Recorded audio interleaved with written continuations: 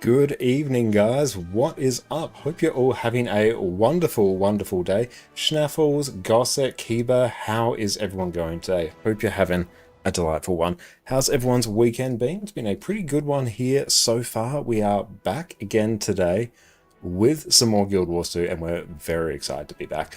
We should be doing, assuming that we can rustle up enough friendos, we should be ready to go through and dive back into some Cerus, which is good. And also, unless there's any surprise changes coming in the next balance patch, Conduit should remain, which is going to be very, very nice. That's been carrying us really, really well through Cerus and Cerus LCM, so we get to enjoy its splendor that much more, which I'm excited for. Ashnaffles, you're well, hope you are too. I'm glad you're going well, mate. And Gossek, you're waiting at the shop. Hopefully you're able to get back from the shops as soon as you're able to. And keep it at 2 AM here, but finally got your Sky Scalps, so going well. Hell yeah. Congratulations. And yeah, what method of Sky Scale acquisition have you gone for? Have you gone for Living World Season 4, or are you doing the Secrets of the Obscure method? Both of them are pretty big, but yeah, especially if you've done the Living World Season 4 one, that will be hype. Whoop. Oh, hang on, there we go. We've just got someone else for Cerus LCM, so that's good. I might even just quickly respond to that. I've had to actually set it so Guild Wars 2 mutes when I'm alt-tabbed, or else it actually plays in starting soon and be right back screen. There's a weird OBS bug, so we'll deal with that. We'll just go respond to this for a moment. But boom. Hey there. Awesome. I'll view the role.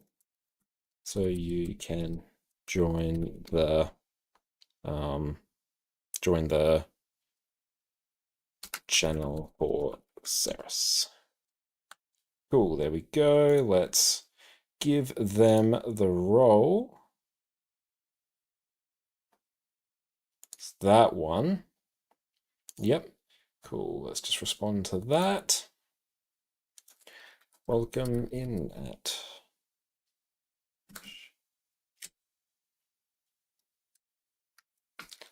Thanks for joining. Bam, there we go. Cool, on top of that now. I don't have it yet, just need 230 more fine rift essence, but getting so close. Soto method, nice. Yeah, you're actually so close for that. If you can just jump on a tier 1 rift farm, especially, I don't know if you have access to Mistburn Barrens, I think that one's probably the most hype for it. But yeah, if you do have access to that, then you can just do a tier 1 rift farm and you'll be done really quick, especially if you get some uncommon rift motivations or something, the things that make it so you get like a giga amount of rift essence, you'll be done super quick. That's really, really exciting. Okay, let's sort of take a look where we are at. Also, later on this week, we are going to have a nice Omega Christmas streams coming Tuesday, because on Wednesday, that's Christmas Eve for us. We will not be streaming that day. So we'll be streaming on the Tuesday instead. Big old stream going basically throughout the entire day lined up, which is great. Jeff, what's up, mate? It's great to see you. I hope you're having a good day. Yeah, we're going very well. How about you? Nice. And another thing we changed, actually, I mentioned this on the last stream, or one actually. Hang, we got the Sorcerer's Glider, which is very, very nice. I very much enjoy that. Sleepy still. Sorry to hear that. I hope you're able to be as rested as you need to be very soon. Actually, while I'm just sort of contemplating my thoughts, actually, let's just... Oh, wrong. 12. Bomb, character select. Let's actually just start cycling through some of these characters. Just helps me contemplate my existence. What we also did, we have shifted our... Let's go over to display, actually. We have shifted over... Oh, wow, this looks like really weird. We've shifted over to using Steam to run Guild Wars 2 instead. So we basically added in, you know, the free version of Guild Wars 2 to our Steam library, added in the dash provider portal command, and honestly, I feel as though I'm actually getting better performance here than what I was on Lutris. And let's just wait for this. We'll go test it in a moment. Boom. There we go. Many loot. Very happy about it. And also, now that we're done... Oh, I should actually move some of these characters. Yes, I should move some of these characters. Let's do that. Okay, one thing I will do first, I'll actually check I'm on the right region. Region selection. Ah, we're on Europe. Cool. Wonderful. Right, let's park some of these characters in useful spots. And the reason you're waiting is because there's no LFG. Also, I think for tier 1 rift farms, they actually scale with the number of players. They are, I think, entirely doable for you to do solo. Even if there is no LFG, you can just straight up go into, honestly, Amnitas. Amnitas will be a really good one because it's just, they've one big central waypoint. Yeah, Rifts are fast solo. They actually are kind of faster solo. The initial event actually goes quicker because less mobs spawn. If you go to Amnitas, go to the big central waypoint in the middle and just pull up your Heart of the Obscure, search for a tier 1 rift, do it, port back, repeat, and you can just riff and glide there, or skyscale there, or even just glide there, and you'll get there pretty quick. But yeah, Amnitas, I think, outside of Mistburn Barrens, if you don't have access to Mistburn Barrens yet, will be the fastest way to do them. But yeah, they're straight up faster solo. Okay. But also, we'll check. This is actually sort of my metric for performance in Guild Wars 2. If you haven't done the 5 in every current area, they can help you get a good amount of essence. Yeah, that's a good one as well. If you go to, let's pull this up. Secrets of the Obscure, weekly rift hunting. If you can do these here, so do your Amnitas, Skywatch Archipelago, Inner Nyos, and then these maps here, just tier 1 rifts, you'll be done so quickly. Let's see. End of Dragons is what I want. In New Kaineng, that's the meta. I don't really care too much about the meta, but what I need to actually be on this character. What am I doing? I need spots to park these characters in. Okay, it's actually going to be a bit annoying until OBS fixes itself. Guild will soon mute in the background. Haven't tried solving yet. I think you'll actually find it's easier than you're expecting. Just looking for places. Oh wow, the Magic Mirror Farms. Do I just literally leave characters parked there? I think I kind of do. Yeah, let's bring this over here. Do I just leave characters parked here? It takes no time. It gives, on average, more than a gold. And for our current plans, which is actually... or in crafting list. This is what we are working our way towards. Why did I close that like a goofy goober? Okay, keep valid. Let's go over here. Okay, we'll wait for this to load.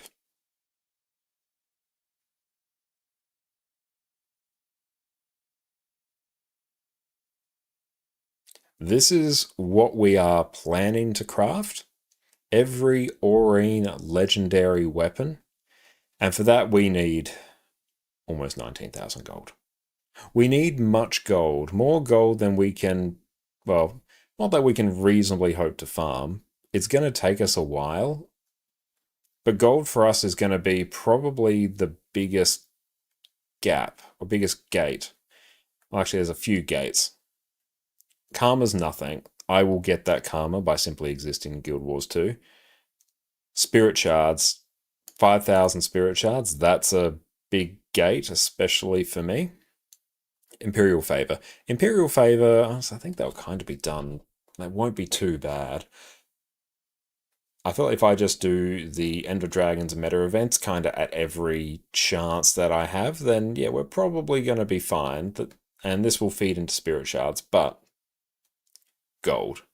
We need an absolute ton of gold. And Al, what's up? Great to see you, mate. Inferno, hope you're having a good one. So you know what? What I'm going to do... Also, I'm just going to park these characters here. I should actually take note of which of these I have and have not done. Time to do CM and Tier 4 Fractals daily. I mean, yeah, that will take care of the gold. That's not wrong. That is objectively one of, if not the best general farm to do in Guild Wars 2. The issue is we just don't have the time. And Inferno, how long did it take for you to learn Condi Conduit?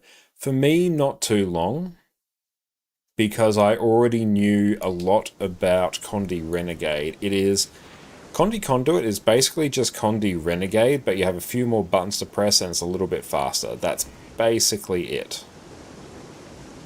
So it's only a slight step up in hang on, this one's super weird. There we go. Have to sort of lead it a bit. That good old Aussie ping.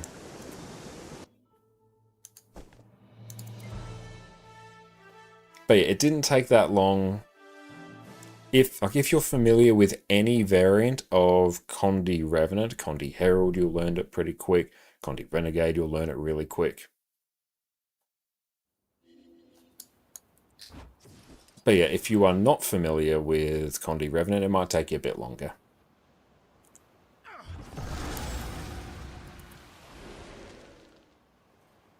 Okay.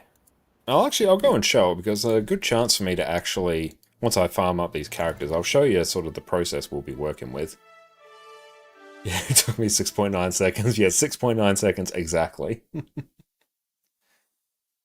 How did you end up liking Gale Shot? I really enjoy it. Gale Shot is incredibly fun to play. It's still, I think, for me, the most fun of all of the new elite specs. Afaro, what's up, mate? Good to see you. Hope you're having a good day. Ba-dum-bum. This is honestly still such a good farm. And I've got so many other characters that I've moved off these spots because I've started playing them and haven't moved them back. It's really hard to keep track of... These characters that really only exist now to be farmed, or parked, and then gradually played. What I should do, see, I'll be smart here. I'll actually put some forethought into what I'm doing. Oh, okay. I'm going to be smart. Oh, there we go. We're going to put a personal waypoint here. That way, when I'm in any other map, if I take this character off, I will know where it needs to be, and I can just put it back. And I'll promptly forget to do that for the rest of my characters, and then, yeah, we're back to square one. I've only Conduit, only played Herald. It's a bit hard. Power Herald is very easy to play, so Conduit is going to be much more of a step. I'll show you some things that will make it easier, because I actually play a bit of a simplified version of it. What build is this? And I assume it's Power Mechanist with Hammer by the looks? Okay.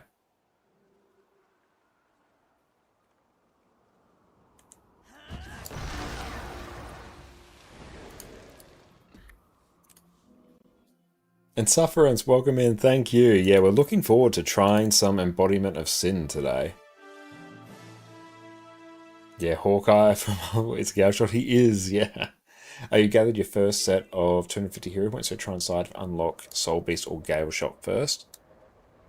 For you, if it's especially if it's your first ranger, or if it's your first character even, I'd actually go Gale Shot. Gale Shot because you can also self-buff with quickness, which is going to be much more fun, I think, to play in open world. Soul Beast is really, really good and overall easier to play than Gale Shot, but Soul Beast can't really reliably generate its own quickness. It might be able to give itself some boons, but you have to change the build a lot, whereas Power Gale Shot, you just swap a trait, and it's a totally valid build as well. So I would actually go... Yeah, I'd go Gale Shot first, and then you can get Soul Beast later. And also, Gale Shot leans far more into, you know, the ranged RP that you may have been expecting from Ranger to begin with. Whereas Soul Beast are going to be much more melee focused. Both of them are great, and I really do recommend picking up Soul Beast. Soul Beast has easier burst to execute. I think I've got one of these in the bank. Okay, so this can just get nuked. 3 gold. Gale Shot use Longbow and Soul Beast and mostly melee. You think, yeah, it is. Like, you can use Longbow on Soul Beast, but it's not as good. Hey, thanks for the watch stream, Al. And one of your guildies playing Condi Paragon doing auto attacks and top DPS. Well, Condi Paragon is... We played that a bit. I'm not sure if it was our last stream, but, you know, we played it somewhat recently. It is incredibly easy. Incredibly easy. Oh, shit. Remember how I said I was going to forget to do the actual thing? I forgot it. I accurately predicted my forgetfulness. How very profound of me. I was going to say something. Oh, talking about Condi Paragon. Yeah, I did pick that up on one of our last streams. It is incredibly easy to play. And I think within the second pull on the golem or so, probably could have done it in the first pull if I didn't just prematurely delete the golem and start again. I hit like 38k on the golem, and its benchmark is like 41k, so it's really, really easy to reach high numbers on it. But one downside with it, it takes a really long time to actually reach that number. And that is something important to consider with a... not just any build, but particularly a Condi build. The trade-off between Condi builds and power builds is that power builds start doing their damage instantly, whereas Condi builds start doing it over time. So an important thing to remember with condition damage builds is how quickly does its damage actually ramp up. Because what you'll find on, say, fights that have really short phases, if the boss phases before you can actually reach your maximum damage, it's kind of the same with things like Keep Construct, Aetherblade Hideout, that strike mission. If the boss phases so quickly you can't even ramp up your damage, then your damage overall in the fight's going to be low, because yeah, you're going to be just building up and up and up and up, and then it goes down to 0, then up and up and up, down 0, as opposed to power damage, which spikes up immediately, carries at that level, and then stops. Have you tried Luminary yet, DPS? I haven't tried DPS Luminary. I think I may have tried a little bit of a lack DPS Luminary, as well as Heal Luminary. So even though it's very easy to get good damage on Condi Paragon, because it's just so easy, you're pressing 3 buttons, it's wild, you have to actually have a fight that is amenable to it. You can't have a short phase burst orientated fight, or you're gonna have a really bad time on it. Oh, this character's on a different one entirely. Oh well. So a condition damage build that ramps up fast, that's great. Big selling point for a condition damage build. A condition damage build that ramps up really slow, then that's just doubling down on the downside of condition damage build. So yeah, you can get very good numbers, especially on certain fights on Conti Paragon.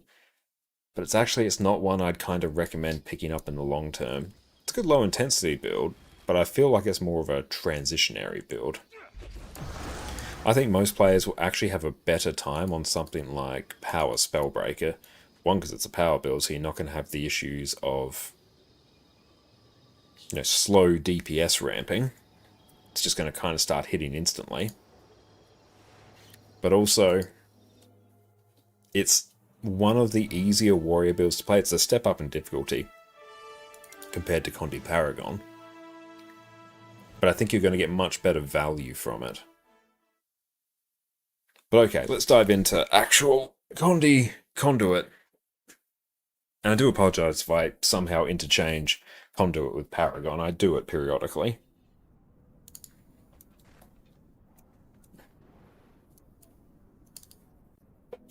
Okay, so I'll do a bit of a crash course in Conti Conduit now. Now, what I tend to do for Conduit, I run Song of the Miss instead of... This is the wrong build. There we go. I run... I actually do. There we go. I actually run that. I run Song of the Miss instead of Charge Miss. This gives me less energy to work with, but it means I also don't really care about when I swap legends. And Conduit has some tools that actually make this a bit easier. But the rules are sort of the same if you use the Charge Miss version. The main difference is you'll be able to use more skills in Malix because you'll have more energy to play with. The trade-off is, particularly when you're in Entity stance, it is harder to time the energy swap because just how much energy you actually get access to. It's actually hard to use enough skills to burn the energy to get below the 10 energy threshold.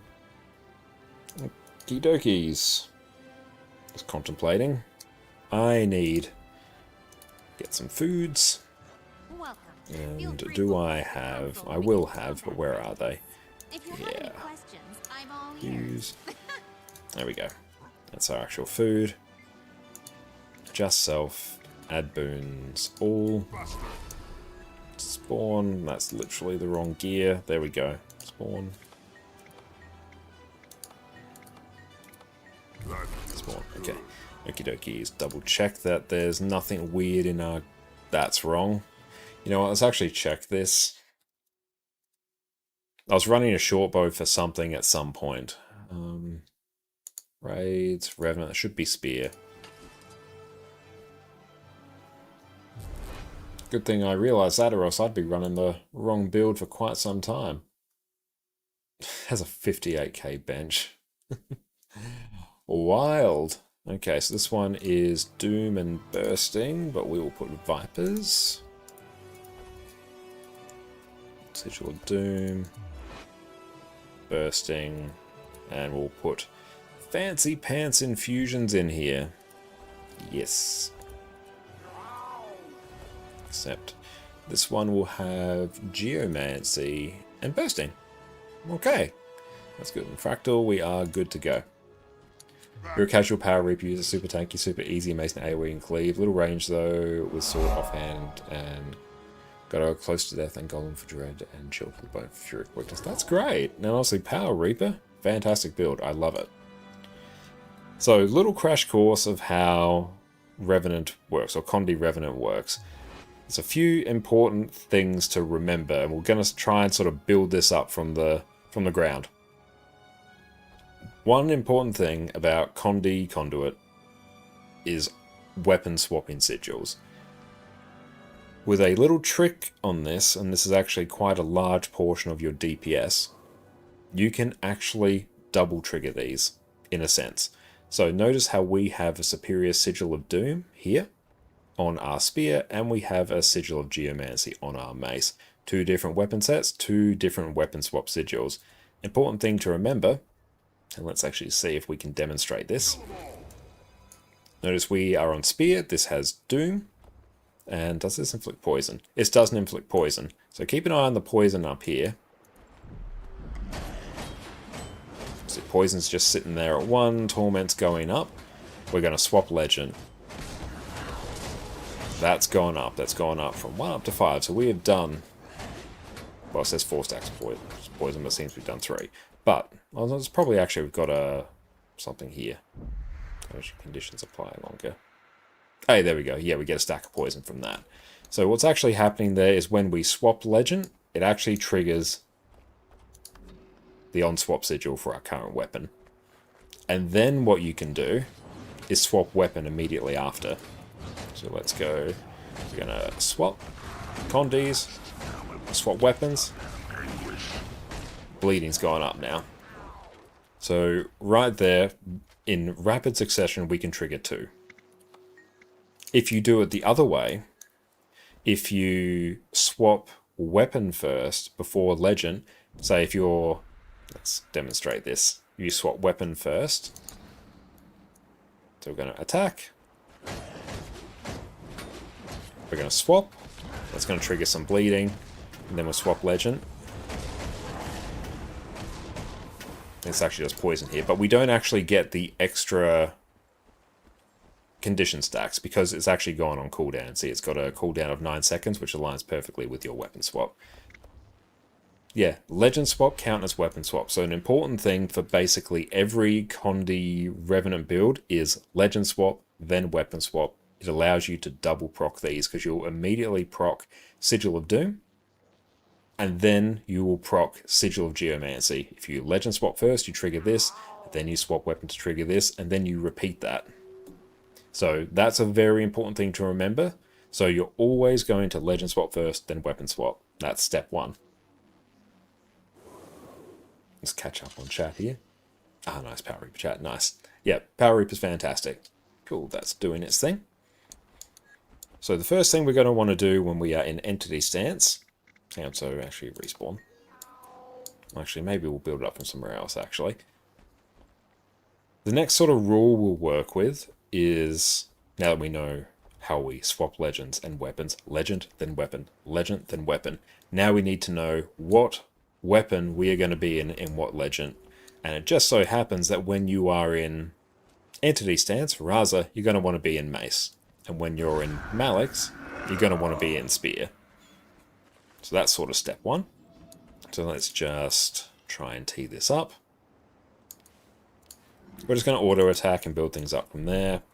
So we're auto attacking, swapping legend, swapping weapon, just vibing out, killing time.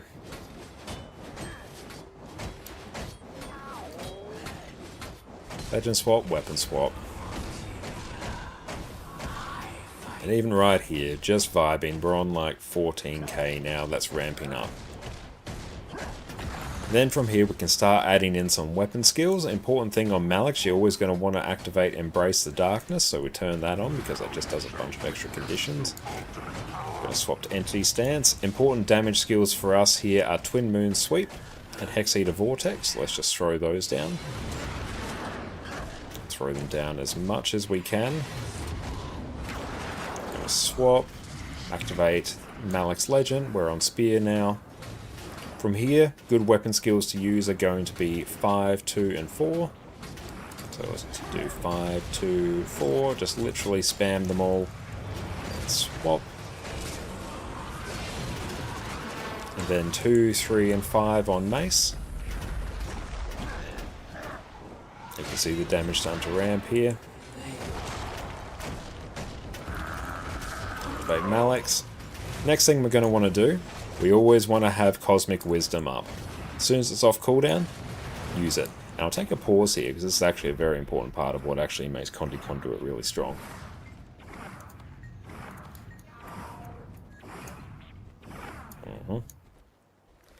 What Cosmic Wisdom does, if you can read the Form of the Mesmer section there, your legendary Demon Stance skills have reduced energy costs, but your utility skills have increased cooldown.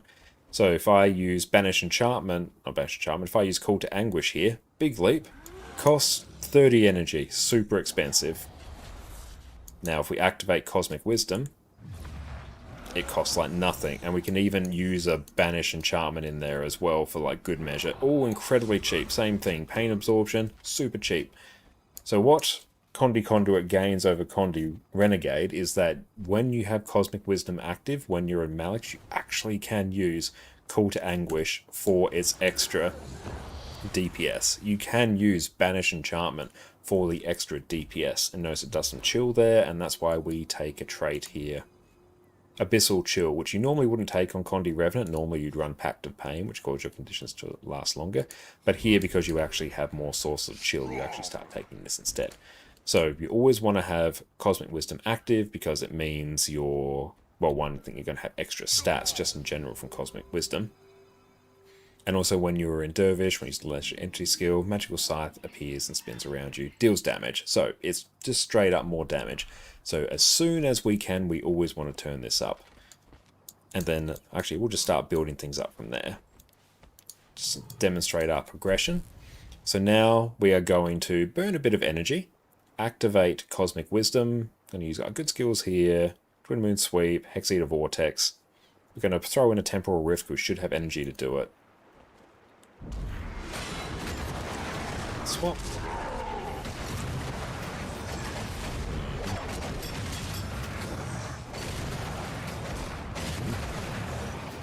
And swap. I actually jumped ahead a bit.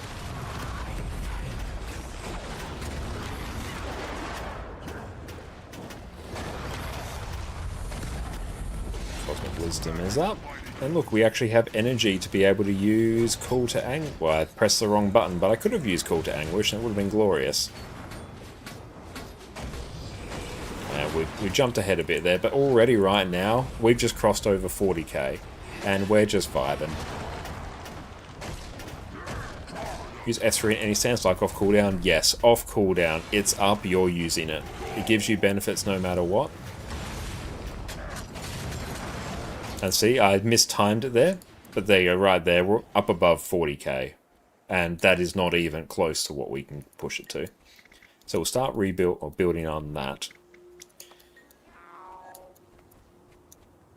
So we'll recap: Legend swap, and then weapon swap at all times. Allows you to double trigger the sigil procs. Always want to have Embrace the Darkness active, because every single pulse does torment. And also a little trick about Condi Revenant in general. If we read this, Embrace the Darkness, summon the power of the legendary demon to transform to a powerful avatar. Pulse torment to nearby foes. Using skills that cost energy increases the torment applied on the next pulse. So you can see here we'll either do 1 stack of torment or we'll do 2 stacks of torment. So whenever you actually read a guide on Condi Revenant in general, you'll actually see when you're a Malix, it will encourage you to use an auto attack between each skill, because your auto attacks don't use any energy, but these attacks do. So they're trying to stagger it, so between each pulse of this Malix elite, you're using a skill that uses energy, because then you get double torment. So that's important. So what quite often you'll see, I'll try and demonstrate it. I might do 5, auto attack 4, auto attack 2, auto attack 5, auto attack, and you sort of just get a bit of a feel for the rhythm of it.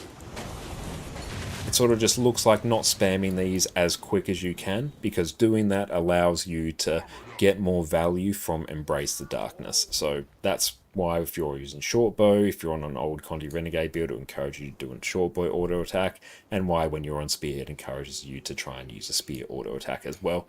It's a nice little optimization, but that's important, and why you'll see things look a little bit different when you're in Malix stance.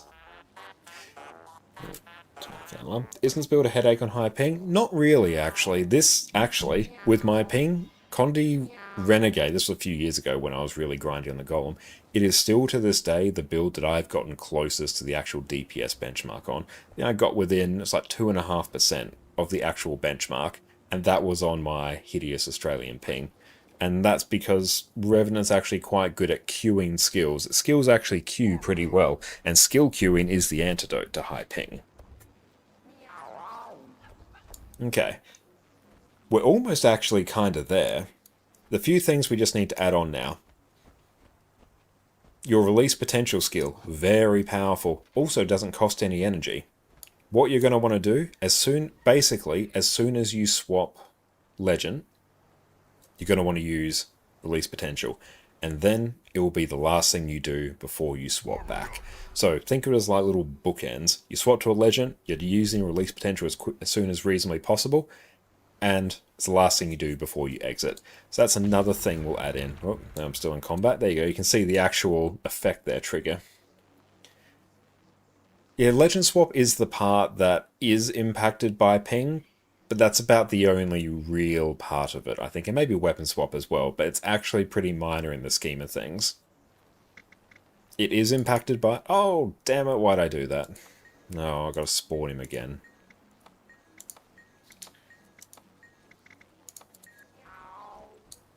Okay, so also for our opener, let's actually just find the guide here. And Plen Lean today, yeah, Plen is. This is going to be a good one. Good thing to start the opener, entity stance. This has actually changed a bit, and you can kind of not worry too much about this. You can kind of just use as many good skills as you want, but you're going to want to use Temporal Rift, Hex Eater Vortex, and Twin Moon Sweep. And yeah, they've assigned the order here in whatever way seems to work best. Oh, this build uses Charge Miss. We're ignoring that, and the reason we're doing that is because it honestly just makes it a bit easier. And it's a good sort of stepping stone into learning. Learn it without Charge Miss first, and then move on to Charge Miss if you want. But yeah, so we're going to use Temporal Rift. Let's actually just check the order so we can learn it properly. Temporal Rift, Hex Eater Vortex into Twin Moon Sweep. And for reference, I'll just throw in a release potential as well, because it doesn't cost anything. So there we go, we're going to use Temporal Rift, Hex Eater Vortex into Twin Moon Sweep.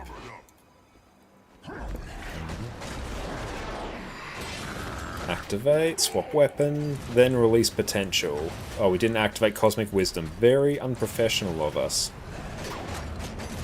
As we're about to swap, release potential again.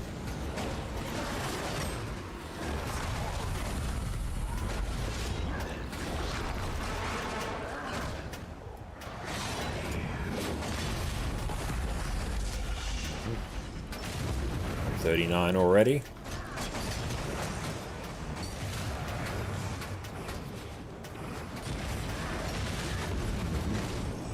Using release potential at the start, just activate Cosmic Wisdom whenever it's convenient for our fingers to get there. Using release potential towards the end. We're on 45 now. And we can push this even higher.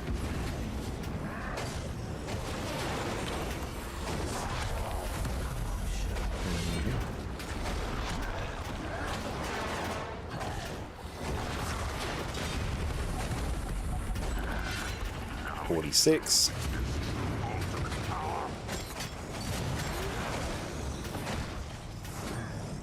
So I actually threw in and embraced the darkness there. There we go, we're at, yeah, 46k right there. Nope, don't want that. So the next thing we can kind of talk about is the priority list in terms of spear. You're always going to want to use Abyssal Rays first. This is where so much of your damage comes from. Then you're going to want to use 2, because it's good damage, and it also recharges Abyssal Rays. That's why we use it, and the Chilled also inflicts Torment due to one of your traits. And then you'll want to use Abyssal Bolt after that. So 5, 2, and then 4 is sort of the order of if all of those are up, you'll use 5 first, then you use 2, then you use 4. 4 is also a little bit expensive in terms of energy. What's that? That's 12 energy, whereas this is 8 and this is 4. So this is one of your more expensive skills. And the initial loop that we're sort of doing whenever we swap, this is so we don't really mess with any skill queuing. Before we swap weapon, we are doing Hex Eater Vortex into Release Potential. And then we're swapping. Actually, I'll turn off auto attack so I can actually just kind of talk through this. Your way. Okay. So we swap from Malix into here. We're going to use Hex Eater Vortex into Release Potential, and then we're going to swap. So Hex Eater Vortex, Release Potential, then swap. And then we're going to do 2, 3, which blasts Might. Then we're going to do Hex Eater Vortex, Temporal Rift, Twin Moon Scythe, 2, 3, Hex Eater Vortex. And that sort of sequence there, you'll actually find you'll just be able to flow through it, because it's just as you work through, everything's going to be off cooldown. So we can go 2, 3, Hex Eater Vortex, 5, Elite, 2, and then yeah, that's back up. So 2, 3, hang on, let's just refresh. Fresh skills, damn it. 2, 3, Hex Eater Vortex. Then you're off cooldown and ready to do that again. And that's just sort of the flow. Let's actually just double check that, unless it's changed in like the last week. Which stands for Release Potential Dervish, Weapon Swap, Syrian Fissure into Twin Moon Sweep, Hex Eater Vortex, Temporal Rift. Okay, there's actually a little bit different now, but you know what? You can kind of just vibe out. Use those skills in any order that kind of works.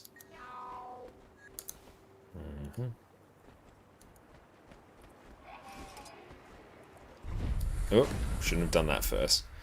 But now that we got those sort of rules of legend swap before weapon swap, we know what weapon we have to be on each legend, we know where our good skills are, we can kind of just start blasting. Okay.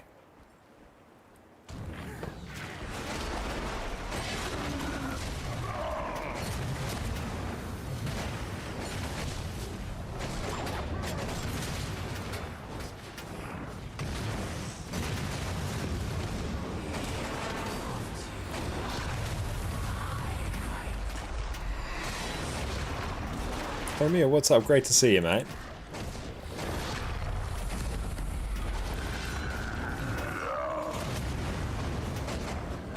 Got 40 now, 41.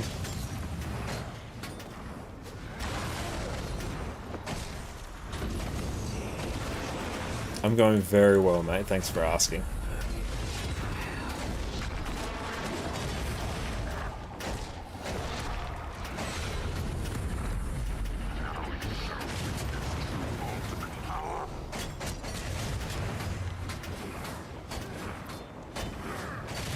We're actually cancelling a few skills there, which ain't ideal. Ah, there we go. I can actually describe this loop a bit better now.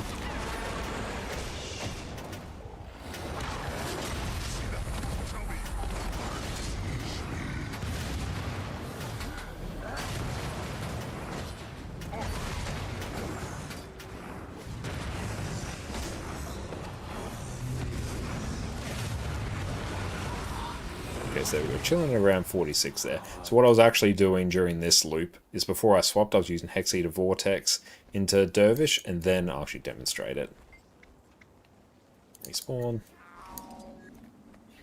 Okay, so we're doing Hex Eater Vortex into Release Potential, then we're swapping 2, 3, Elite, 5, 2, and then Hex Eater Vortex again, because everything sort of lines up off cooldown there. It's a bit confusing. You like weapon swap before legend swap, and it will cause DPS loss. Yeah, it will be a reasonably sizable DPS loss. But yeah, the main thing about Condi Conduit compared to Condi Renegade is that Conduit just has more buttons to press. You kind of run out of energy in Malix. Yeah, you sort of have to get a bit of a feel for it. You can also potentially change traits here. The main build kind of recommends running this one, gain affinity when you invoke a different legend. Let's actually kind of try that. Let's just see how it feels. In Malix, you sort of have to maybe hold off on using a skill here. Just, you can maybe delay one of them or something, and that should help your energy. Eventually, if you do transition to Charge Miss, it does make it much easier. Ah, Affinity. Affinity is the new... You notice these little buttons, little lights here? So, affinity. Gain affinity whenever you use a legend skill that costs energy. Gain additional affinity when using a legend skill that costs 25 energy or more when you're channeling an upkeep skill. Okay. Each stack of affinity increases the effectiveness of release potential. So this is an additional resource that you're building that makes your release potential skill more powerful. So you want to use release potential when you have more affinity. That's also a little trick of why when I'm swapping, particularly to Malix, I'm activating not release potential, Embrace of Darkness using Spear 5 because it generates a bit of affinity, and then after I stacked up a bit more affinity, then I'm using release potential, just so I'm getting a bit more value out of it. So there's multiple ways you can get it, and I'm running an old version of the build which runs this trait instead of Lingering Determination, just because I've personally felt it flowed a bit better. That's really just a personal preference thing at this stage. Let's try it with this. So this one will make it so, or this original trait will gain affinity when you use a weapon skill that costs energy. So as you use weapon skills that cost energy, you get affinity. This is just going to give you a flat extra 2 when you swap legends. So probably it means you're going to get more immediate value out of it, but I think you're going to gain affinity a bit slower. But it's just a personal preference, really. Hang on. Let's go again. So 46 is sort of our number. I'm actually just going to change this a bit to what feels a bit more comfortable to me personally.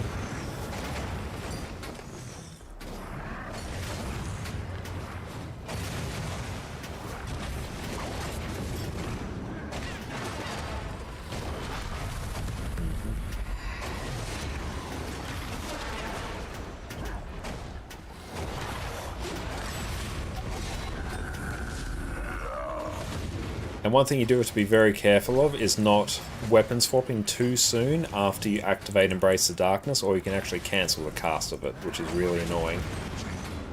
Okay, so this is why I don't particularly like running this. Because another super important trait, let's turn that off, is Expanded Consciousness here. Heal and gain endurance whenever you gain affinity. That's just a nice little touch. But most importantly, gain an extra 15 energy whenever you reach maximum affinity. So as your affinity reaches 5, you're going to get 15 extra energy. So if you pay attention to your energy bar, you're going to see a bit of a jump about halfway through your time on a legend, particularly if you're running this trait. Whereas it will probably actually land a little bit later, depending on if you run Lingering Determination. I personally find when I'm running Song of the Mist instead of Charge Mist, running this makes more sense, because this is going to make it so you get an initial sort of bump of energy, but you're not getting the energy or the affinity when you use weapon skills. And then it means you're more dependent on using particularly your skills here, Banish Enchantment and Call to Anguish, to generate more affinity to max it out and get that extra energy, which is much easier when you're actually running Charge Mist because you get more energy from the outset, if that makes sense. You have more room to squeeze these in if you're running Charge Mist. You have less room if you're running these. If you're less room to use these if you're running Song of the Mist. So personally, I find if you're running Song of the Mist, Conductive Armaments makes more sense because it triggers this Expanded Consciousness trait much more reliably. Because I find if I run this, the 5 energy sort of peak and extra energy, or 5 affinity threshold and extra energy lands at a really awkward point in the rotation. Whereas this, it just kind of flows. Cool. Another little trick you can do, particularly when benching on a golem and actually before the fight as well. You can start in whatever thing you want. You can right click, go to Shiro, activate the heal, swap back. These actually persist.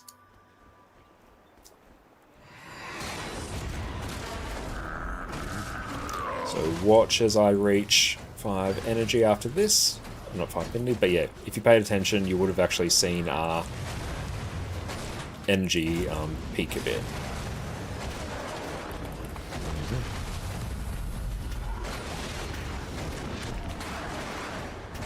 And just conveniently, I'm going to do 2 release potential, 3 into that, into the elite.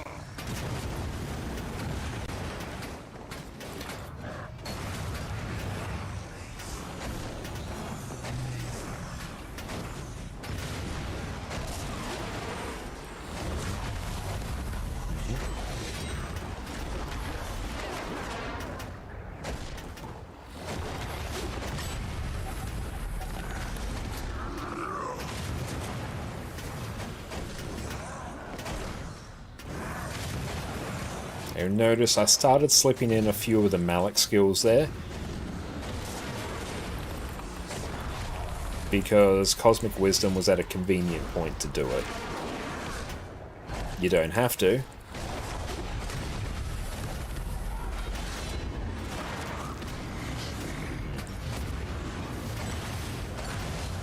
So Cosmic Wisdom's coming off cooldown, so now's a good point to actually use that. So yeah, something like 45.6 there, so some things we can improve.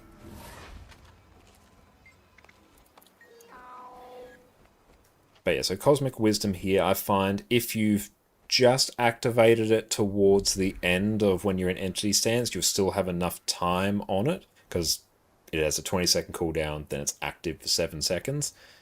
If you use it late enough when you're in Entity Stance, Raza Stance, whatever you want to call it, it will be available when you're in Malik's, so then you can actually use Call to Anguish and Banish Enchantment for damage, and also CC as well.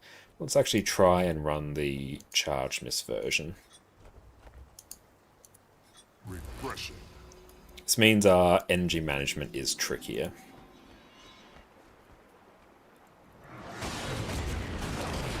See, we didn't get the swap right.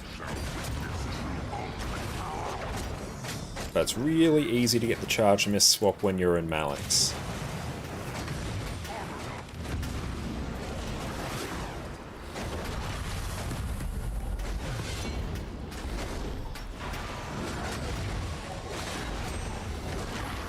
But see, I'm just straight up having issues getting to that point.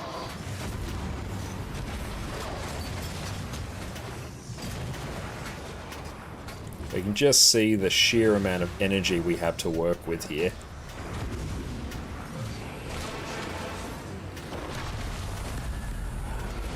Which does mean we have much more time to use, or much more energy to use all manner of other skills.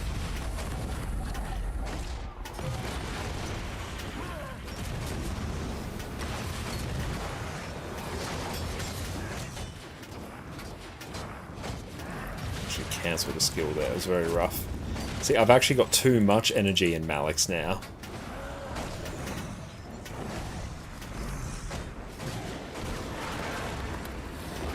I literally couldn't burn energy in Malik's quick enough to compensate for the sheer amount of energy we had. And that's the main thing that makes Condi Conduit tick, is that it just has completely biblical amounts of energy. That actually ended up being like 44 there because we didn't get the actual rotation right, so we actually saw a little DPS loss. That's why I personally like running Song of the Mist over Charge Mist. And I think actually, let's actually do another check. Just gotta pop some more food. I think actually, because we're not 100% using our Malik skills as often as we otherwise would, we might actually get more benefit from Pact of Pain. Because there's less sources of chill. Let's just try.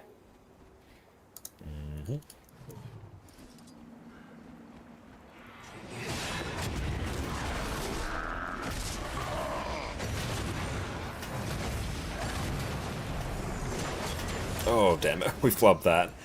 You see, we activated our Unyielding Impact, or our Call to Anguish, just as Cosmic Wisdom ran out, so instead of it costing like 5 energy, it cost 30, and really broke things.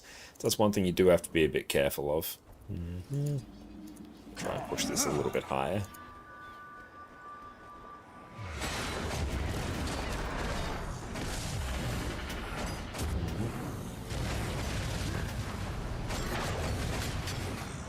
I'm not going to worry about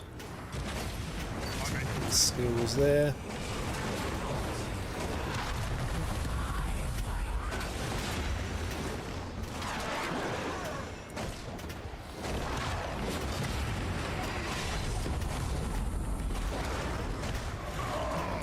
Okay, so 40 for the first number.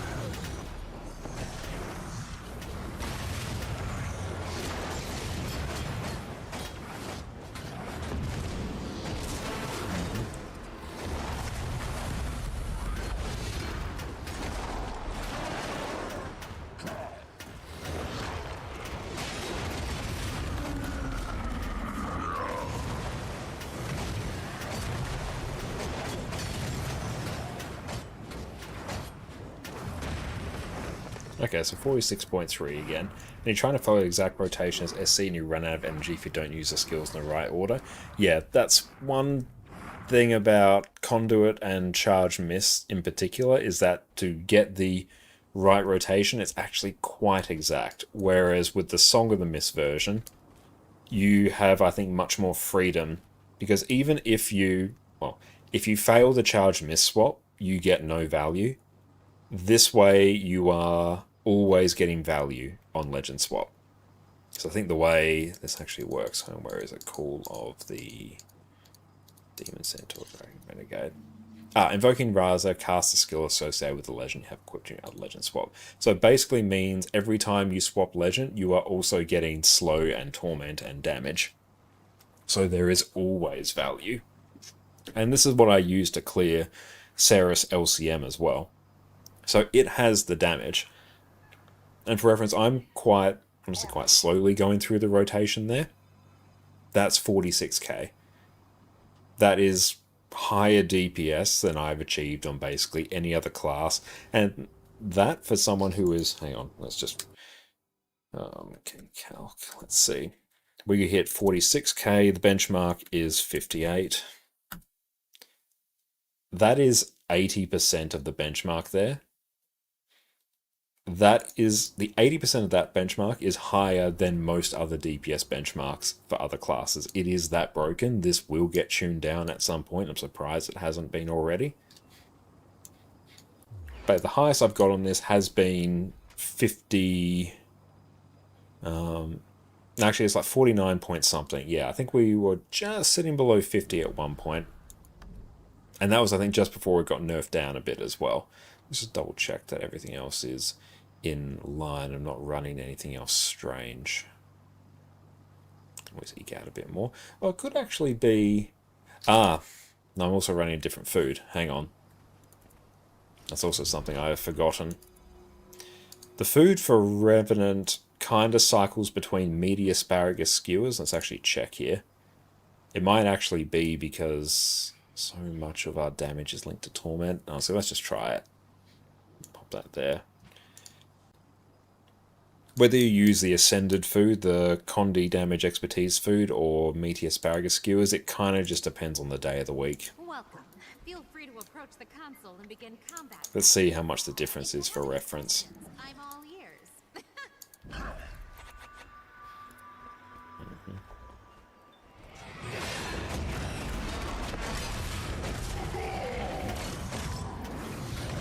Oh, PK, it depends on sigils of the weapon. Ah, fair point.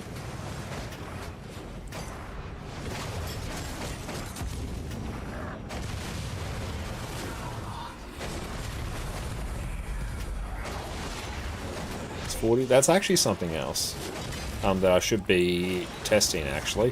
Whether I should go back to Torment. A sigil of Torment rather than Bursting. I feel like I probably should, actually, because... yeah, this one has a bit less of an emphasis on using Chill.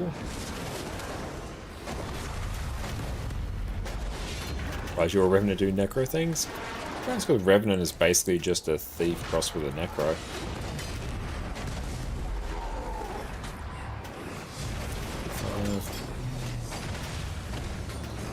Like, honestly, the difference between them is so minor.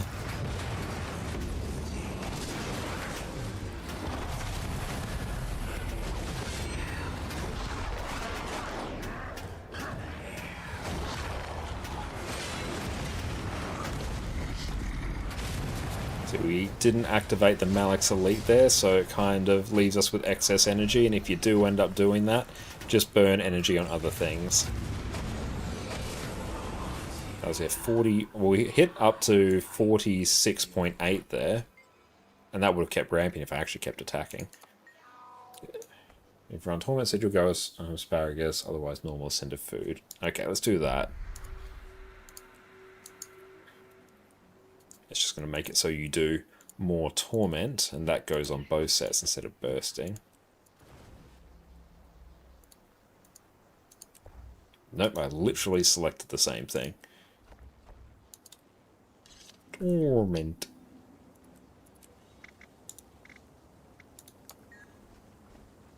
Okay. One more round, then we'll take a quick break before we form up for Cerus.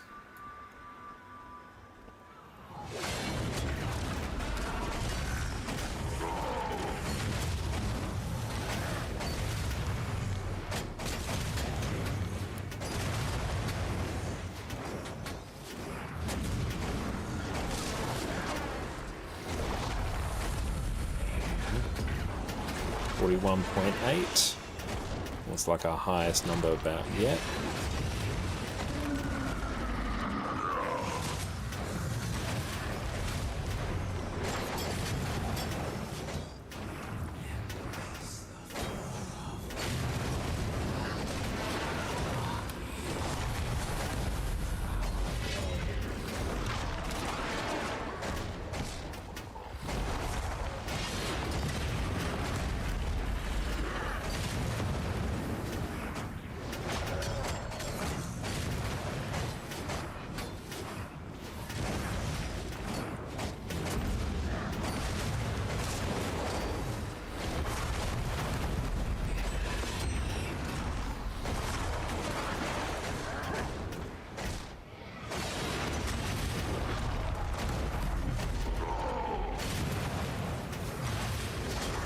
Push this a little bit higher.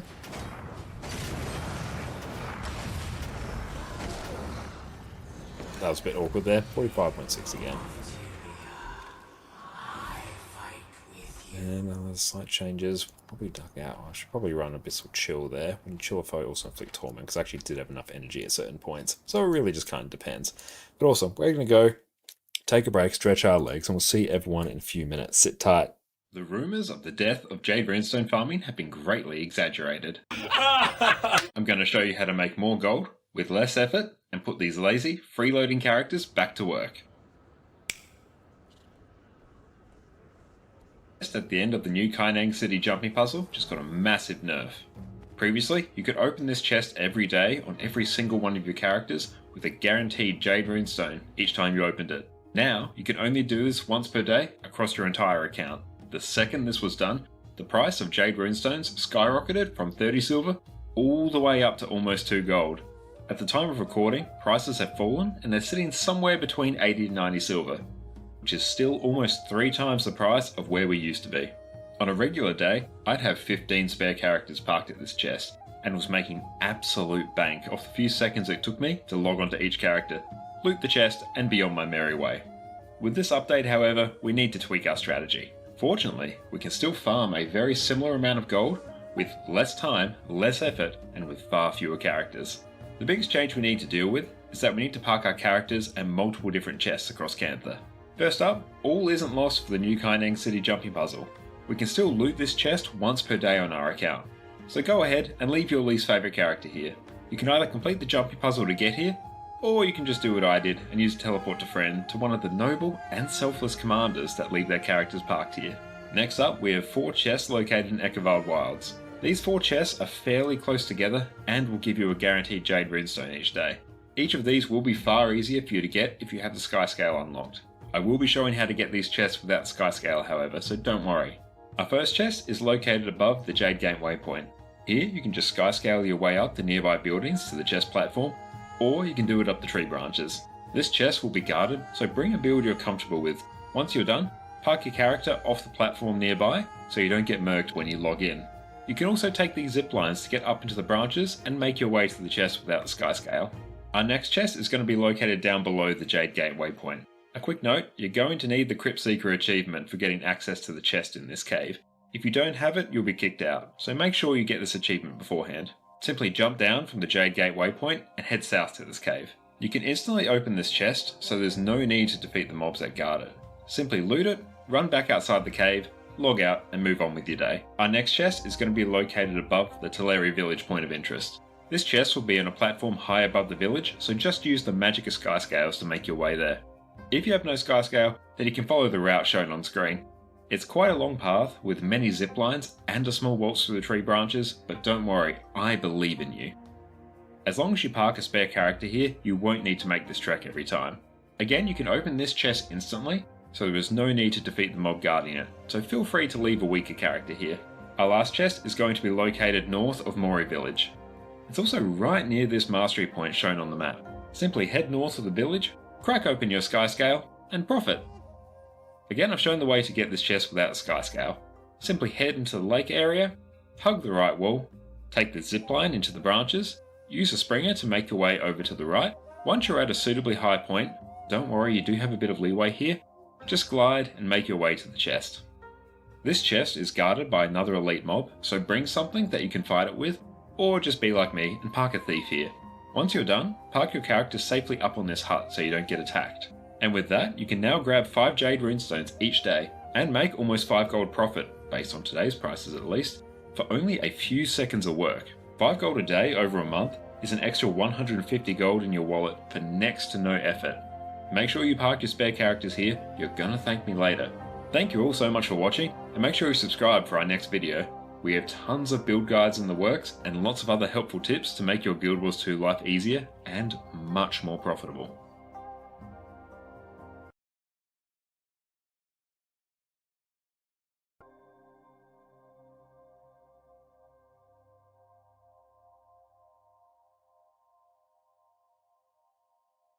The rumours of the death of jade runestone farming have been greatly exaggerated. I'm going to show you how to make more gold with less effort and put these lazy, freeloading characters back to work. Just at the end of the new Kaineng City jumping puzzle just got a massive nerf. Previously, you could open this chest every day on every single one of your characters with a guaranteed jade runestone each time you opened it. Now, you can only do this once per day across your entire account. The second this was done, the price of jade runestones skyrocketed from 30 silver all the way up to almost 2 gold. At the time of recording, prices have fallen and they're sitting somewhere between 80 to 90 silver, which is still almost 3 times the price of where we used to be. On a regular day, I'd have 15 spare characters parked at this chest, and was making absolute bank off the few seconds it took me to log onto each character, loot the chest, and be on my merry way. With this update, however, we need to tweak our strategy. Fortunately, we can still farm a very similar amount of gold with less time, less effort, and with far fewer characters. The biggest change we need to deal with is that we need to park our characters and multiple different chests across Cantha. First up, all isn't lost for the new Kaineng City jumping puzzle. We can still loot this chest once per day on our account. So go ahead and leave your least favourite character here. You can either complete the jumping puzzle to get here, or you can just do what I did and use a teleport to friend to one of the noble and selfless commanders that leave their characters parked here. Next up, we have 4 chests located in Eckervald Wilds. These 4 chests are fairly close together and will give you a guaranteed jade runestone each day. Each of these will be far easier for you to get if you have the sky scale unlocked. I will be showing how to get these chests without sky scale however, so don't worry. Our first chest is located above the Jade Gate waypoint. Here you can just sky scale your way up the nearby buildings to the chest platform, or you can do it up the tree branches. This chest will be guarded, so bring a build you're comfortable with. Once you're done, park your character off the platform nearby so you don't get murked when you log in. You can also take these zip lines to get up into the branches and make your way to the chest without the sky scale. Our next chest is going to be located down below the Jade Gate waypoint. A quick note, you're going to need the Crypt Seeker achievement for getting access to the chest in this cave. If you don't have it, you'll be kicked out, so make sure you get this achievement beforehand. Simply jump down from the Jade Gate waypoint and head south to this cave. You can instantly open this chest, so there's no need to defeat the mobs that guard it. Simply loot it, run back outside the cave, log out, and move on with your day. Our next chest is going to be located above the Teleri village point of interest. This chest will be on a platform high above the village, so just use the Magicka sky scales to make your way there. If you have no sky scale, then you can follow the route shown on screen. It's quite a long path with many zip lines and a small waltz through the tree branches, but don't worry, I believe in you. As long as you park a spare character here, you won't need to make this trek every time. Again, you can open this chest instantly, so there is no need to defeat the mob guarding it, so feel free to leave a weaker character here. And we're back. Welcome back, everyone. And Orbers, yeah, is anyone available? I hope you would like to join. Yeah, if anyone wants to join Cerus CM, feel free to chime in.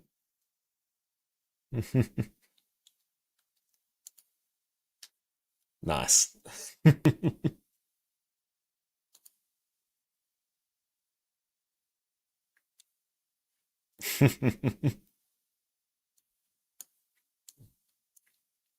Yeah. University. See, we're already This guy's a halfway there. pro. You hearing this? Alright. Actually, I guess maybe the arrow should be colored like this. Actually, hold on. Oh, I forgot this exists. Okay. There is a square as well. Yeah. I just realized. Yeah.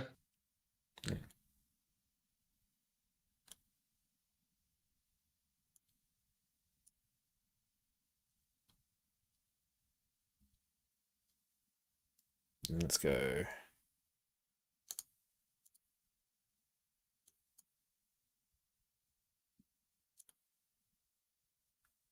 Where's full screen here?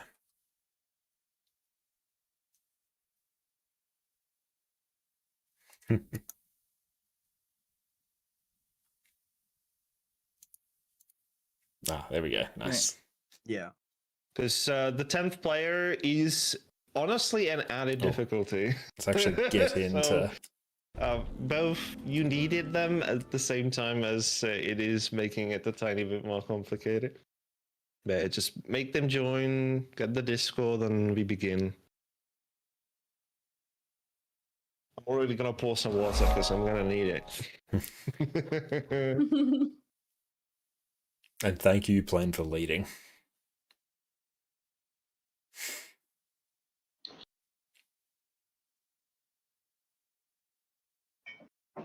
Carman, thank you so much for the follow, mate. This looks terrible, but whatever. It looks great. It looks wonderful. I don't know if they'll see the voice chat straight away. I sent them an invite. We are in general, so I think it should be fully open. Yeah, general I think should probably be open. General issues, yeah. We should ditch some of these It would make it really infusions. weird to make the general voice chat a private voice Oh, chat. sweet, we've got someone nice.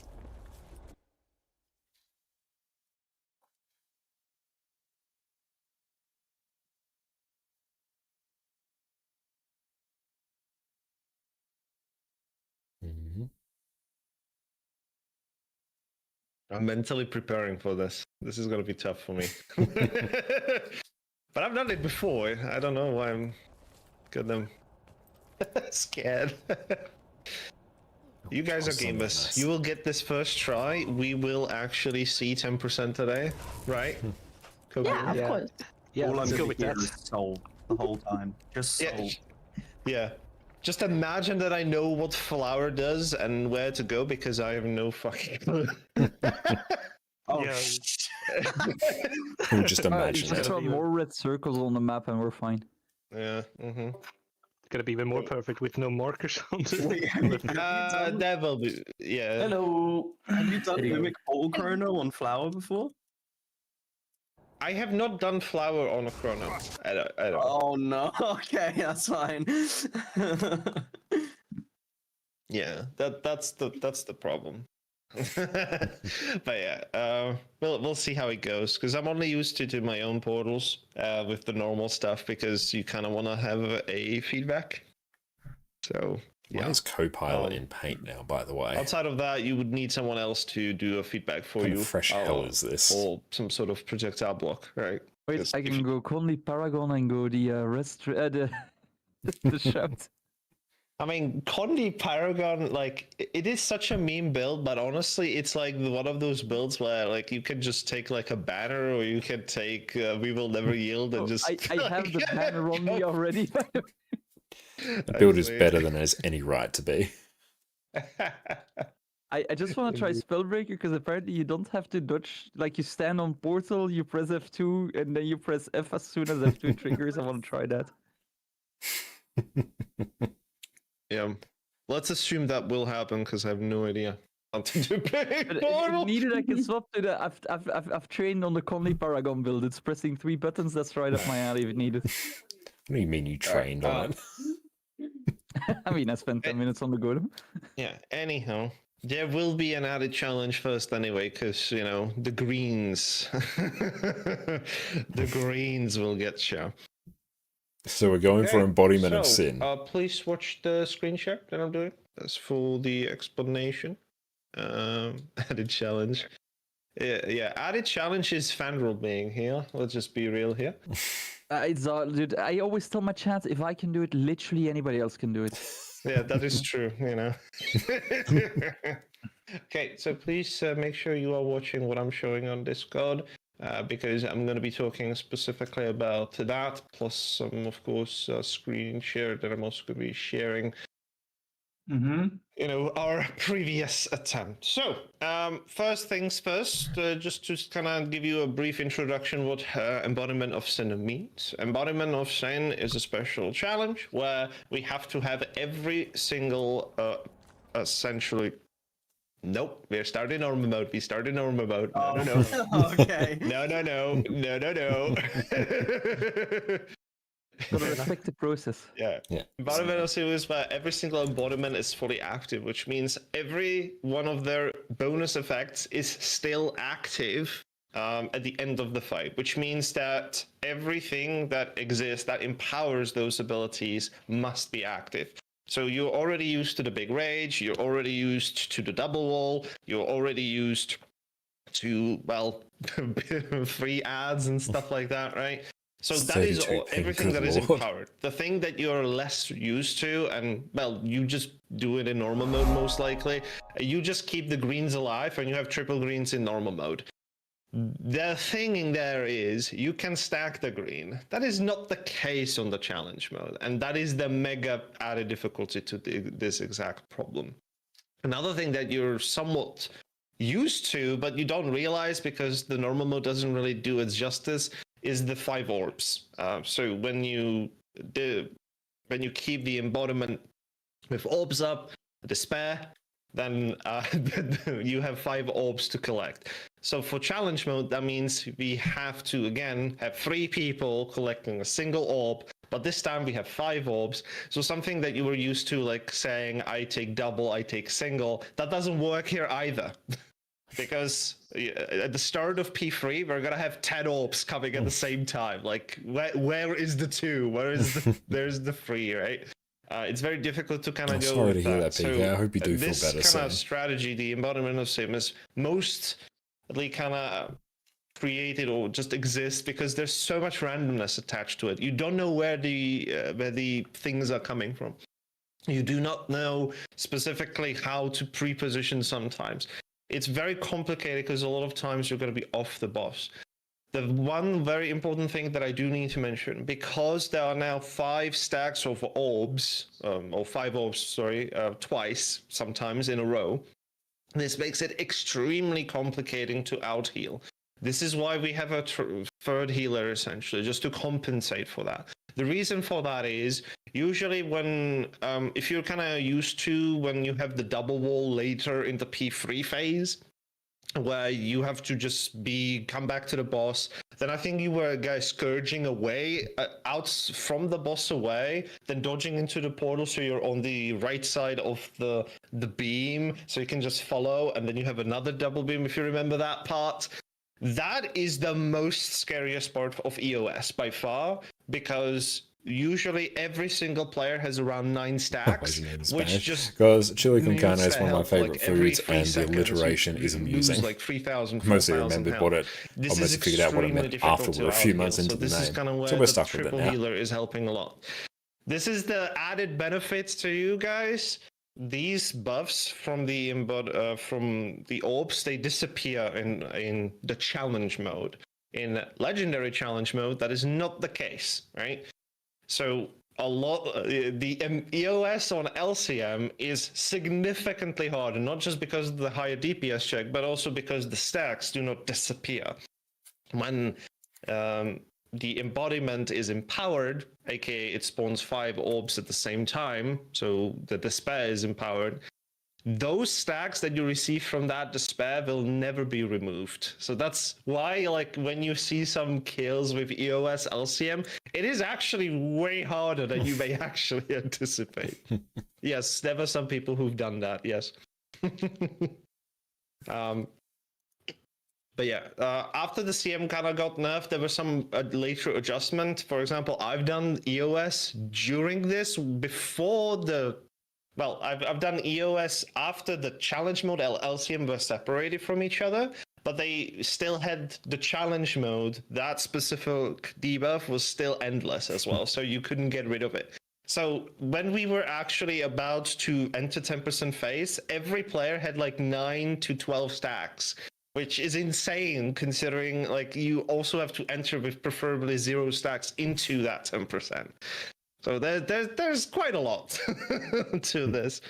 But yeah, that's the story. So that's EOS specifically. So the reason why we're going to be doing normal mode first is just to kind of experience the fight, and try to practice the greens, because there's going to be a lot of theory being dropped out. Yeah, Discord BC'd as well, so I'm gonna hold that, I guess. Explanation from Discord a bit ago already. Yeah.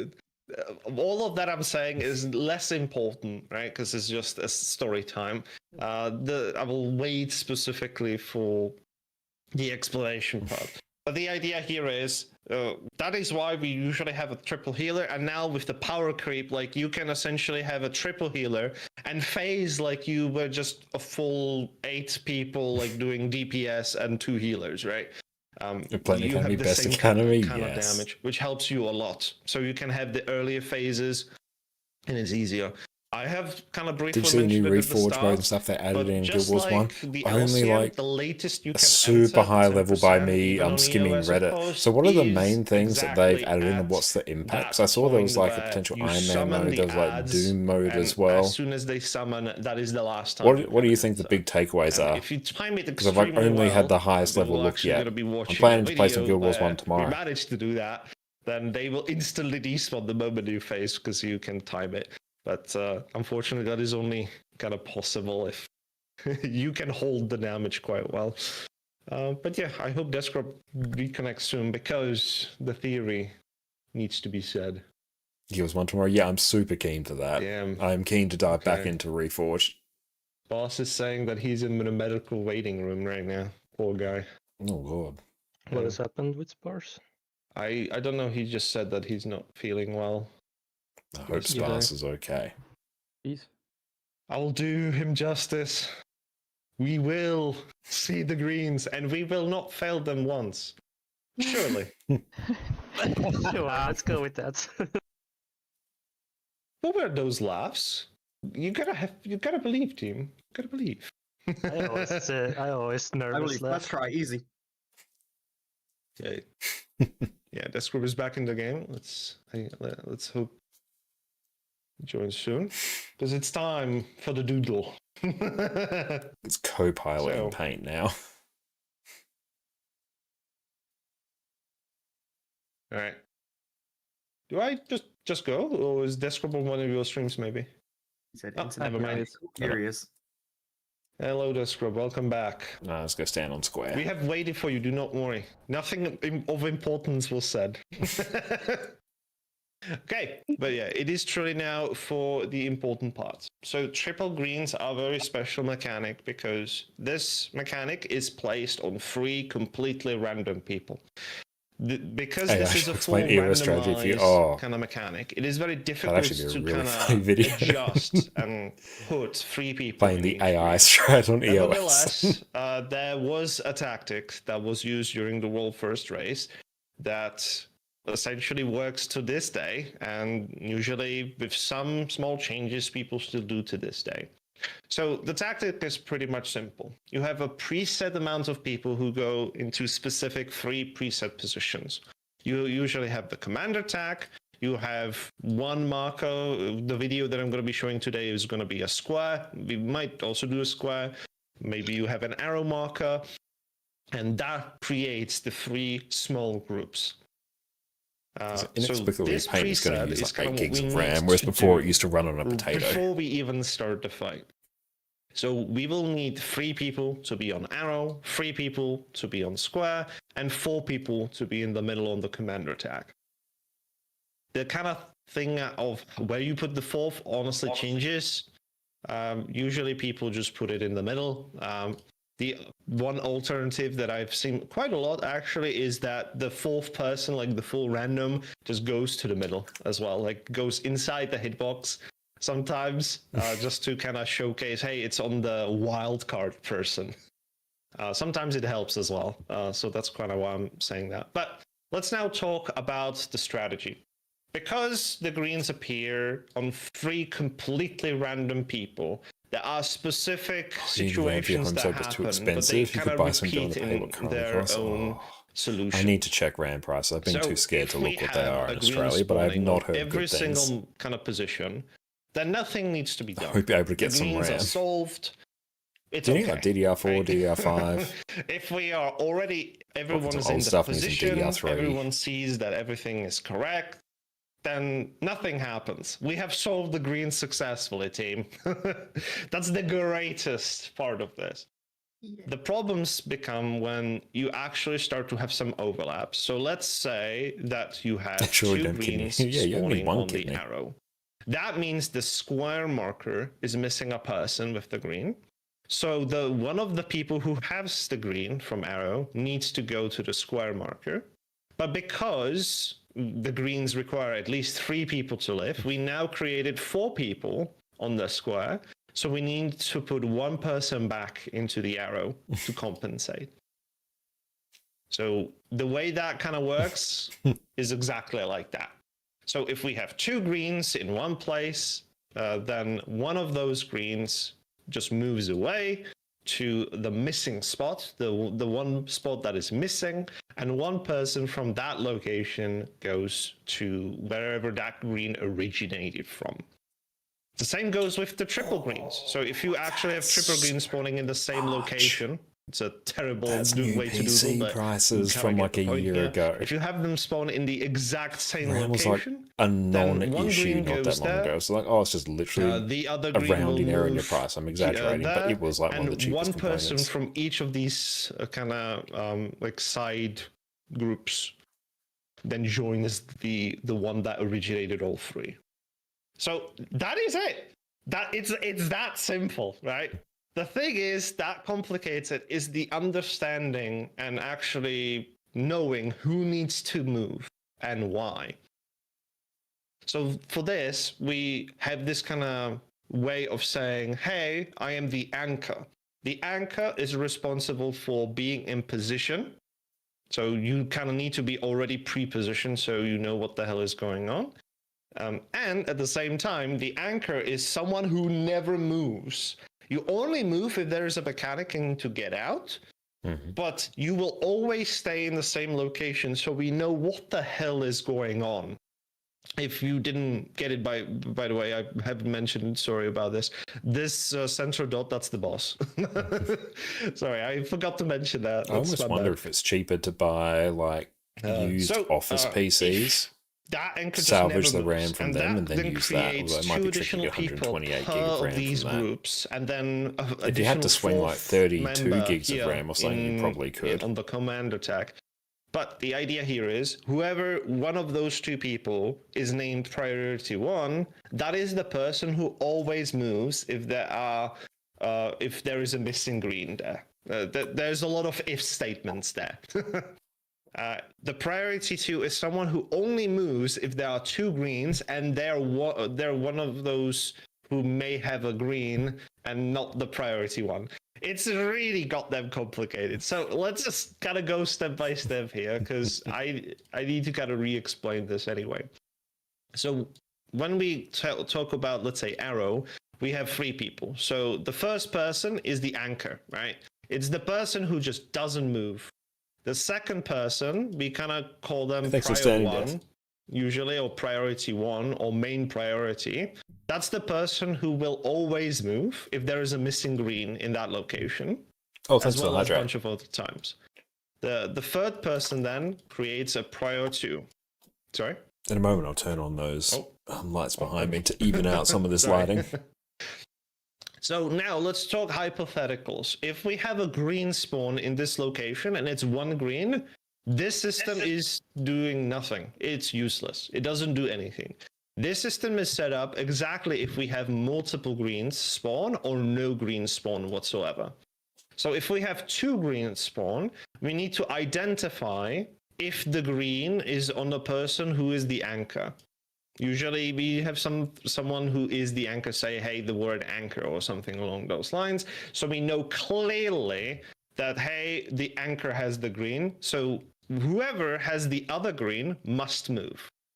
So even if it's prio 1 or prio 2, even if they have the green, they must move because the anchor has it. The anchor cannot move, right? They will stay where they are. So if, let's say, prio 1 gets it, then they move their green to like one of those missing locations. Now, if the green is put on prio 1 and, let's say, prio 2, then the prio 1 is the person who always moves. That's why it's called prio 1, because it's the main priority to always move. I might turn them on now. And finally, if there are all 3 greens, then both prio 1 and prio 2 will move. So one will move to each of those 2 locations that are missing, and then one person who is, again, coming out of those side groups will then join them. So we have 3 people in each subgroup. And the ones moving to join will always be the prio 1 in that situation. Yes, correct. Again, this is where the prio 1 takes the precedence. Correct, exactly. So this Prio is 1 where the wild always card moves. is happening at that final tag, because you have also prio 3, which also complicates things. So same way, it goes from prio 1 first. If a prio 1 does not have a green, then we check prio 2. If prio 2 does not have a green, and prio 3 and the anchor on the commander tag have it, prio 3 is the one that moves every time. And again, usually because the main anchor is the commander usually says the word anchor during that time. So you know, hey, it's on the commander. You guys need to move. Turn the aircraft. It's actually freezing now. So that kind of how this kind of works. So this entire setup is made just specifically so we can instantly solve a green once we see it. So if we see that there are 2 greens to the left, we already know that most of the thinking power is going to be on the left group, on the arrow group. Because if you're on commander tag and you have a green, you don't do anything, right? That's kind of the good times. But this means that 1 green needs to move to square, and 1 person from the square, the prio 1 as all correctly 3 heals. That would said make it, sense. will then I assume need we'll to find that out. compensate for that missing person and join the other team on the arrow. And this solving of the green is present throughout the entirety of the boss, of course, in every phase. Well, starting in P2, where you can choose to have it. We will choose it because we were going to be practicing a lot of these greens. But this also means that you can then solve a green by just makes you appreciate the boss designer for this where challenge. people are I know. positioned and knowing I had a about that. field day. So there was a lot of info dump. Let's actually show a practical example of a beautiful fuck up that that certain ArenaNet partner Sneb has made. Because hell yeah, I will bring him often here. But this is kind of like the initial setup. What we should practice, and this is exactly what we did here. We've actually tried to do some. Oh, sorry. I heard my own voice and I got scared. That is so real. I love that is seeing so real. that many scourges Okay. in the group as So, well. In phase 2, we're actually going to be killing enemy, in the first intermission, sorry. We're going to be killing enemy, so we can actually experience the triple green in phase 2, which lets us practice, and I can do the same portals that you're already somewhat used to from the flower strat, because it's essentially the same there, and we can just focus on the greens. So the idea every time we're about to get and phase out is always going to be to kind of get in those positions. So you will see me as my commander tag being roughly in the middle. One group, the arrow group, going to the left, and then the other group, which is the square group, going to the right of me. And we will get what I will always refer to as in pre-positions. You can notice that we have 3 people here, we have 3 people here, and we have the 4 people really stacked here. It's because of the boons, right? So like we kind of greed a little bit. So we just wait until the green spawn and then decide what needs to be done. So I'm gonna slow down the playback a tiny bit. So the important stuff is the number 1 thing, always identify the green spawn locations. If everyone is positioned extremely well, like everyone's actually on those positions, called pre-positions, then the solving of the green is extremely deterministic because of that kind of theory that I just had. So let's just see what happens, right? So we have a green spawn, and we have this situation. So we have one green in the middle and two greens on the left. It's Sneb having the green there. And this is kind of what happens. Sneb not having the green that he moved. So you can clearly see that the anchor has the green. So this person, who's priority number 1, Sneb is prior number 2, then tries to move to square. And then the person from the square, you can see them here, is then making their way into the arrow. So you can see the swap. Okay, you see Sneb also move, and I noticed that mistake, and I saved the run there. You can see my mouse cursor instantly, like, just in case.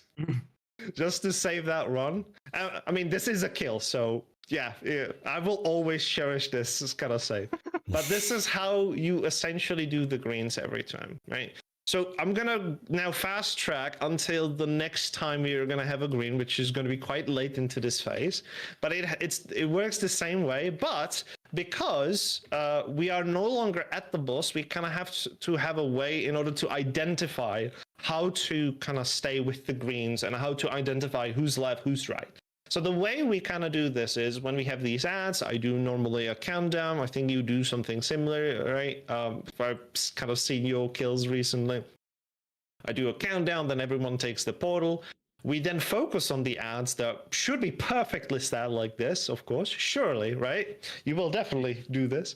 But you can notice that people are already moving in their positions. So even if we're not even at the boss, we can always do this kind of, hey, I'm the left group, hey, I'm the right group, hey, I'm the middle as the commander tag, and we can already pre-position exactly. So you can see we have 3 people there, 3 people there, and everyone else is in the middle. We're kind of focusing on the ads a little bit and waiting for the greens to spawn.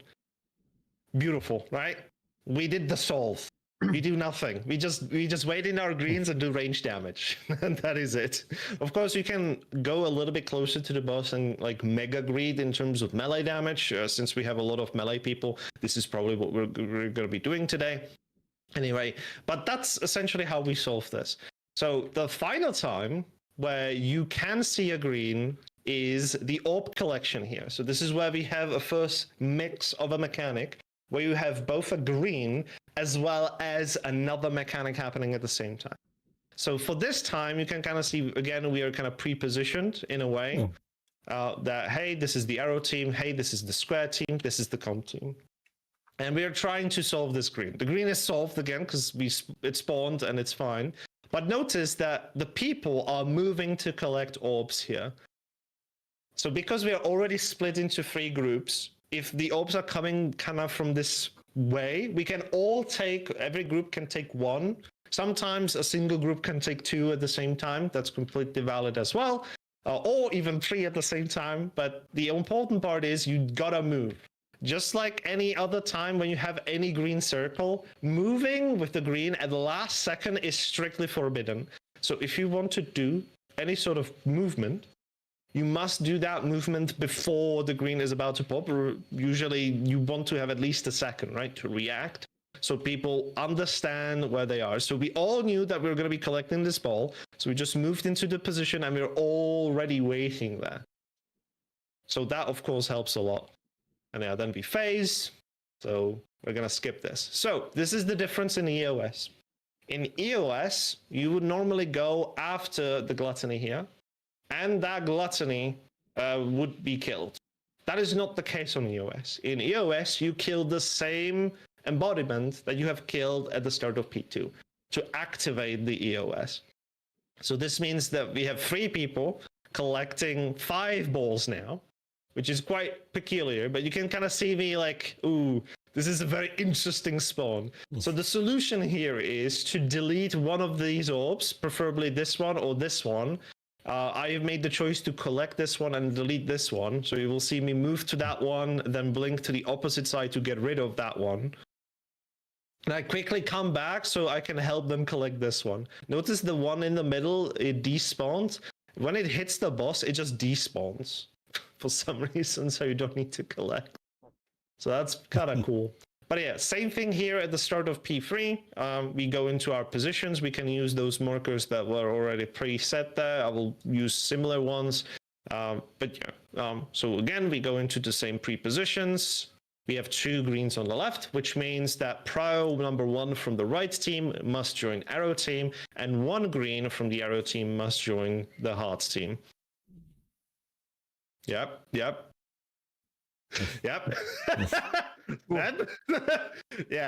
The earlier you can do this, the better. So this stays the same, right? This doesn't kind of change. I used my Mesmer portal for that because it's usually kind of cool to do a CS there anyway. You notice that I don't have a mimic. And this is kind of where we reach the point where we have the 10 orbs spawning. So I'm just going to show you this and then some of the green overlaps as well, because they're kind of funny. But you can see like we have 3 orbs coming from this direction and 2 from this. So technically you can still do the 3 and 2 split here. But at the same time, the boss is now going to spawn more. So like, where's the 3 and 2 now, right? Because this now became basically just F1 vibes out and get this done. So it's getting a little bit complicated. But you can still somewhat see that we are kind of just YOLOing this here. Because there are so many balls, it's very difficult to actually guarantee 0 stacks. So we kind of do it this way. So yeah, same thing here. We do the unit strat here, or kind of modified unit strat, right? Since we have a lot of scourges, but we still do unit strat with scourges. It still stays the same. So we do this thing, we dodge right. So I'm just going to speed it up a tiny bit. We just dodge right. We meet up at square. Start cleaving the ads. I noticed that we actually have a lot of scourges also just like completely being off stack. Like I'm also walking away. Like you can see, like we have plenty of space here. Most people are dodging. I will blink. And this is the fun part because we have a green now. So again, we have to get in our pre-positions, right? And we have to do and solve the green during this kind of jump. So we have 2 greens in the middle. It is not on the anchor. So one of those 2 greens has to go, right? Usually it's the prior one, but you can see it kind of was solved. The exchange was made. 1 person with the green went there. 1 person from arrow went to the middle. Then we go to the boss, we finish the ads, we get into the correct side, so we have the nice little beam. And this is where the fun part begins. This is the fun part, is it? After this, there's another green. The way we have solved it, of course, you can choose differently. Like the flower with EOS may have done it slightly differently, but the way I've solved it and kind of explain it is, if you are the left group, you go left of this. So you essentially have to jump the fast speed. If you're the right group, you will try to run away from the slow beam. And if you are in the middle, which is my commander tag, you will actually try to chase the fast beam. So this is exactly what happens here. So you will see that my group gets into this position. We have the left group jumping the wall, and we have the square group trying to run away from the slow wall. This kind of creates that triangle where you rotate around the boss at the same time. And if everything goes well, this would be the ideal situation where we have a green spawn in all 3 locations again, so we don't have to do anything. Great, but if it doesn't go well, then that is where you use the dodge through the boss. Because we're rotating counterclockwise around the boss, you kind of have to go through the hitbox if you want to traverse, let's say, from the square to the arrow or vice versa. You kind of have to traverse that. If you just go, let's say, from the middle and you just try to stop or go left, then eventually you will meet the team as well. But this is kind of the idea, right? You just rotate around with the green at the same time. This is the most scary parts about this encounter. Then you have, of course, the bat collect that you're somewhat used to.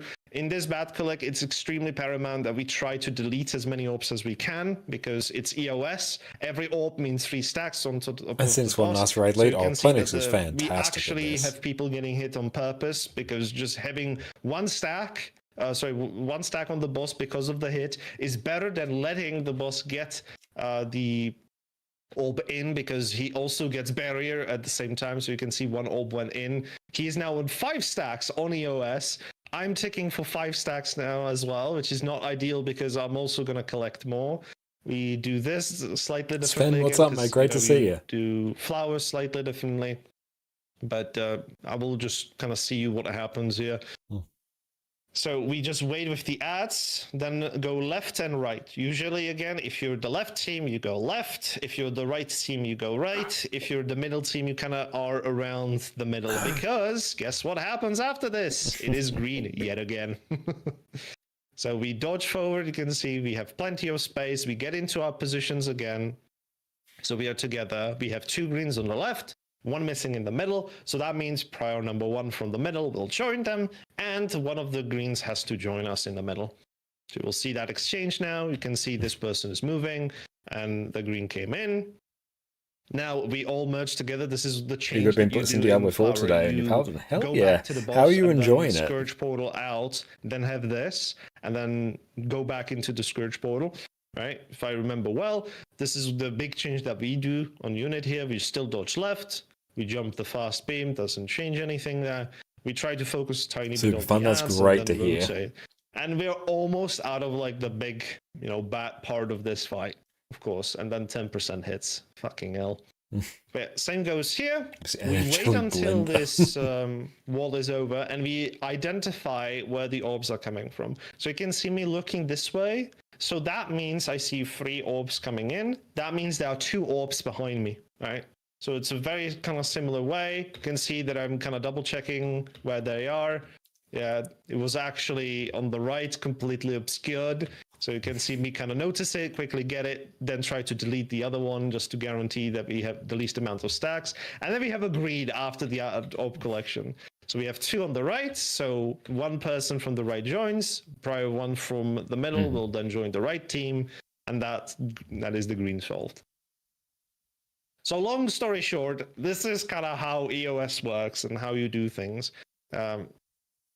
You should start to kind of get easier and easier once you kind of get going used to to the assess greens, 'cause LCM a lot of the progress. things, as I Virtuoso still mentioned, are desired DPS class for this predeterministic. fight, So the or any of the new moment you specs see meta it for this spawn, fight. you Virtuoso should is still already really know good the for this solution fight. to I'd that probably problem. Even say though it's a completely Antiquary randomized and mechanic, we have Conduit turned are it the into 2 sort something of that we like can actually omega solve. DPS specs So for here it we're now, about just to because phase the their DOS DPS earlier, benchmark so is we just so decide to go for that, ridiculously right? high. Yeah, the greens kind of, I mean, they really help was you a actually little bit of satisfy problematic, the yes. DPS check But requirement. yeah, this is, I don't know how you would do this. I think you will still do your own flower strap, but just for your curiosity, this is how we have dealt with this on the unit strap. It is hilarious. So I'm just gonna let you see this because it's got that amazing. We just do this dodge forward. And what we do here is the arrow team is immediately walking. I, as the middle, am walking to the right here. It's seeing and the this way square more is difficult than a lot behind. of stuff in This Guild is Wars kinda 2. how we This can is identify probably who's- either the who's left, hardest or who's right. second So we have hardest 2 fight in all in of the Guild middle, Wars 2. and this is So where we've I cleared said the word CM, we've anchor cleared because I got Legendary it, right? So CM, and now that we're person going for a knows that particular they need to title move. called Embodiment Yeah, of Sin, there which was is a panic and someone didn't doing move, but because we normal have 4 people in the CM middle, it with didn't matter. basically As soon as all the green mechanics popped, we amped usually up. come back together, just wait So we it have to out, deal try with to this out-heal triple everything, green go back to circle the every boss. time. It's a This little is where puzzle I we have panicked to myself constantly and I solve. tried to do CS for some unknown reason, even though it shouldn't be done. So yeah, we've cleared It was LCM, completely useless. CM, and now we're going Yeah, for like the still last title collecting. for Everyone it. else who has the ads must walk Our out. Legendary We CM go is out, we basically try to rest here normal as well, challenge do mode, the but dodge again, and certain same thing needs to happen mechanics, here. like certain So debuffs, you can see like how persist much throughout damage the this is entire actually fight outputting. rather It's than 32 fading over stacks, time, and the while boss has most more people health. have around 5 to 10 stacks as well. At what fires It's harder very than the difficult to LCM? It outheal. would We got be probably extremely Ura lucky, LCM and the if it is person who died anything. was a middle, I think. Actually, yeah, it was Yeah, left Ura active, so we have LCM a would be the permanent only one. backup. You just go back. Oh, EOS is The ads are harder about than to this walk in, LCM. so the boss is Oof. gonna get some barrier here. So we must. I could have done continue without that bit of playing here. information, PK. We I would must have been collect happy the in my orbs and just ignorance. do damage, break through that barrier. Good. Then yeah, when we finally killed it, So I we get apathetic. hit That the is hand on the keyboard, actual so achievement. It pressed the jump. But this is kind of like one way to deal with the EOS, right? So even if it's a completely kind of randomized mechanic, you can always adjust and you can always make it deterministic. So if we position ourselves in this way, if it spawns on one of us all the time, then we don't do anything. We have solved the mechanic team. We did it. So yeah, that was a little bit of a long talk. I apologize for that. But again, this is kind of what we need to... What the hell has happened to the paint? Whatever. Co-pilot's What decided we it's need in to light now mode now. decide is who's going to be the anchor, who's going to be the prior 1, and who's going to be the prior 2 in each sub, essentially. All right. That is the one thing.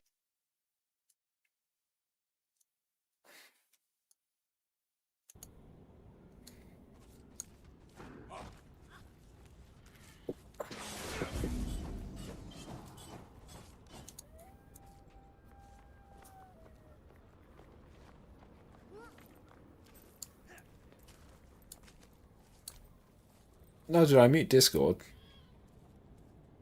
Ah, hang on. Same way. We we always go. want to have a guaranteed heal on top of the same How do I spot. even mute that? So you always have a person who's there to give you some healing, especially I when you're assume moved away, Discord was and you have going to the do entire time mechanics before. Like, hey, at the 10%, like you're gonna be moved away from each other. Hello. OBS has been a little bit weird, so Oh, no, some RTO. things may be Yes. strange. Because I What did I say wrong?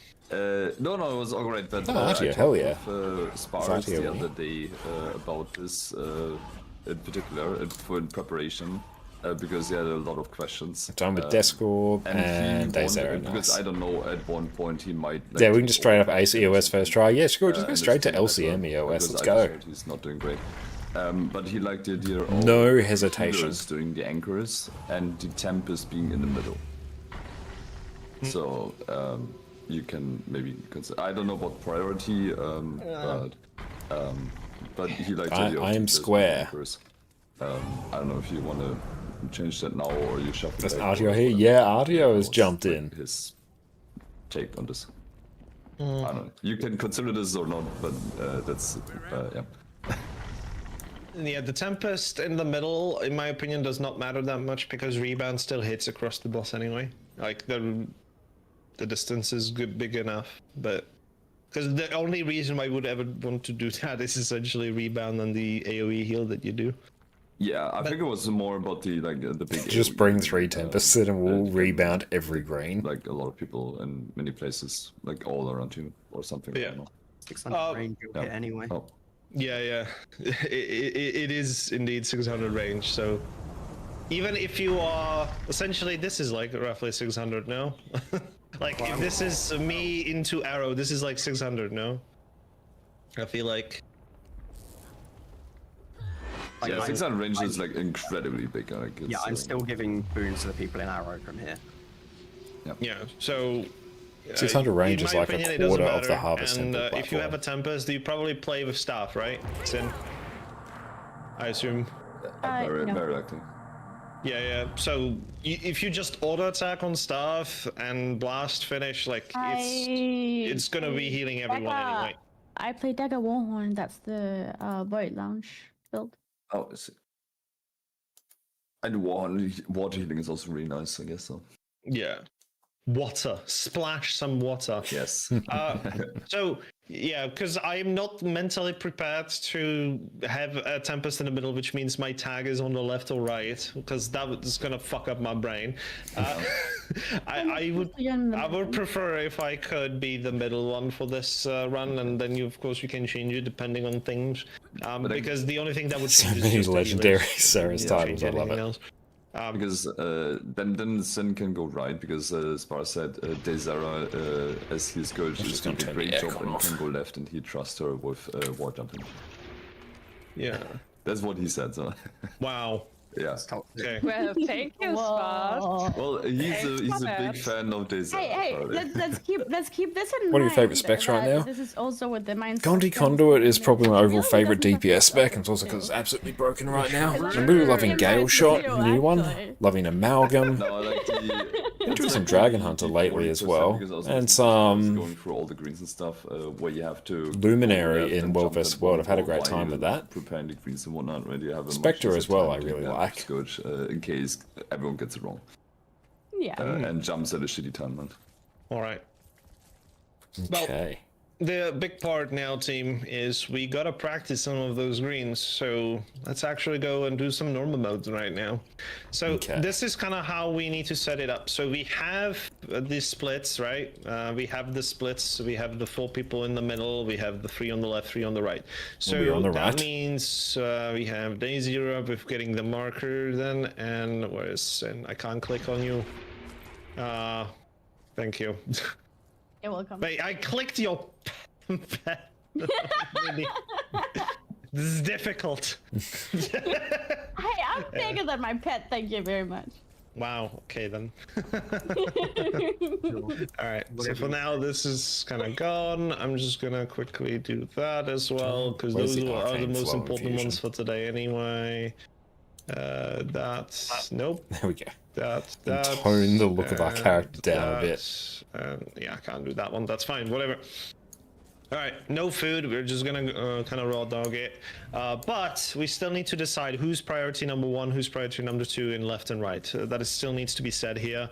So we have Orbis prior number 1 on the left group and prior 2 on Fanroll. And P1 Deskrop, and that means Josh is P2 then. On the right side Perfect, of the we square. are P2. In the middle, you don't think about that. In a way, yes. In my runs, we kind of eyeballed it because we have 4 people. It's like way harder to know, oh, I'm prior 3, should I go or should I not, right? Like, the lower you are down in priority, the less likely you are to move. I like this. If there are multiple greens. Is there a priority like 5 for us? Yeah. Welcome back. Hope you did not miss No anything thought, important only that smooth we brain. just discussed. It's fine. I hope so as well. Yes, yeah, you still have to move on the sides. We usually had a person who was always volunteering anyway to be the prior 1. So who wants to be prior 1 and prior 2 in the middle? Who wants to have that responsibility? You only move if there is no green on us, essentially. Oh, we've got the butter knife skin as well. Or if there are too many, of course. Oh Just no, in that's case not that Sparse great. needs this, I'm going to write it all down. Yeah. Yeah, we'll do the butter knife one. Yeah, We've got the higher in cookbook. prior, you're We're going less to use the likely to butter move. knife skin. Yeah, the higher, no, it's the exact opposite because the priority number 1 moves if there's no green on the location every time. So you move if there's no green on your location, and you also move if you get a green and there's already existing Oh, another nice. green. We on actually your get location. these You're always effects. I moving. haven't seen these for ages because I've been rocking the legendary spear. I forgot Revenant had If I'm these. priority 1 and get a green, do I move to the one that doesn't have it? If there are 2 greens. If there are 2 greens, yeah. Okay. On your location. If there are 2 greens on your location, you Oh, hang on. move No, we need if the... The other green is not a Shit, we prior need 1. The... Okay, this yeah. fancy pants That's the infusion. prior one. I always Yeah, move if Ghosts there's we got 2 here. Now we need or a... in any place. Correct. Or like, Yeah, if I don't yes. get one on my group and then one gets on their group, I Need the just move. possession infusion. Yeah, you correct. There we go. Exactly. You're subsidizing the missing person who got the green there. All right, enough of chit-chatting. Are we ready for some fighting? We're just gonna do a normal mode, and we need to at least get to P2 and hope that we get the triple green there, so we can Hope we get practice it. Yeah, and there's another one. Sorry. Portals? Or sorry, are we doing the portals like in PM, or are we just skipping that? I mean, it's P1. It won't matter. Okay. I'm sorry. It's normal mode. It won't matter much. But I can do the portal. But the thing is, we might phase before the first portal is even used in P1. So, Yeah, we straight up might do it. So, I don't know. I mean, I can open it just for your, ease of mind if you want. I can do it. I will do it for you.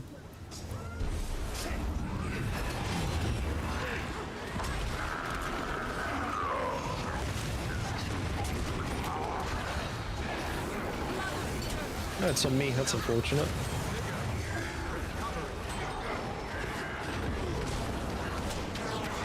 There you go. Portal is opened, even though no one has it.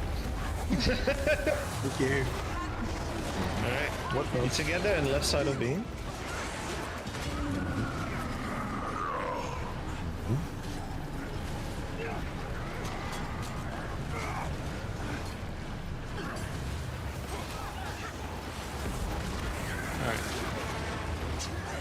I've opened the second, even though it has nothing to do with this. CC time. Ah, nice, very good. We kill Envy and Rage, we do not kill Regret. So we have a triple green.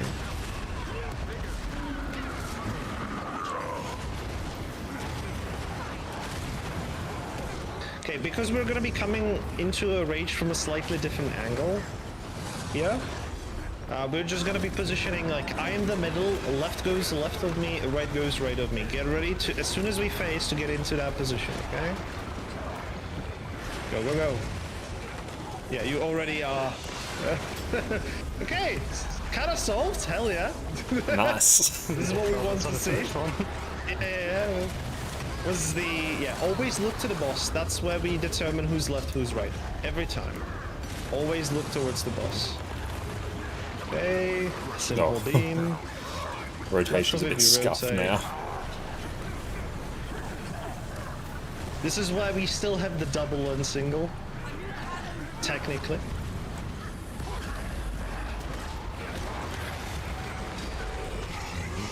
Portal open if you want the other way. I've completely swapped my weapons around. I dropped it completely wrong, but it's fine. Alright. Okay, let's just... Oh, I did it again, sheer muscle memory, right, it's just reversed. Ooh, we actually let 2 stacks through, what the hell? We dodged this thing? We just dodged, right? You're just practicing here.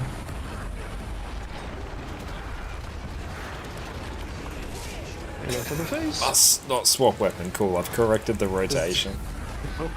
Maybe we should. Yeah, don't worry. Just like normal mode, if the boss summons the greens, we do that. We do Despair and Malice here, just to practice the triple game again.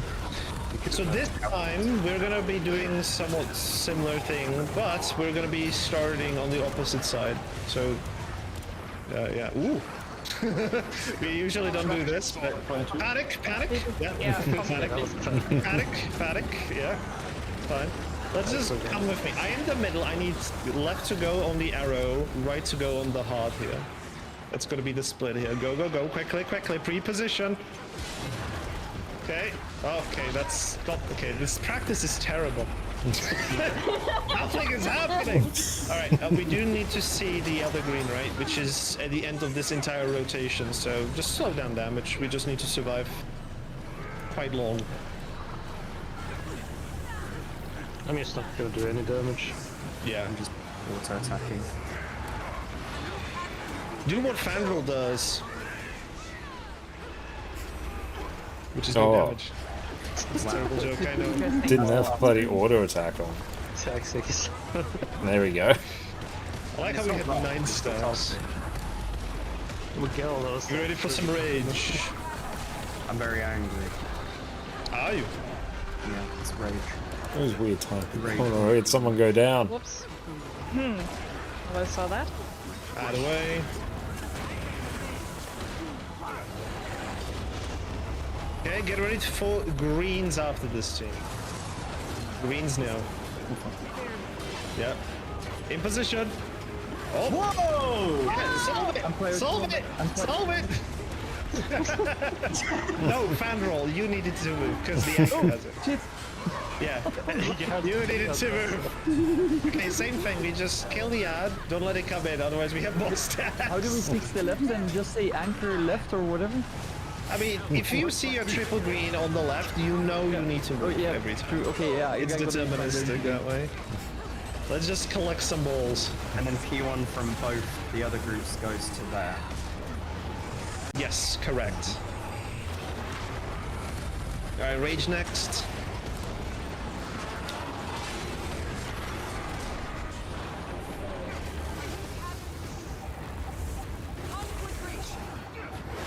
Alright. That goes away. Red drops into greens after, okay? We can already predetermine, like, I'm the middle, right? We dodge towards the boss and get into your positions. Let's see, can we solve this? 2 mid, anchor. Oh. Okay, it was a little bit of a panic, but it worked. Good job. That's right, I mean, that's all. It was a green not on We sold all the greens. Oh, we found one, actually. Oh, also Febe is daily. We should kill as well, by the way, while we're at it. Sure. Well, we should kill while we're at it. No, GG at 1%. Man. Mm-hmm. Why? Oh, I guess now I should do my rotation. Yeah, notice that the orbs are still active. Divine, that what's is also up? the case on CM, if you phase wrong. Yeah. Everything is just do it properly and don't die. Yeah, just pre-position into the green. Hello? Have you tried that? Nice. Alright, we did it. The daily is complete. Let's do slash Alright, GG you guys everyone. can- Stay dead, do not respawn. Let me verify that the boss is back.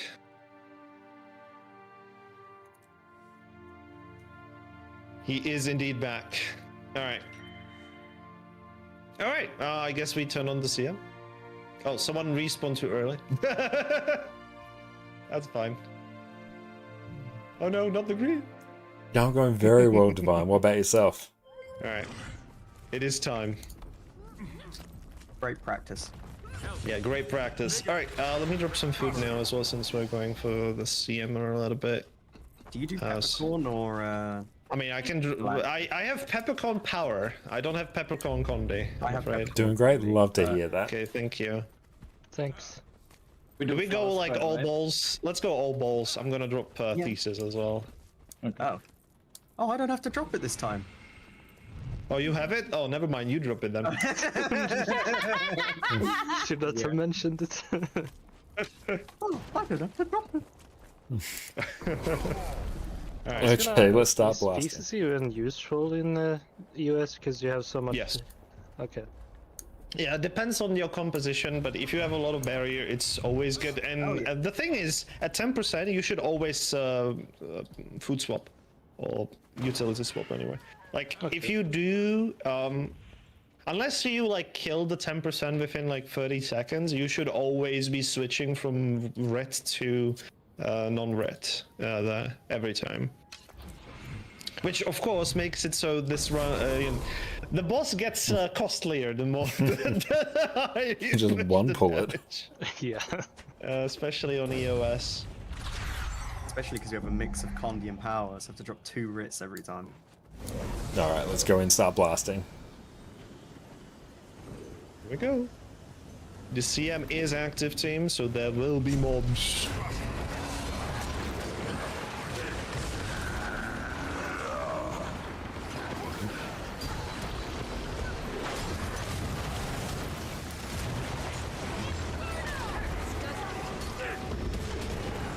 All opened.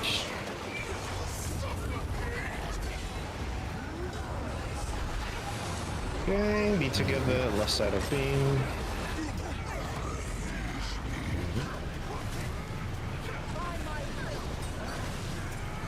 Condi Conduit, you're too good.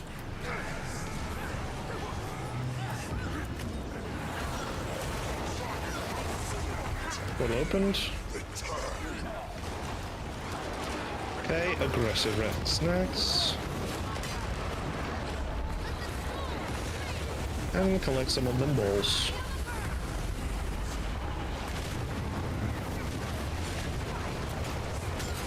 Okay, be where I am roughly.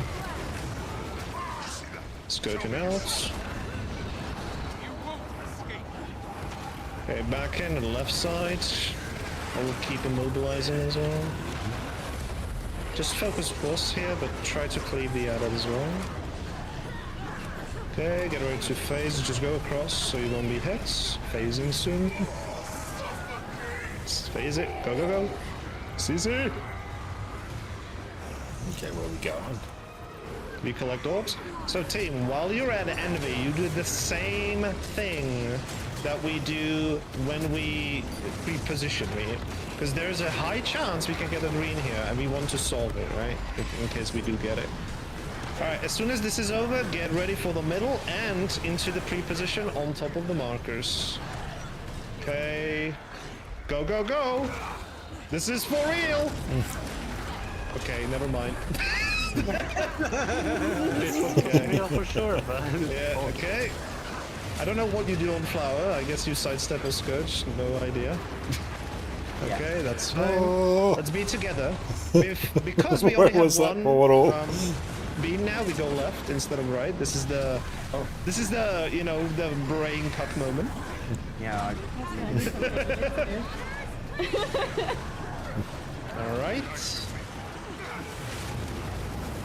Okay, portal for ad is open. Take the balls. Second set. Relaxing, actually.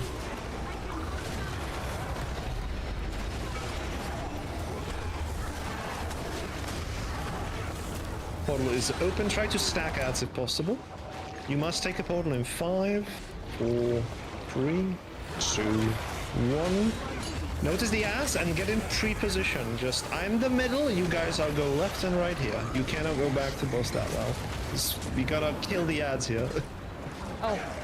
Yeah. Oh. Yeah. Yeah, we have to kill the ads coming in, right? Yeah. Unfortunately. Sorry. So this was aggressive reds, then it's normal, and then we go hard. Go hard and stay here. These don't do anything because these are aggressive. Go left and just stay. We don't jump here. Come, be on me, team. It's safe here. Trust. Now we go. I'm trained. I'm sorry. It is different, yeah, I know. Alright, so get ready. You can already go in pre-position as soon as this is over. Ad goes away. I am the middle. Left goes left of me. Right goes right of me. Try to collect a single ball in each sub. It's solved. Anchor. Oh, never mind. Okay, it's fine. I saved. Josh was not pre-positioned correctly. It's alright. You need to scourge away here. Oh shit. Yep. Oh, Sorry. oh, that's fine. Come back, come back. Just slow down this ad. Slow down this ad. If possible. Ooh. Yeah. No. Hey. Hey, we did it. We did it. Go for the phase. Go, go, go, go, go. So we can ignore this. I believe. I believe. Okay, I shouldn't have believed. They disappeared after. Such Yeah, you go back to envy. You go back to envy here. It's envy. And you pre-position there as if the green could happen. Because it can happen. Oh, I'm on the wrong weapon. Oh no. Okay, we did not have a green. Okay, that's fine. Are you sad? This sounds so sad. Yeah, back to the middle. And pre-positions. It is time. Bumpy one. Yeah. Indeed, I agree. I have my portal if you want instead of Scourge, I guess that you do. Okay, that kind of worked, I guess. Yeah, I'm sorry, but I'm so confused right now. Yeah, this is normal because you're in a different position, yeah. This is completely normal. Are we ready for 10 orbs? Yes. They're all spread. Here they come! It is time! YOLO! No, no, no, no, no, no, no, no. Hey, you didn't do too bad. Portal is opened. Everyone must take in 5, 4, 3, 2, 1. Alright. Far, right? And yeah, this is where you would do flower, and I have no idea how you would do it. Yeah, the portal's there.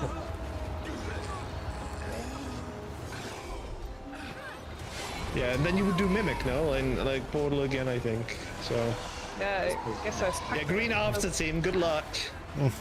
Green Oh. now. Oh. Yeah, you need to be in position. Oh, no. Nope. Nope, indeed. Just for yours, for Cerus, first creature. Not quite. We have other markers than usual, so I'm kind of confused, but I will get used to it. Yeah, I assume these are like the unit strat markers.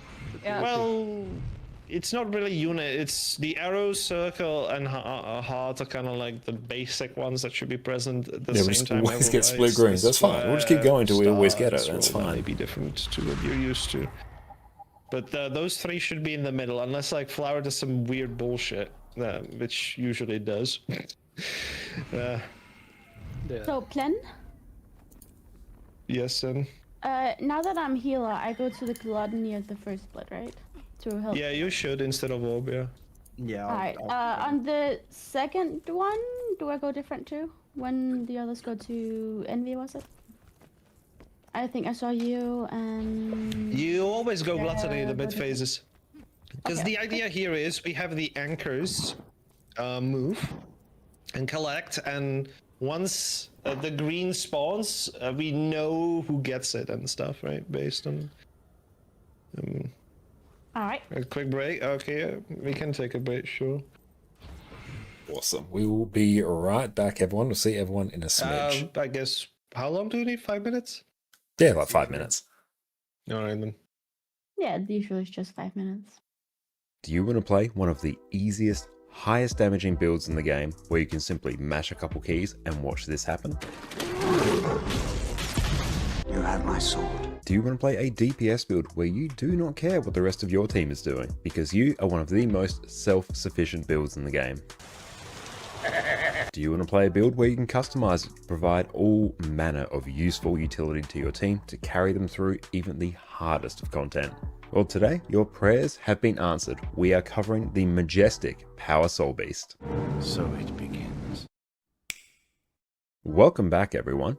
Power Soul Beast has been my go-to power damage build for the last few weeks, and I have been enjoying it to an astounding level. Here we have godlike levels of burst damage, so anything you find in open world is going to die exceptionally quickly. You are incredibly self-sufficient due to the baked-in boon extension that your build has, so you're always going to be having more boons than the rest of your team. You have the option to customize your build for some amazing utility. You've got group-wide Aegis, stability, damage reduction, boon extension, group-wide stun breaks, and outstanding levels of CC if you choose. So here you've got a DPS build that's going to put you at the top of the charts, all while still being able to carry your team through the hardest content. So buckle up, everyone, you're going to enjoy this one. First up, for the basics of Soul Beast. Here we've got an elite specialization of the Ranger class, and instead of having to rely on managing your pet like every other Ranger build does, here you can merge with your pet by entering Beast mode. So here your pet will give you extra attributes based on the type of pet that you have, and it will give you access to 3 new beast skills that are similar to your pet skills that you can activate at any time of your choosing. Soul Beast is basically a purely offensive elite spec, which rocks both great condition damage and power builds, and I have personally enjoyed playing Soul Beast for years since it launched with Path of Fire. Like every Ranger build, we first need to cover off on the pets that we need. Here you can actually be fairly flexible with the pets that you use. However, for Power Soul Beast, they at least need to be a ferocious pet, i.e. it will give you extra power and ferocity when you merge with them. This is going to be needed to crank your damage as much as possible, so make sure you pick this. Having a ferocious pet is also going to give you access to the Worldly Impact Beast skill, which is going to be a key part of your damage rotation. Now in general, the Red Mower is going to give you the highest damage. On top of Worldly Impact, you're also going to get Harmonic Cry, which is a useful healing skill for yourself and nearby allies. But most importantly, we get Frenzied Attack, where you attack 5 times and inflict vulnerability. This skill is also going to be used to help upkeep the Fireworks Relic buff that we're going to talk about in our build later on. Another fantastic pet for extra CC will be the Rock Gazelle. Here we've got Kick for a little bit of extra damage, but most importantly, we've got Charge, which is going to apply some damage and do some great Defiance bar damage. A very nice pet for open world in particular is going to be the Smoke Scale. So here you can take this for some extra CC and the Smoke Assault skill, which is basically unrelenting assault from the Revenant. Here your takedown skill is going to apply some knockdown, so some extra break bar damage, and your Smoke Assault is going to conceal you and make you lash out at nearby foes and gain extra might each time you strike an enemy. It is also an evade for some extra spice. Now you've got some extra choices to work with. As long as they are a ferocious pet, you're going to mostly be good to go. For our gear and food, it's very straightforward. Here we're going to take Berserker's gear in every slot. We're also going to be taking Rune of the Scholar for the extra power and ferocity. For our weapons, we're either going to take Sword, Axe and Hammer, or Axe, and Hammer, depending on your preference. And for our sigils, we're just going to be taking Sigil of Force and Sigil of Impact. Nice and simple. These sigils are going to give us the overall best strike damage modifiers for our power build, so it's a no-brainer. For our relic, we'll be taking a Relic of the Fireworks. So when we use a skill that has a recharge time of 20 seconds or more, you'll gain 7% extra strike damage for 6 seconds. This relic is also affected by your beast skills as well, so Worldly Impact will trigger it, Frenzied Attack will also trigger it as well. So we're also going to structure our damage rotation to try and keep up this buff as much as possible. For our food and utility, we'll have our best power and ferocity food, so your sous vide steaks, and superior sharpening stones. It's a very simple build to gear and a great one for new players to start with because Berserker's gear is widely available. Now for our weapons. Sword Axe is going to be your default choice and will give you the highest overall damage. Your sword auto attack is simply going to apply some strike damage. Sword 2 will leap you towards your target, is a leap finisher, and grants you some vigor whenever you strike an enemy, and will deal more damage against disabled, defiant, or movement impaired foes for good measure. Sword 3 will cause you to leap towards your target and cripple them, and if your target is disabled, defiant, or movement impaired, you will immobilize them instead. Not only that, it's a leap finisher and an evade, so you can use this as an alternative to a dodge if you're out of endurance. Axe 4 will throw an axe at your target so that it returns to you, and it will strike foes on each way. It's a projectile finisher, will pull enemies towards you, so will apply some breakbar damage as well. And because this applies CC, it is going to trigger our trait twice as vicious later, which is going to be a key part of our damage rotation. Axe 5 will spin your axes around you and attack nearby foes 12 times. This is one of your biggest damage skills. Make sure you don't interrupt this. It does have quite a long channel. It's also a whirl finisher, so you can get some extra combo finishes, and it will reflect projectiles as well. We've also got some vulnerability being applied for good measure. Now for an alternative main hand weapon, you can use axe instead of sword. It has slightly lower sustain damage, but does have a little bit higher burst damage.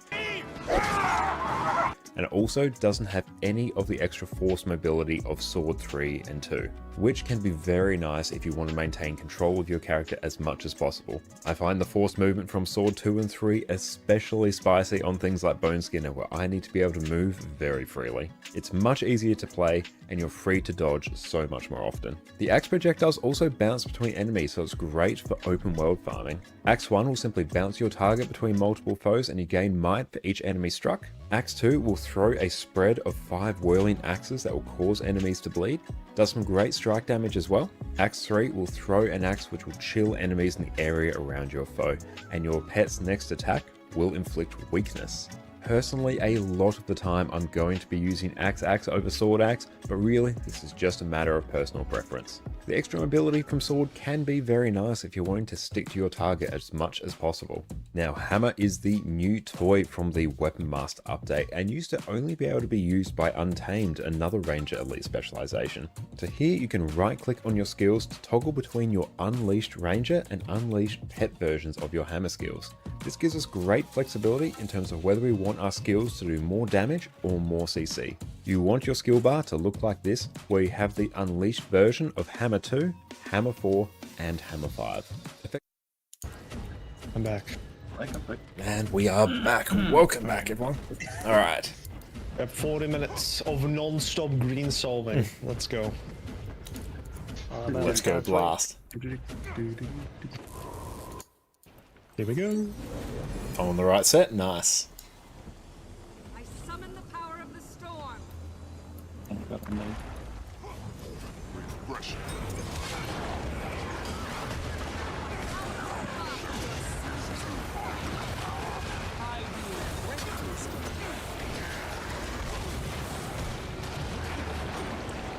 opened.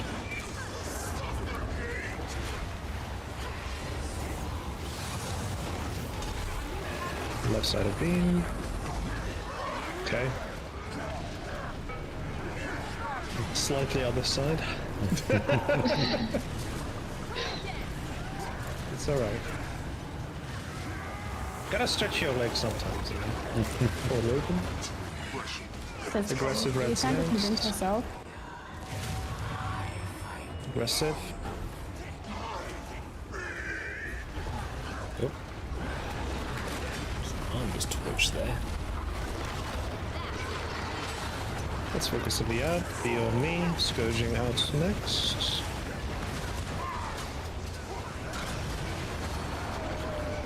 Go left side of boss after. Left side of boss.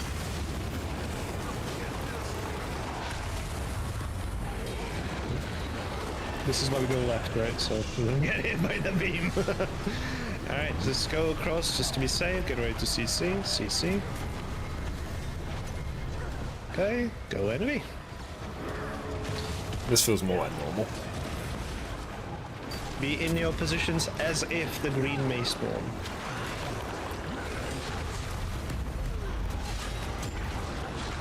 It is not. Okay, go to the middle and for real this time. 2 mid anchor. Okay. I said the word anchor, that means whoever had the green on the mid needed to move there, but it's fine.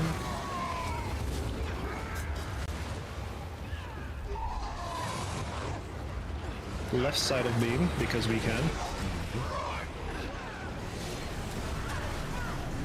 There we go.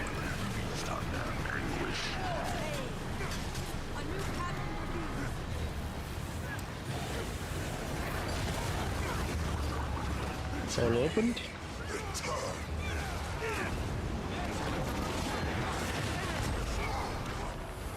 Second set.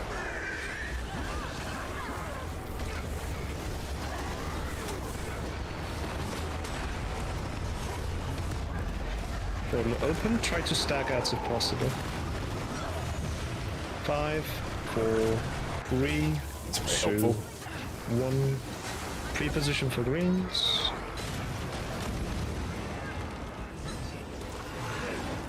Okay. Yeah, what is this? Yeah, good question. We cannot go back to the bus because you guys do not focus the outs whatsoever. They will always walk in this way, right? Because we are so spread up, because we don't have a singular green, that's the problem. Go left and stay here. Yep. Just stay. Now we walk. It's much more chill, isn't it, this part? This part is way nicer. Not having to jump remember greens not is to like go right. amazing. Okay, out away. Pre-position, left and right of me, left and right of me. Go, go, go. Pre-position, pre-position. I'm away. Wow, that was hard. Middle doesn't do anything, you guys collect. For some reason I thought we were poorly there, but no, we were not. We did it. Wait, how did the stack go through then? What? We need to scourge out. Run! Watch out. Oh, I lost the right one. We can phase, we can phase. Ignore the green, just phase it. Yeah, CC now. There we go. Envy. Itty bitty envy. This is me deleting. Middle should delete. And yeah, get the small one. There's a small one. This one. Alright. Middle again. It is time. Reposition. Position! 2 mid anchor. Alright. It's just me being weird. Hey, weirdo. Okay. Wait, portal didn't take from me, what? You may have taken it too late. If you take it too late, then... No, I ran to the portal the first time. Oh, interesting. Alright, orb! Many orbs. Orba! Drop one of these. A bit late, but... Portal opened. Congrats. 5, 4, 3, 2, 1. Alright. Do the flower. I have no idea. This one, yeah, we need a portal, and I do the second portal, I think, right? I mean, in my opinion, this won't work with the triple green whatsoever. It's green's next anyway. Green team. We need to pre-position. We need to know who gets it, right? Yeah, I'm by myself.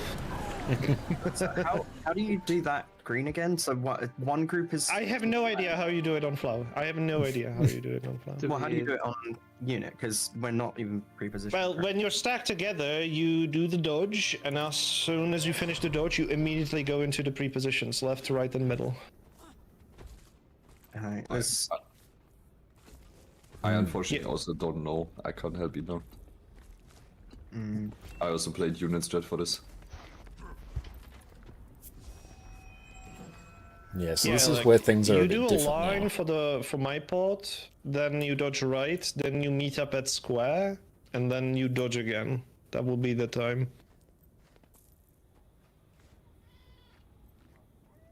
Okay, well, if we are going to implement, since we don't have Mimic, rather than, so normally what we would do there in the flower strat is at the end there, we would, first of all, right at the beginning, you would be mimicking the portal, so we would have 2 portals. So normally we would flower back with a portal, take the Scourge portal out, flower back in with the Scourge portal, and then take your portal to the edge to place the, to avoid the next attack. So what we can do instead is, because you don't have a mimic, we can just not take the flower back, dodge forwards, take the Scourge portal out, flower, and then take your portal that you're going to place instead. There's so many I think portals. that should be fine. Imagine. Repeat it. So you know how normally the first flower we take back is the Mesmer portal? We just don't do that flower, and we just dodge forwards instead. Yeah, basically old flower, essentially. I guess. Old Oh, flower. okay. Then, of course, if you get Malice, you dodge backwards and place on the edge. Give me a second, I'm watching a goddamn video about a flower.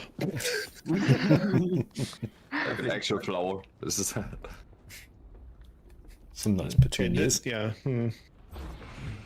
This video that I have is very interesting because it has a virtuoso with a portal as well. Oh, that's Probably like not super, A Pharaoh, you've been super summoned. ancient, probably. Yeah. Yeah. You dust off I mean, the portal uploaded there. 5 months ago, and it's not that Get in late. here. Oh, really? Huh. Yeah, we used to do virtual supports like a long, long time ago for this.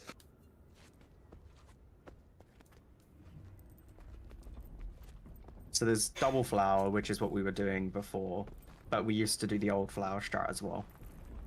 And basically I'm saying we do the old flower strat instead.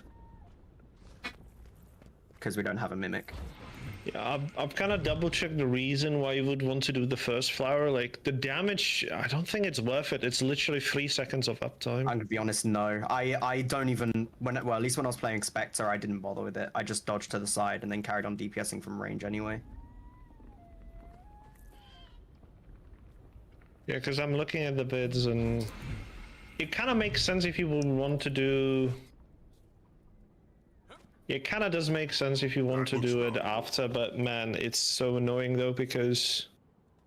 Okay, you're back at the boss at the faster time, which is cool, but you still need to pre-position, which is a problem. And you don't have much space anymore because the ads are walking and everything. Also, yeah, this strat has an actual QDP as Harbinger. Hell yeah. Was that We could just do unit for practice anyway. I mean, Yeah. it doesn't make much difference. I can unlock something ranged if needed. Honestly, we are not looking for damage here. We are not looking for damage. Yeah. We are just looking for survivability here.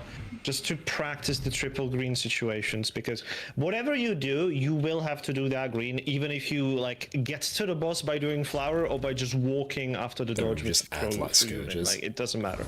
I'm down. I What love we me still some need to scourge. practice is the greens and just understanding how to do the splits and how to balance the scales. I'll just go to Virtuoso. So Haven't are we played in a doing while, but if we... Wintersday then?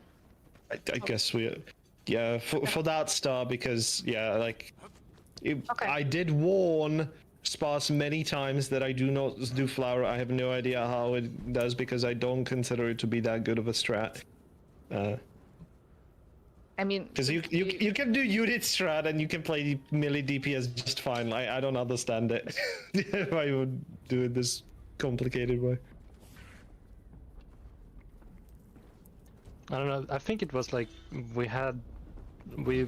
it's the melee DPS thing, like it's easier for melee DPS doing flower. Or that was what we thought at the start. It is. It is. It is easier. Like, I definitely Newbie, get welcome higher in. numbers on flower than I do on. That is not easier. That is uptime. There's a difference. It's easier to get uptime. Yes. You can still correct. get uptime on unit, but it's funky on some of the phases. I mean, I've played Mechanist, and I essentially had 80% uptime anyway. It's not that hard.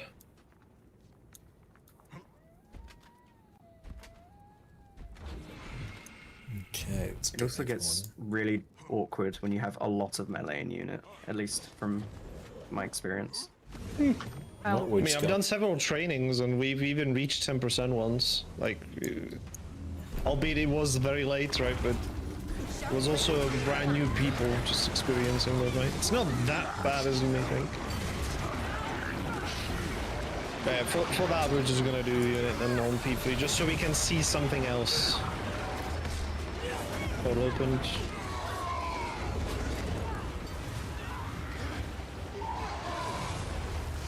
Be together, left side of beam.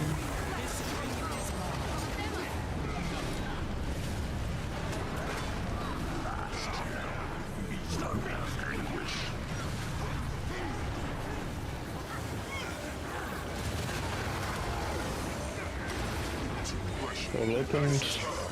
Aggressive reds next.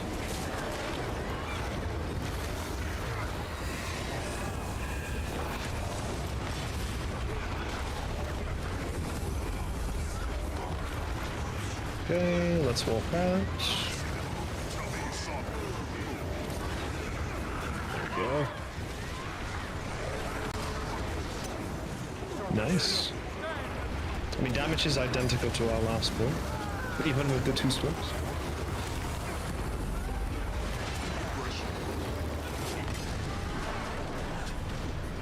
Alright, CC coming. CC arriveth. CC done.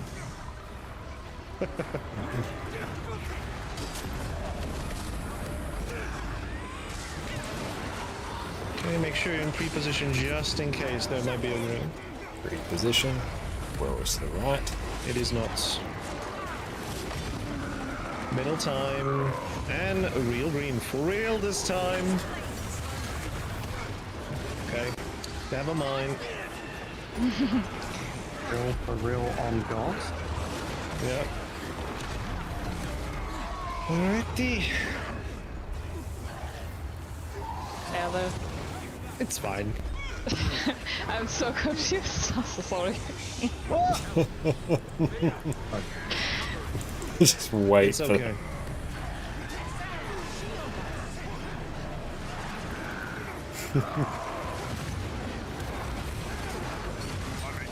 Portal's open.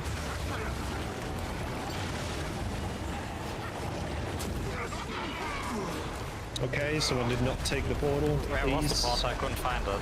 It's always the same location. I can't put it in the middle because I have to do it. I have to do a CS before. It's always the same location. I didn't open it this time in time because I was stomached. Alright, let's just practice green here. Green team, green. Yep. What is left, what is right, we have no idea, right? Yeah. Yeah. This is why pre-positioning is extremely important, especially as an anchor.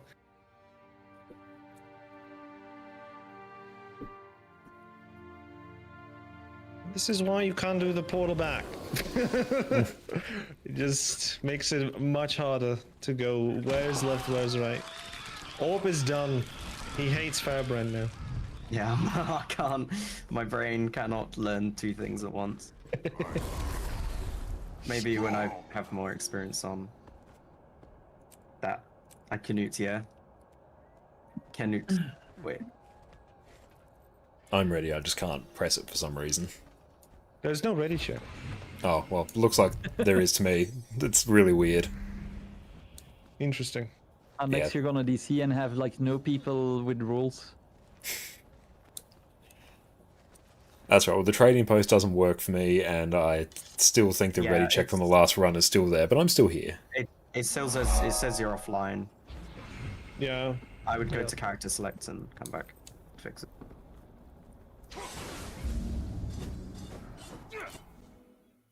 There you go. And Zombie, thank you for the follow. It's good. It didn't crash our game though, so that's good. I'll take it. Unless you're invisible.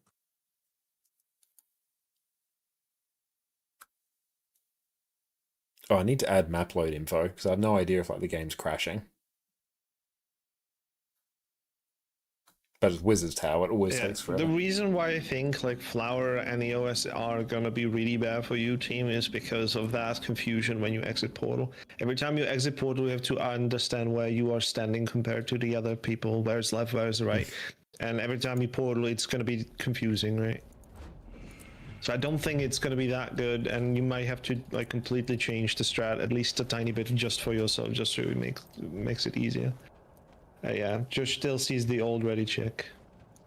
Yep, So I am guess, there. Yeah. Just say where you're ready, and I will do a countdown this time. It's gonna be I'm fine. ready. All right then. It's good. I get to keep just pressing that button every time. Question is everyone else? All right, going in 3, 2, 1.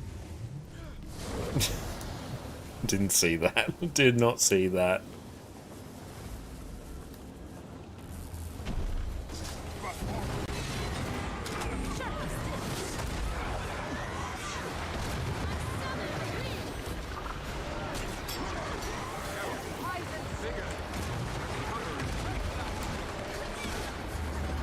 That away.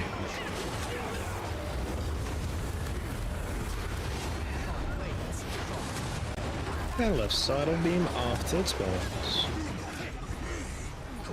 Wow, so easy. Yeah, I think I'm definitely going to restart my game after this pull because like shenanigans are afoot. How did I? Okay, that's fine. Portal open. Aggressive reds.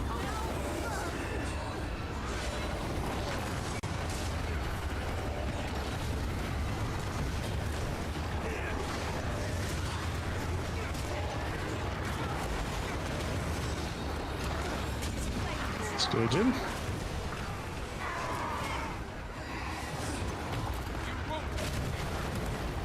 Make sure your left side don't get accidentally corrupted. Yep. Exactly, Sin. Yeah, I felt like you. Thank you for showcasing. Exactly. It's been a while. I thought we should stop streaming. Cool, it's called FanDuel. Oh no, yeah, we've been streaming for like non-stop. But welcome in. It's great to see you. Hey, like anything while in our new expansion, you've got the name of Visions of Eternity. Honestly, I'm really enjoying it. Yep. And they did a really good job with the start of Visions of Eternity, and I'm very keen to see where it goes from here. One day. Hey, but we're doing it for real this time, and surely it's not gonna be pre-solved again. Right? Oh, two left. I'll go. Yeah, you just move. We did it! Yes! It's happening! Alright, let's GG, we're gone. We can zone down here from here. Left side of B. Left side of B. Yes, command.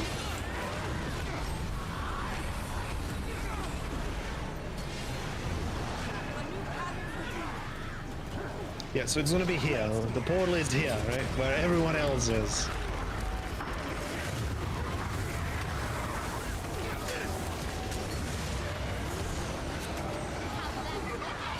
Here we go. Second set.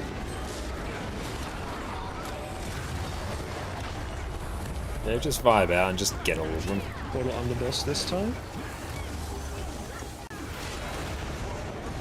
5, 4, 3, 2, 1 to stay here. Yeah, let's don't go. take the portal, right? Pre-position! Okay. They solved, do they? Yeah. Yep. Yeah. Yeah. This is aggressive red, you can go in. And watch out, this is no longer aggressive. We meet up at heart. Notice the hearts. We meet up there. Go hearts. And left side of beam, we wait. Ah. This is the beautiful part about this. We wait patiently. And now we move. What's the wall? Yeah, where is the wall? Alright, get ready for an ad away and then pre-position after. You I just somehow ended pre-position up in the left and wizard's right of tower. me. Go, go, go. Pre-position, I'm the middle. Try to collect 2 on green Anchor. there. I assume I'm I think not that's in right. squad. Yeah, we were missing 1 person on the right. Josh was missing. No, there was 1 missing on the right. Yeah, sorry, Josh game was just not freaked there. out. It just booted me from 9 instance. people in squad? You're gone from the squad itself. Yeah. Yeah, Josh is not in squad. Hang on, I'm coming back. No, Just you're rebooting my straight entire up not- game. Oh yeah. Okay. Ah, No, I wanted to say that you're like being kicked from the squad. Yeah. I don't think anyone did that. Not a conduit enjoyer, I see. Just kick me right out of squad. I think I also did it correctly there. Like I walked as soon as I saw 2 on the left. Magnus, welcome in. I saw 2 people on right. And 3 on left. I mean, yeah, there were 2 greens on the left and no one in the middle. But I Fucking definitely hell, what moved is to the up? middle. Thank you. Yeah, that was weird, honestly. It was just some like weird connectivity issue. I mean, Did I you think- though? I might have to I add think Josh the... might have been on the right squad, but cause Yeah, I was on the Josh right squad, is so part if of the I'm not right there, squad, that yeah. would have caused issues. that's why we died. We're lucky enough that Des that was supposed to be right got the green, but it doesn't help if one of us DCs.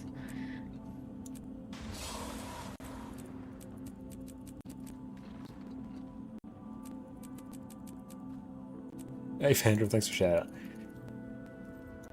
This is hilarious. He can't even accept the squad. I know. what's going on? Hang on, I'm trying to contemplate.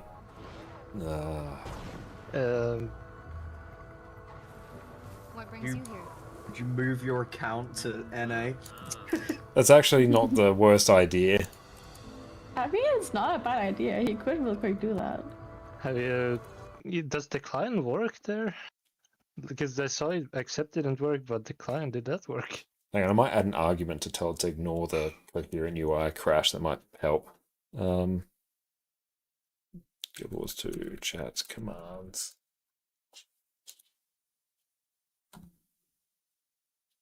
Yeah, true. True. Let's just blame AWS. It's always Amazon's fault. Guild Wars 2. Small That was indie company Riot. can't run the servers. Oh, true. Yeah, my bad. Yeah, Riot. Thank you so much. Don't forget that serverless functions Sorry? definitely work without servers, right? Jess is absolutely amazing. It's made us a wonderful dinner of spaghetti bolognese. Thank you. Let's go with that. That's And that's online how it works. arguments.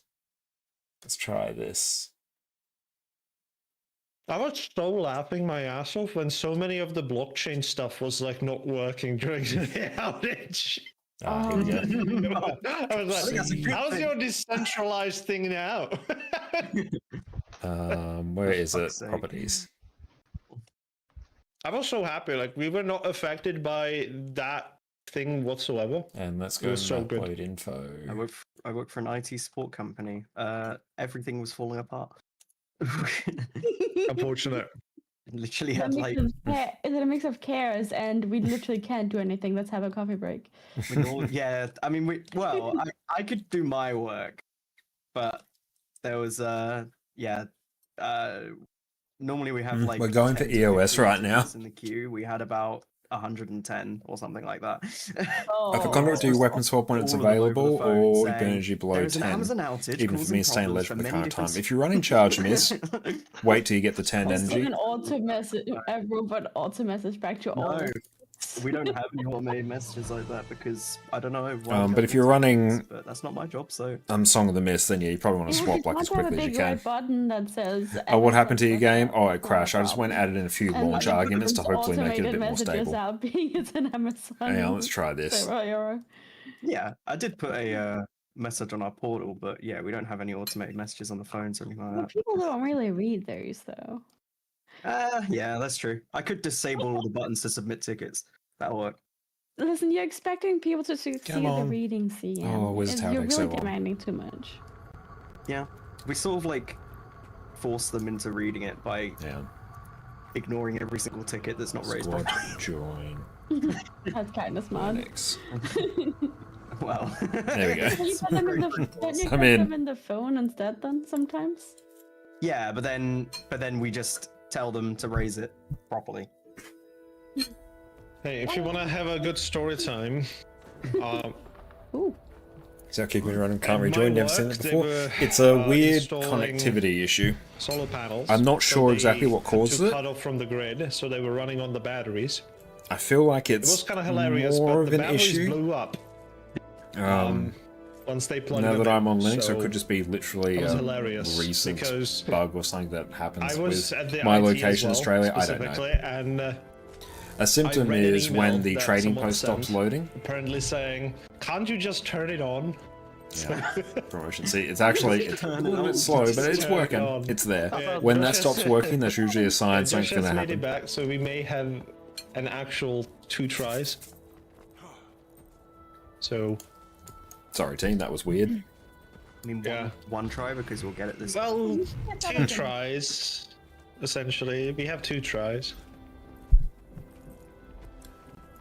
Because we won't make it the full 10 minutes, so. One try, because we're gonna get the kill. I mean, if you solve the greens, right? sure. Just solve the green forehead. Just do it correctly. Just be good at puzzle games. The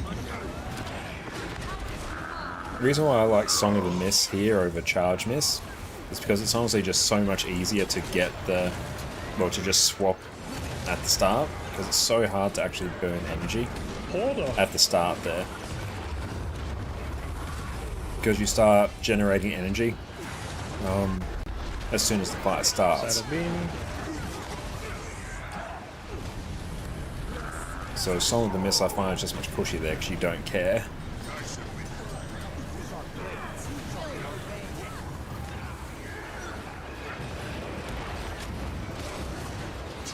Water. Aggressive reds.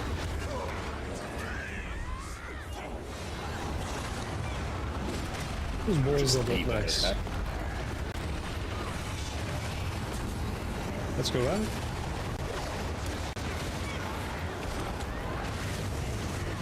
Let's go to now.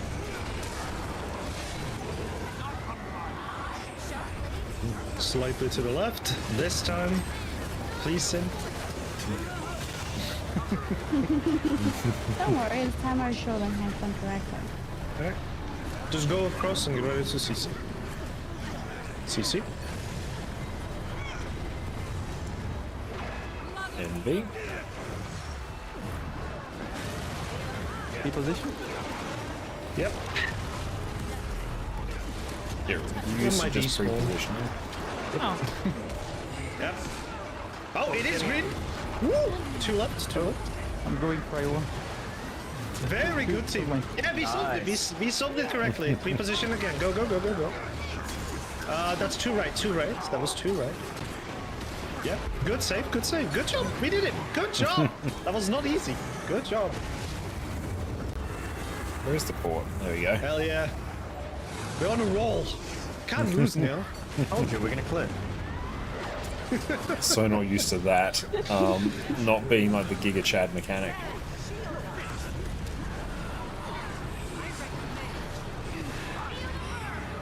It was on the ground. We were. Opened.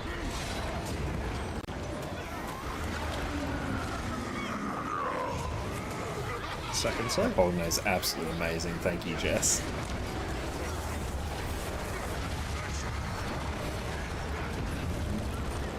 Try to stack ads if possible. You must take hold in 5 or green. Oh, finally a 2. Sky Scale owner. One. Hell yeah, that's so good. Yeah. It's kind of time so you can't. In position. 2 left. I'll move. One on left, please. one. Nice. Yeah, you got it. Yeah, this is aggressive, so yeah. You can be really close. Notice the hearts. Go hearts! Be here! And stay. Patiently. this command. Watch out, some of you may be hit there. Okay, it's fine.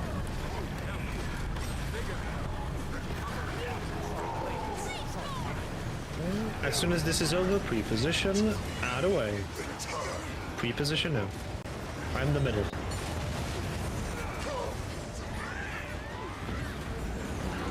Try to right, and try to rotate so you pick up one each. Nice. Okay, it's fine. It's okay, we need a scourge away. Just come here, and you will just scourge max distance. Yep, very good. Back we Come go. back, just be at range. We need to split. Pre-split greens. Okay, I will join left. Oh, okay. Okay. Oh. Yeah, it's fine. Okay, outrun in, that's okay. We had a mixed match of things, but we got it. I went to the wrong place at first, so that's on me. Yeah. Just assume we're pre-stacking. Oh god. These are interesting. One is. Oh shit. Oh shit. Yeah, team, you need to always pre-position. You never. It's okay, we're fine. Yeah. Real this time, for real. Two left. Oh, you are. Yep. Yeah. Yeah. That also works. I see us, so yeah. I could just hold the CS, I guess, so then we can still do flower action. That's fine.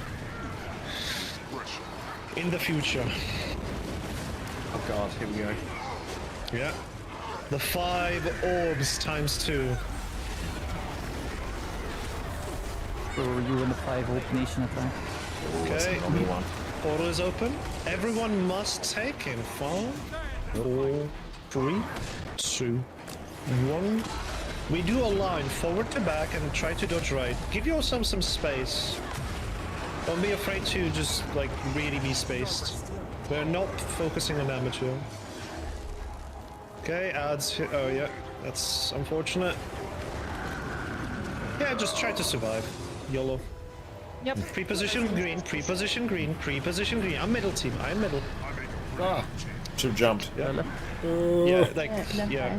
That was triple mid. That was triple mid, yeah. I was triple. Banner, let's go, he said.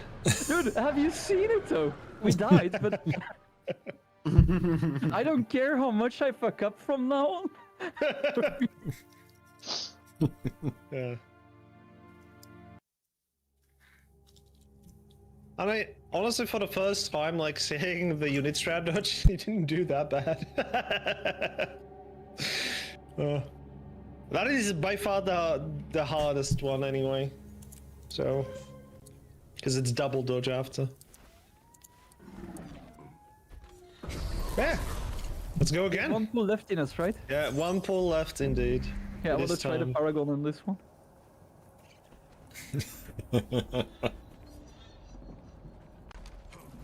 Oh no, he's gonna do the sword F1. But this... Oh! We're already going. That was already checked and you pressed ready. Yeah, I thought Fender... It's just no Amalgam games to the group. Like, Amalgam's still fantastic. I might maybe space out for a second. Honestly, yeah, I would also space out with Fandral in the group. Okay, Portal is dead, it just... yeah.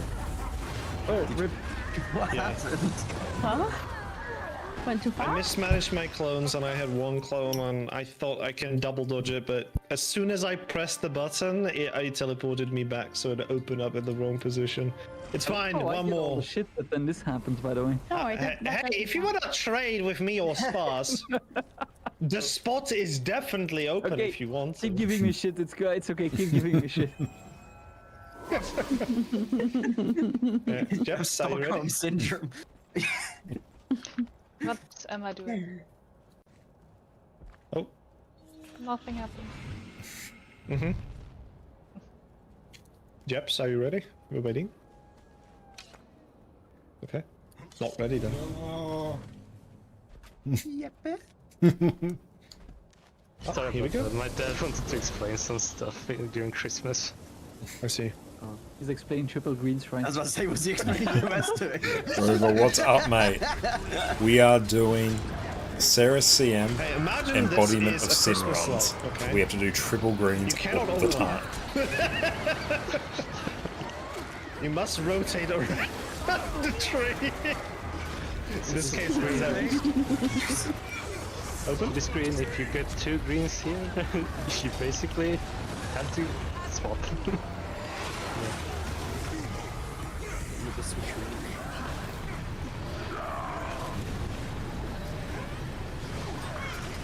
Very sharp blades. Come on.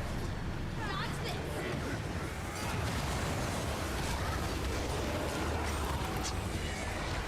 You can press buttons faster to do even more aggressive damage. reds next.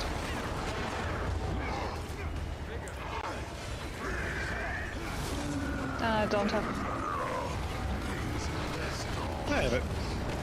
Yeah, I'm fetching it. There we go. Obviously. It's fine. 0 stacks. The ad is getting cleaved.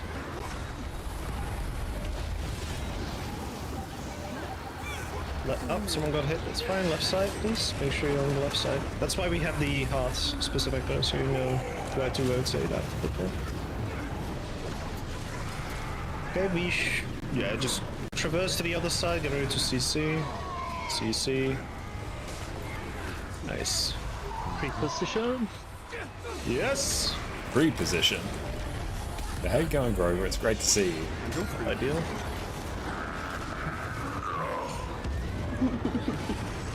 We are coming. It is malice. It is okay. Get ready for the real greens coming up now. The true greens. 2 mid anchor. Oh, I Okay. forgot to press my shout. Yeah. Yeah. Oh, I was- had to move. Yeah, okay. Yeah, I said 2 mid anchor. Yeah. And yeah. Yeah, it's alright. Alright, one more. This Power minutes. Mode been played in Raid? Oh yeah, it's absolutely fantastic. I've been playing that This a is lot in exactly Fractals what in we needed particular. to practice today anyway. Like, it doesn't matter like which strat you do P3, like you're gonna do your own thing. What we need to practice is just understanding how to split the group into the 3 at any situation, right? The Condi one's good, the Power one's good. Also, I quite prefer the Power one.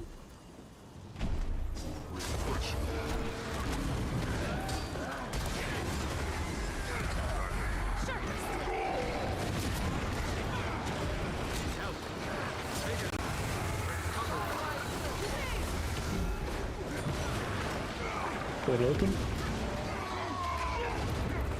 Does the instance get laggier faster on EOS?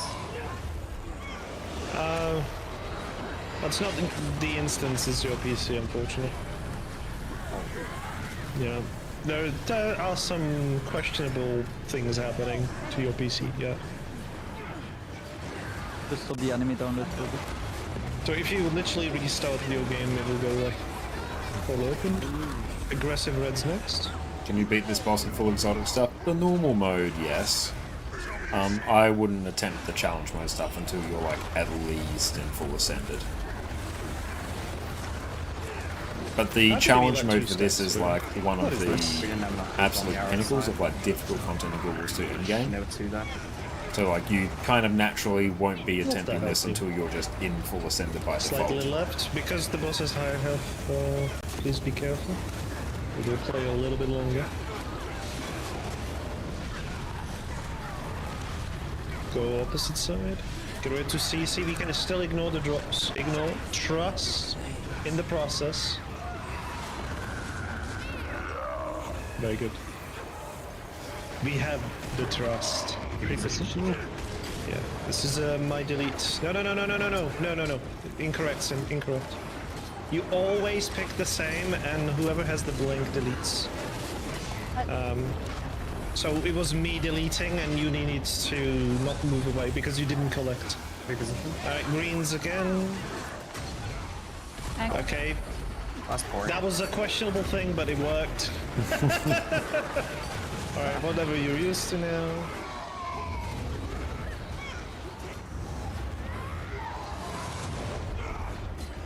Left side.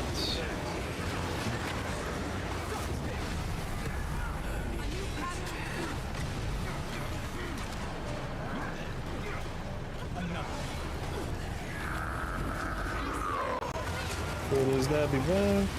Opened. Like, I almost wonder about playing Condi Paragon on this as well, unironically. Because one, it's going to take like literally 0 brain cells to run. And also you do have the Omega, we can save everyone from death. Elite shout. You must take portal in 5, 4, 3, 2, 1. Look at the stack. So good. Pre-position now. 2 left. Anchor. Very good. There we go. Okay, less aggressive now. This is coming from boss, beware. Then hearts. Go hearts. These reds are safe, team. They're from the aggressive one. Feels good, man. We go. We traverse.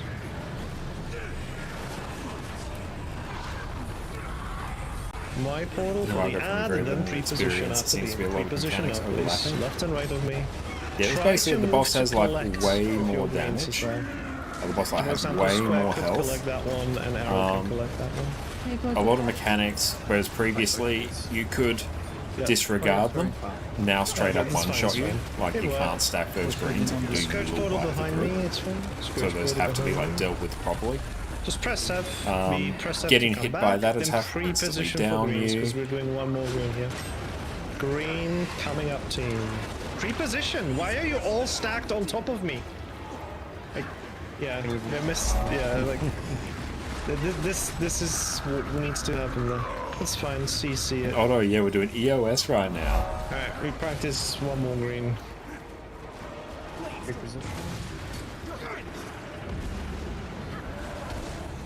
That is interesting.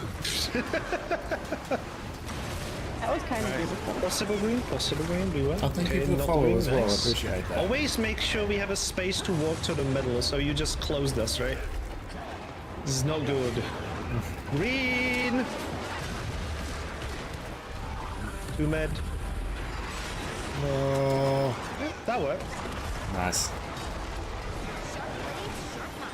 Okay. Oh, no, we are... Yeah. Okay, yeah. Jump. It's fine. Oh. I got a lag this time. I CS'd, I blinked, and I instantly came back somehow. I had no idea That what was happened. GG. I did have 3 clones. Oh, imagine solving that thing. Oh. Well, good practice though, team. I'm not sure like if you can on normal mode. That's the I've never actually important seen part. anyone solo, and Okay, you definitely can I can't do do the it shtick in. now? Can't do Be it that at all much of an in issue? CM. Like once the timer runs out, you just die. Are there any questions maybe for today? But overall, that was good. The main thing we need to know is how How do to I know which one? deal with those you triple or, greens. I guess Spaz is. They're the going to biggest be- change because we've done challenge mode, how can I be sure we've which one done it is? usually legendary say challenge that. mode. Now we're doing Okay. a harder version. The thing is, like, if it's really bad to collect, like, if all 3 people, because again, you need 3 people to collect the orb, but because we're 3 there, that if you decide to split up, you doom us all. Yeah. So the Makes only sense. person ever moving away is the one who's blinking. So, in my kind of idea, it's very difficult to know which Good, one positive you're deleting. feedback. But if there are 2 or more orbs coming from one direction, the one being deleted should be coming out of the opposite direction, right? Okay. So if there are 2, because we had that situation there, we had 2 on the left and 1 on the right. So I collected the one on the left so I can delete the one on the right and still make it back to collect the second orb coming out of the left side. That makes sense. Yeah, And that Plan will obviously be did the an time to amazing do job that. leading that. Alright. Thank you.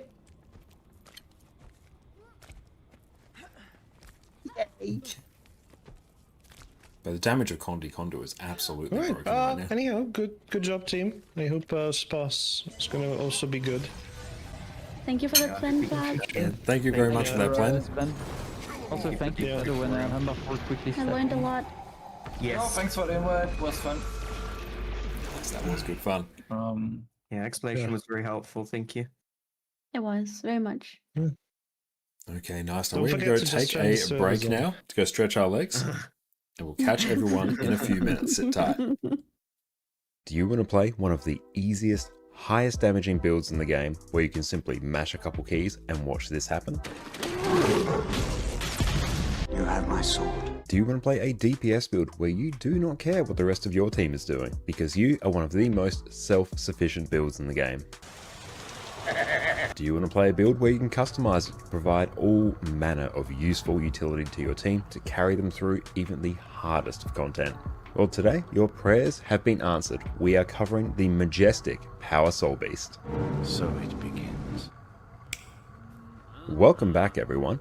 Power Soul Beast has been my go-to power damage build for the last few weeks, and I have been enjoying it to an astounding level. Here we have godlike levels of burst damage, so anything you find in open world is going to die exceptionally quickly. You are incredibly self-sufficient due to the baked-in boon extension that your build has, so you're always going to be having more boons than the rest of your team. You have the option to customize your build for some amazing utility. You've got group-wide Aegis, stability, damage reduction, boon extension, group-wide stun breaks, and outstanding levels of CC if you choose. So here you've got a DPS build that's going to put you at the top of the charts, all while still being able to carry your team through the hardest content. So buckle up everyone, you're going to enjoy this one. First up, for the basics of Soul Beast. Here we've got an elite specialization of the Ranger class, and instead of having to rely on managing your pet like every other Ranger build does, here you can merge with your pet by entering Beast mode. So here your pet will give you extra attributes based on the type of pet that you have, and it will give you access to 3 new beast skills that are similar to your pet skills that you can activate at any time of your choosing. Soul Beast is basically a purely offensive elite spec, which rocks both great condition damage and power builds, and I have personally enjoyed playing Soul Beast for years since it launched with Path of Fire. Like every Ranger build, we first need to cover off on the pets that we need. Here you can actually be fairly flexible with the pets that you use. However, for Power Soul Beast, they at least need to be a ferocious pet, i.e. it will give you extra power and ferocity when you merge with them. This is going to be needed to crank your damage as much as possible, so make sure you pick this. Having a ferocious pet is also going to give you access to the Worldly Impact Beast skill, which is going to be a key part of your damage rotation. Now in general, the Red Mower is going to give you the highest damage. On top of Worldly Impact, you're also going to get Harmonic Cry, which is a useful healing skill for yourself and nearby allies.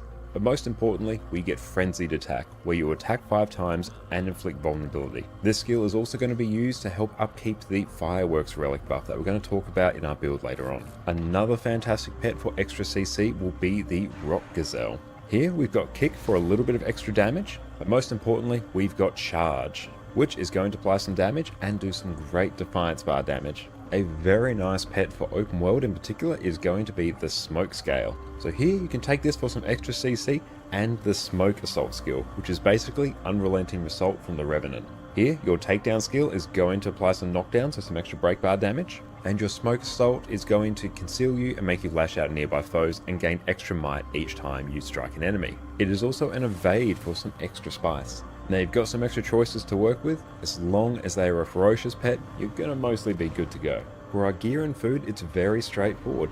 Here we're going to take Berserker's gear in every slot.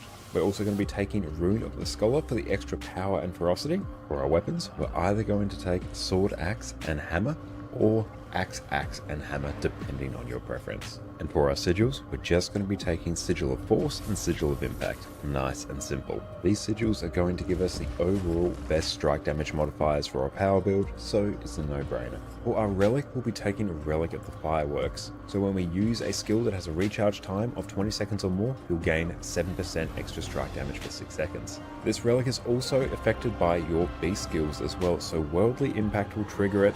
Frenzied Attack will also trigger it as well. So we're also going to structure our damage rotation to try and keep up this buff as much as possible. For our food and utility, we'll have our best power and ferocity food, so your sous vide steaks, and superior sharpening stones. It's a very simple build to gear, and a great one for new players to start with because Berserker's gear is widely available. Now for our weapons. Sword Axe is going to be your default choice and will give you the highest overall damage. Your sword auto attack is simply going to apply some strike damage, Sword 2 will leap you towards your target, is a leap finisher, and grants you some vigor whenever you strike an enemy, and will deal more damage against disabled, defiant, or movement impaired foes for good measure. Sword 3 will cause you to leap towards your target and cripple them, and if your target is disabled, defiant, or movement impaired, you will immobilize them instead. Not only that, it's a leap finisher and an evade, so you can use this as an alternative to a dodge if you're out of endurance. Axe 4 will throw an axe at your target so that it returns to you,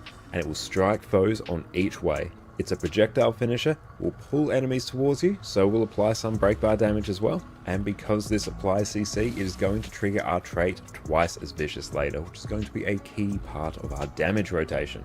Axe 5 will spin your axes around you and attack nearby foes 12 times. This is one of your biggest damage skills. Make sure you don't interrupt this, it does have quite a long channel. Also a whirl finisher, so you can get some extra combo finishes, and it will reflect projectiles as well. We've also got some vulnerability being applied for good measure. Now for an alternative main hand weapon, you can use axe instead of sword. It has slightly lower sustain damage, but does have a little bit higher burst damage. And it also doesn't have any of the extra force mobility of Sword 3 and 2, which can be very nice if you want to maintain control of your character as much as possible. I find the force movement from Sword 2 and 3 especially spicy on things like Bone Skinner, where I need to be able to move very freely. It's much easier to play, and you're free to dodge so much more often. The axe projectiles also bounce between enemies, so it's great for open world farming. Axe 1 will simply bounce your target between multiple foes, and you gain might for each enemy struck. Axe 2 will throw a spread of 5 whirling axes that will cause enemies to bleed. Does some great strike damage as well. Axe 3 will throw an axe which will chill enemies in the area around your foe, and your pet's next attack will inflict weakness. Personally, a lot of the time I'm going to be using axe over sword axe, but really this is just a matter of personal preference. The extra mobility from sword can be very nice if you're wanting to stick to your target as much as possible. Now hammer is the new toy from the Weapon Master update and used to only be able to be used by Untamed, another Ranger Elite specialization. So here you can right click on your skills to toggle between your Unleashed Ranger and Unleashed Pet versions of your hammer skills. This gives us great flexibility in terms of whether we want our skills to do more damage or more CC. You want your skill bar to look like this, where you have the Unleashed version of Hammer 2, Hammer 4, and Hammer 5. Effectively, unleash all your hammer skills except Hammer 3, which we'll be using for CC to trigger the trait twice as vicious. And here you get amazing sustain damage as well as excellent burst damage. Your hammer auto attack will simply do some strike damage. Unleashed Hammer 2 will strike nearby enemies, deal damage, and will deal more damage to disabled or defiant enemies. Hammer 3 will quickly strike the ground in front of you, which will daze nearby enemies, and if it attacks an enemy, you'll follow up with another leaping strike that dazes enemies again. And for good measure, if you strike an enemy that is using a skill, you will gain Barrier. This skill gives Soul Beast access to huge levels of CC. Unleashed Hammer 4 will smash the ground in front of you and create 3 shockwaves that deal damage. And again, this will deal increased damage to disabled enemies, defiant enemies, and enemies with conditions. So a lot of our skills here are going to really benefit from attacking disabled enemies. So CC skills are a key part of your damage rotation. Remember that this build basically functions around them. Unleashed Hammer 5 will cause you to leap towards your target and slam the ground with your hammer and gain might and fury for each target struck. It's also a blast finisher, so you can use this to get some extra benefits from all your various combo fields. On certain encounters, if you do want to just have the regular Hammer 5, you can. It will give you some extra knockdown as well, still being a blast finisher. So here you're just making the trade between extra damage for the Unleashed version and extra CC with the non-Unleashed version. Next up, we've got our utility skills. For our heal skill, our default will be we heal as one. So here you'll heal yourself and your pet, and you'll gain copies of each other's boons. Now the way this works with Soul Beast is that when you merge with your pet, any of the benefits that would apply to your pet, or any effects for that matter, instead apply to you. So here this will extend the duration of any boons that you have applied to you. So this is a great way to extend your quickness and alacrity, which was really going to help your overall damage, and just make sure you have outstanding boon uptime, which will just eclipse the rest of your team. If you ever have a bit of downtime in your rotation, just feel free to use this skill, just for this boon extension.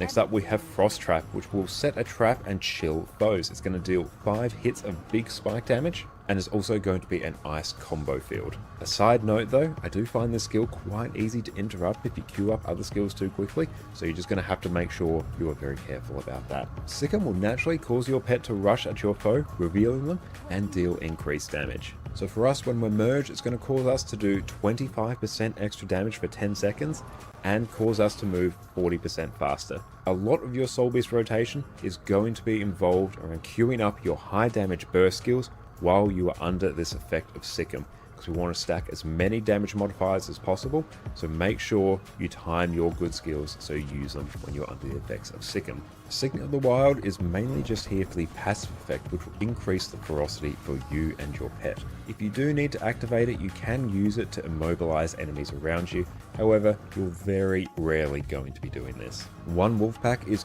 And we're back, and Lexi, thank you so much for the raid. Welcome, welcome in, Raiders. My name is Connor, or ConnorConCarne, and let's try... Hang on.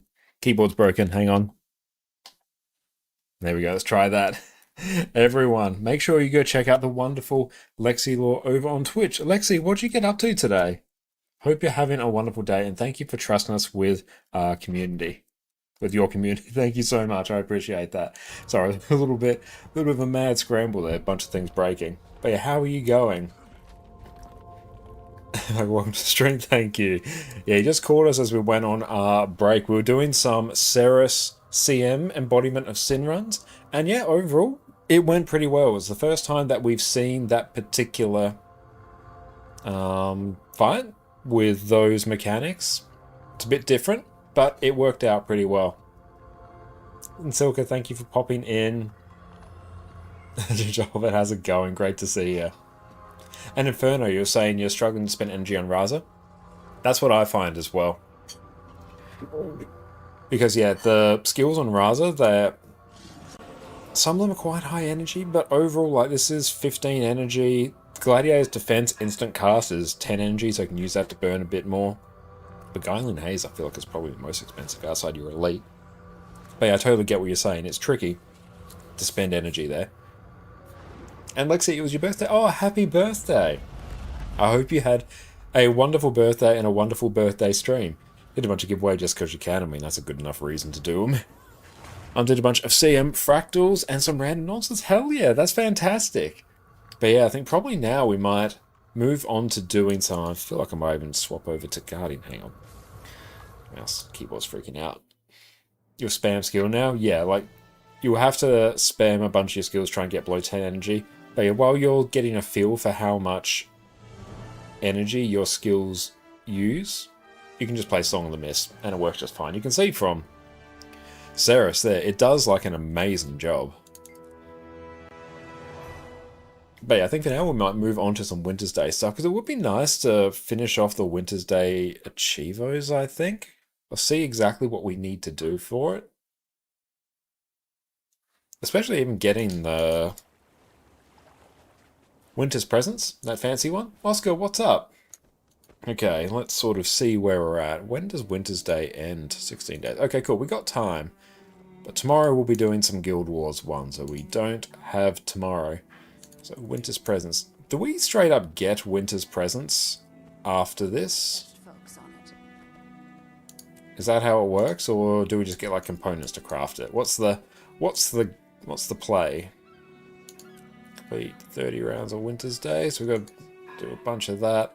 Snowball fight, complete 1 song, 3 songs. Alright, I guess we'll try that. Have I done it before? I don't think so. Will we do it? Sure. No, it's just components. Ugh. Okay, you know what? Let's put that just on the immediate back burner. And if we can get these Achievos, because Achievo points are pretty high value anyway. I'll complete the jumping puzzle 5 times. Oh yeah, no, I love the jumping puzzle. That's fine.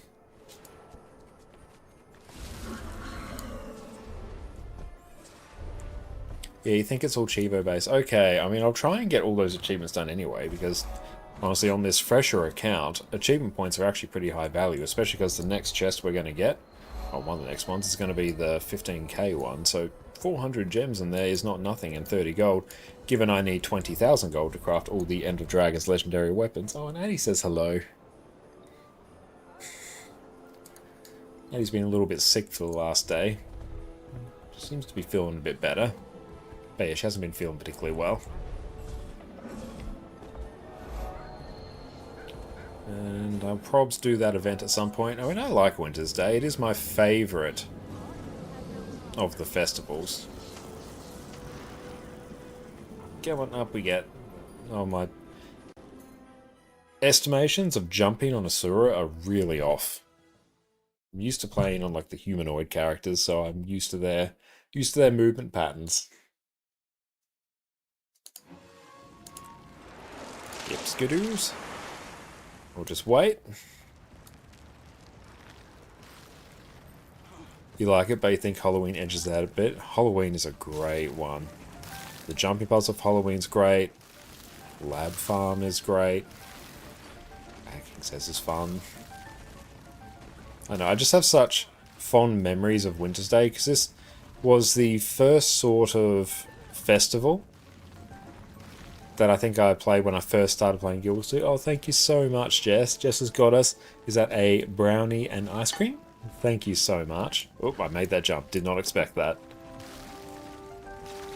And I think also because, you know, Wintersday takes place, you know, around about Christmas, and Christmas in Australia is hot. Like, it's summer here for us. So having the cold vibes is very, very nice. Almost makes it feel like Christmas. Bounce straight up the middle. I don't know why we do anything else. Always straight up the middle. Run up. No, nonsense. Oh well. Oh, we also have some... Well, did we even... Where are we going? How...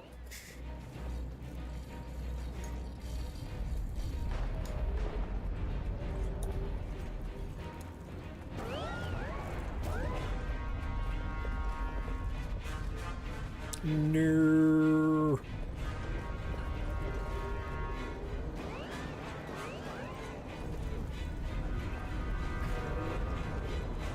Hey, no, we can't do it. We can't do it. No. Oh well, we can have our ice cream now. And we have little gingerbread apple pies that Jess also made last night. These are amazing. They're apple pies, but the crust is gingerbread.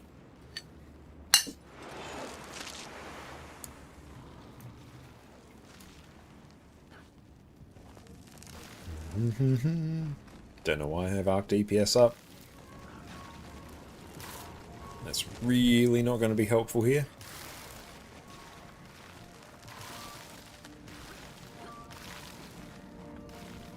Gingerbread apple pie sounds phenomenal. Oh, it's so good. Yeah, Jess was worried that they wouldn't turn out great, but her worries were not founded at all. They turned out incredible.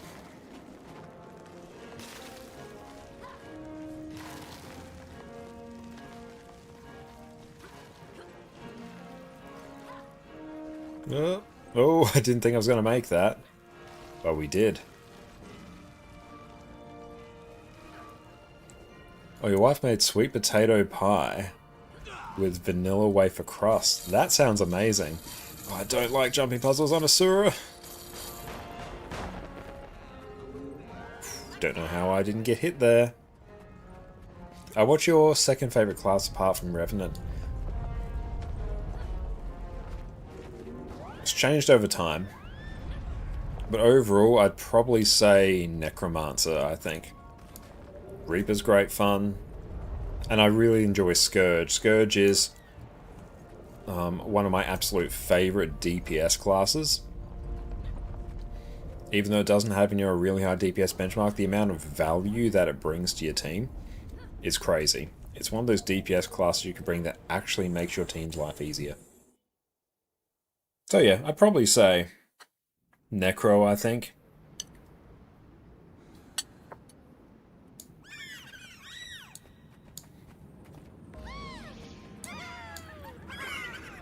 So we successfully did that.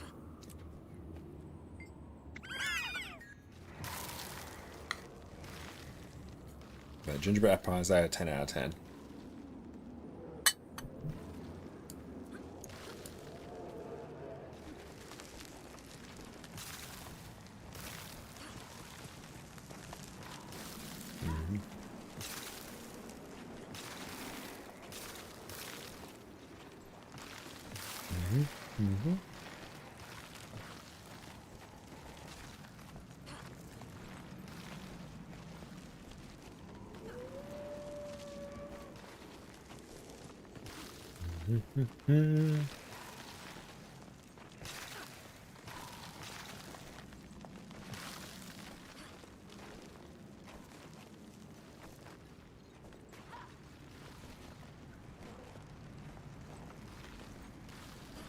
And I'm not going to try and make that jump where I can skip that second to last one.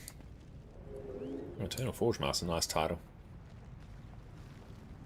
Alex, you hate to rain run, but it's nearly 4:30. Oh, wow. I wouldn't count that as raid and running at all. Thank you so much for the raid. I really appreciate you. So you have a wonderful sleep. Thank you for bringing all your friends over. Happy birthday. Hope you had a wonderful day, and you go get some well-deserved rest. Scorp, what's up, mate? Great to see you.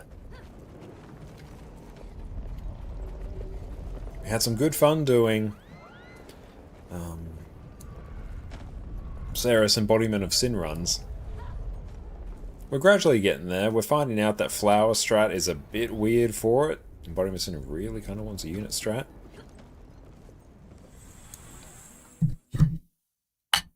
Which, hey, I feel like we could pick up something more aligned with unit strat.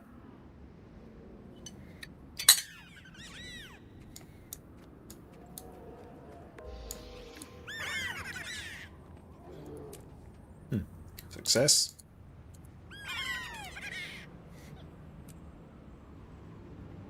Let's track that. Oh, this one we have to go get like Scrapper or something.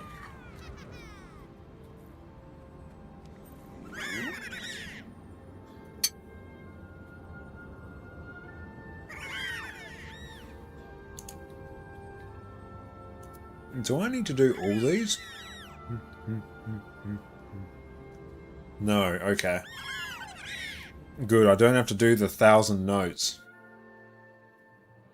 I don't know how much that will be. Sounds like a lot. Makes me sad just thinking about it. Where's my NG? Here he is. It's looking radiant. Oops, sorry for that noise. That was a loud one.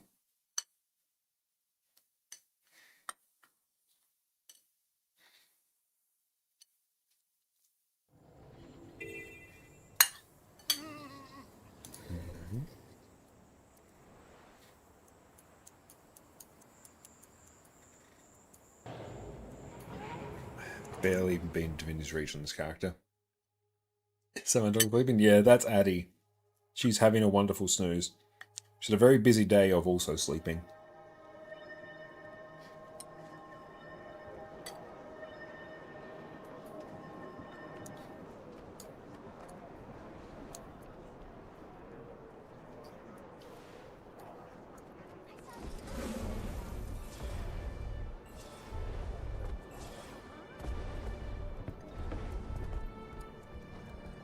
So we have to do this race sub 5 minutes without using a mount. So I feel like this is super speed gaming.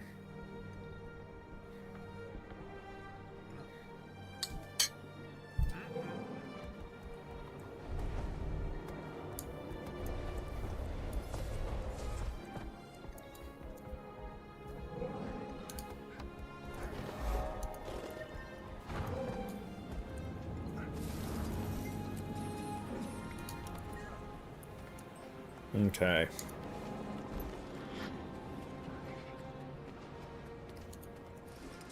So we got a Scrapper. So we'll take Rocket Boots.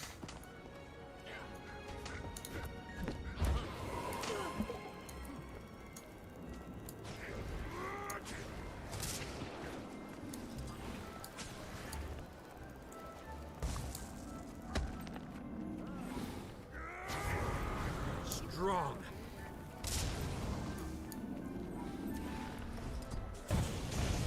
Rocket charge is always a bit risky. You never know if it's actually going to send you in the right direction. So you just kind of hope.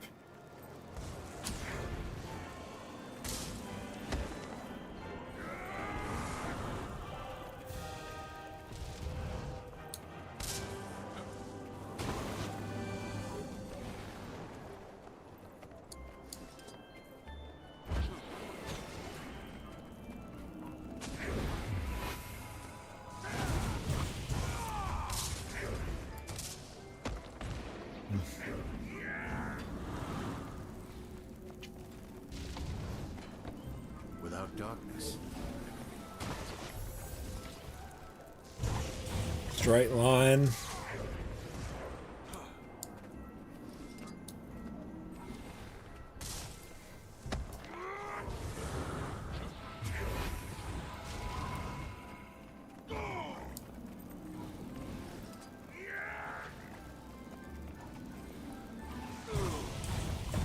Excellent. Good. Straight line's still working.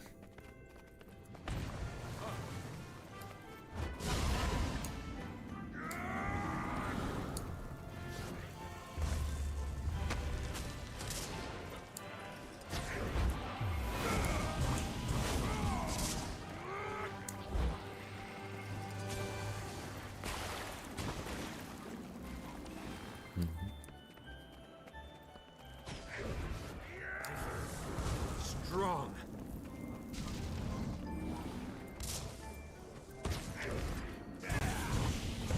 Oh, so it didn't work. Straight line for 2, perpendicular for 3. That's a fair price. I'll take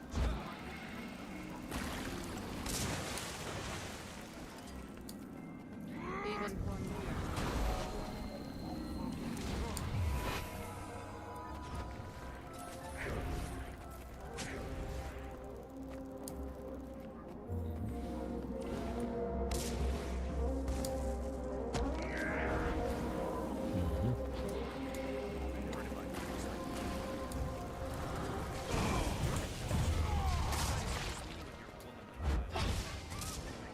We've got our competition here. The Thief. Also the other class that's really good to do this on. Oh, that's the worst. 1 forward, 2 back. I would love a change where if that would just go straight every time. Don't know why it doesn't. You know what, let's just not rely on it. It's clearly not working for us.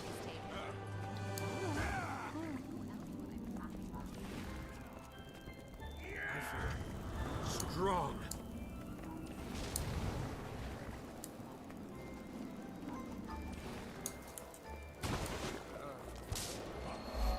I mean, this should still hopefully count as 5 minutes.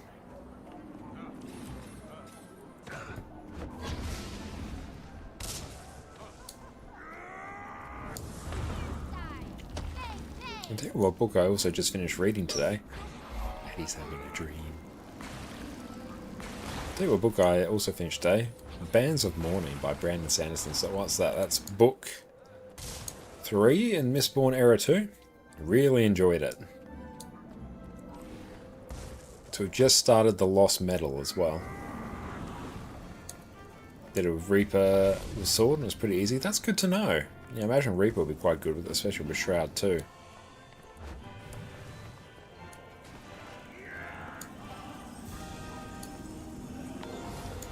There we go. Yep, 4:30. Easy. Super speed definitely does help. Lend me your daring heart. How are your endeavors progressing?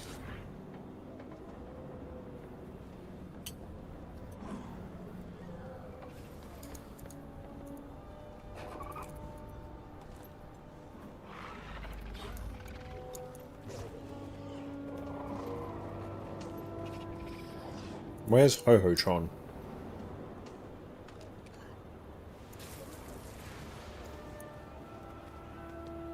You should read Malzahn? I definitely should.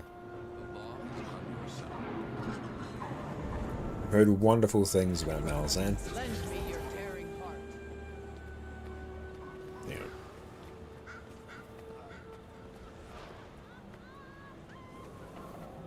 Just hard to tell on the right there.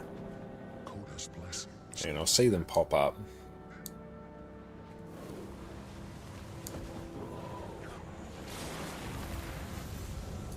It's always a bit hard with the stream delay. Wreck the Hohotron. There we go. This is a Wintersday miracle. Have you considered adopting a destitute golem? Oh, we just get to go again.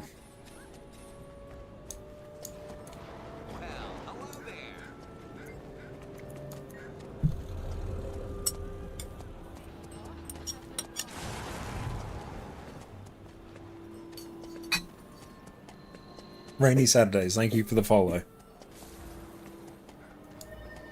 And we can give him super speed as well.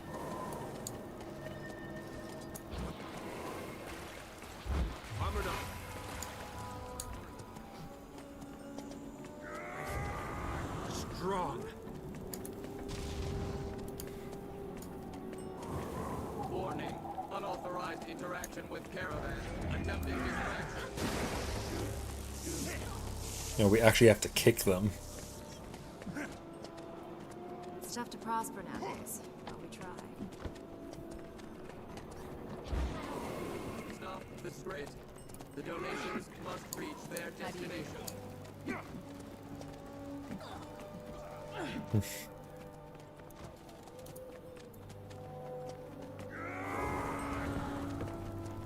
Assistance required.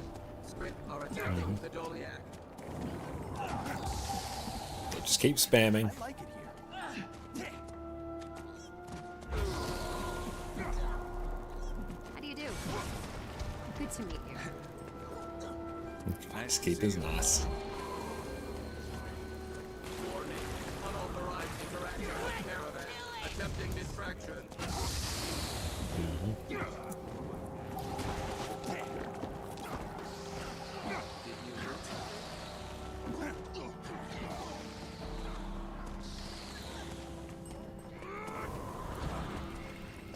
Okay, he doesn't have that much further to go.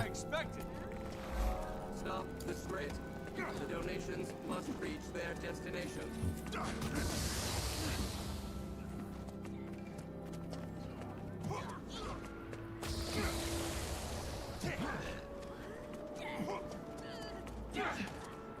Are you well?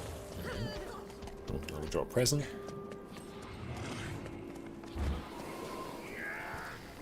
Assistance required. Script are attacking the Doliac.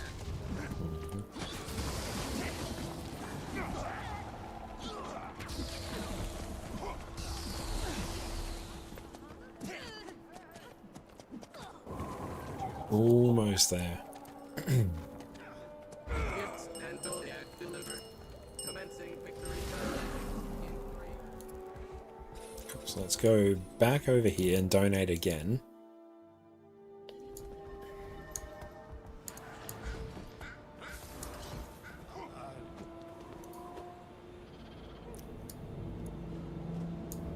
I am ready to interface. Sure, I'll donate. Have a gold. Standing by for input. I am equipped 7 with all achievements. basic social interactions. That's My how it's circuits done. and their lips Nice. with the light from your donation. So we can get the Sugar Drift chest now. Oh, it's just one of these. Can I sell it? Open a wiki. Bowl of stew. Okay. Random food. Let's see what we got. How much do these just go for? Or are these just account bound, soul bound on use? Okay. So we'll just literally get whichever one kind of looks good. What's that one look like? Great swords are always fun. I'm not able to sell? Ah. Oh, we'll just get the great sword. My time is precious. Okay. So, Holiday traditions? Holiday? That's a word. Okay, Twin Apocalypse. Got to do Festival, defeat Tox. Achievement can be completed once per year.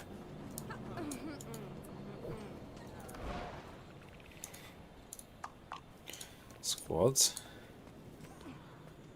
Let's see, might be under festivals.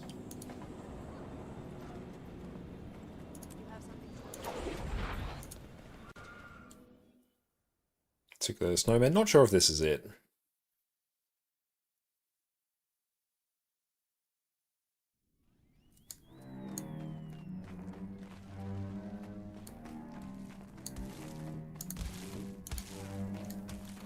Are we rocking a DPS amalgam?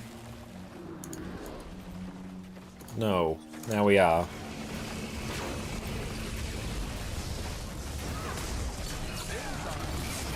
It gives 30 presents a day. Nice. Good. Well, still worth it for us to do.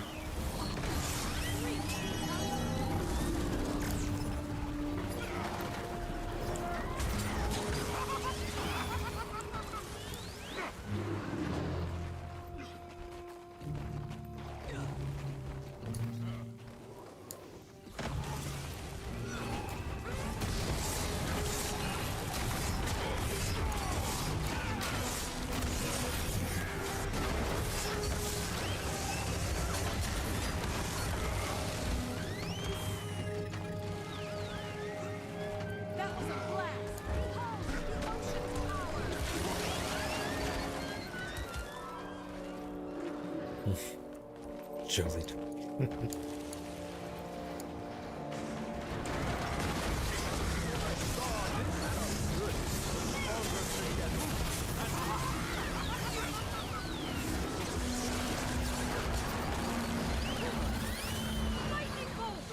It's fun that there's this sort of pseudo strike mission that everyone gets to do.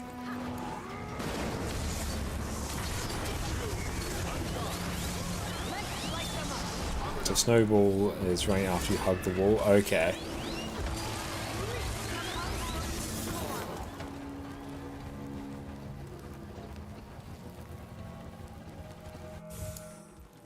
How the group got it again. Save Wintersday.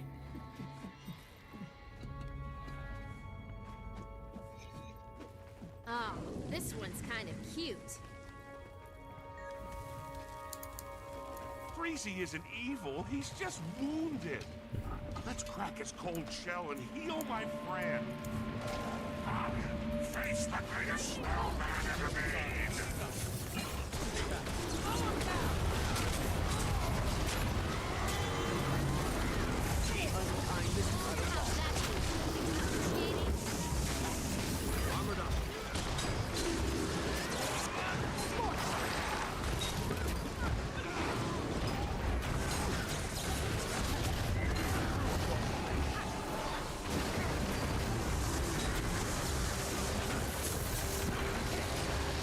So this is a case of hugging the group.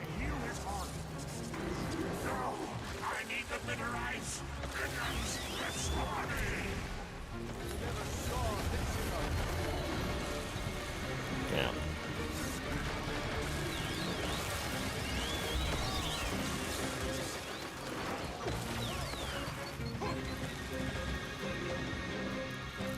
I assume we're throwing them here. Aim for the frozen heart. Oh, here.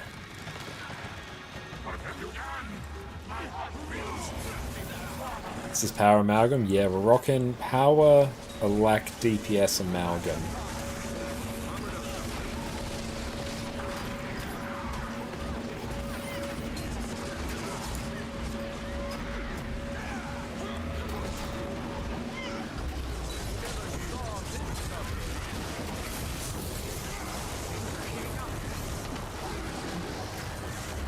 Do we have to go defeat the RC Protector?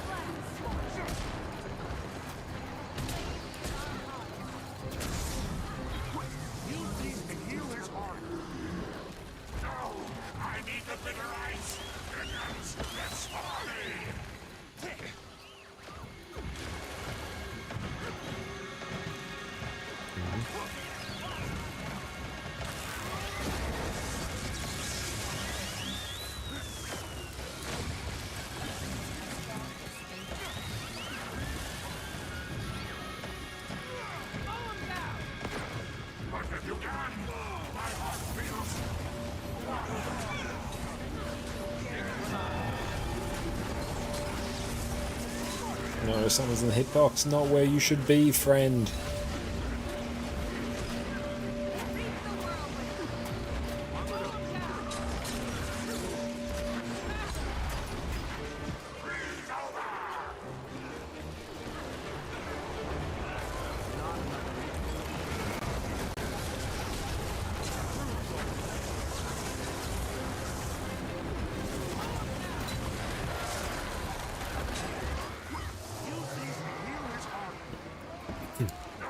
Ramps, what's up? It's great to see you, mate. Hope you're having a good day. And yeah, everyone, make sure you go check out GG Ramps over on their amazing YouTube channel. What's up? I see you like to play. Wait a second, Josh, from festival stuff. I do it on occasion. It's not unheard of, it's just unlikely.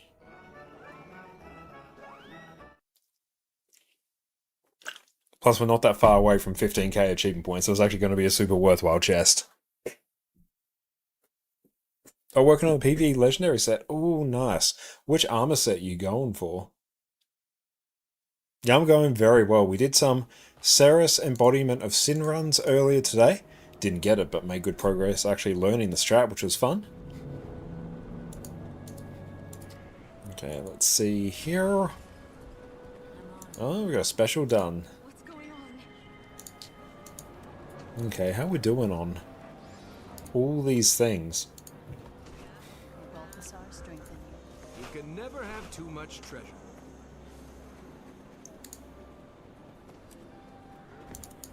That's where we got some more charged quartz, which I guess could be handy. Oh yeah, I think I literally just instantly completed this achievement because I bought everything. That sounds like me.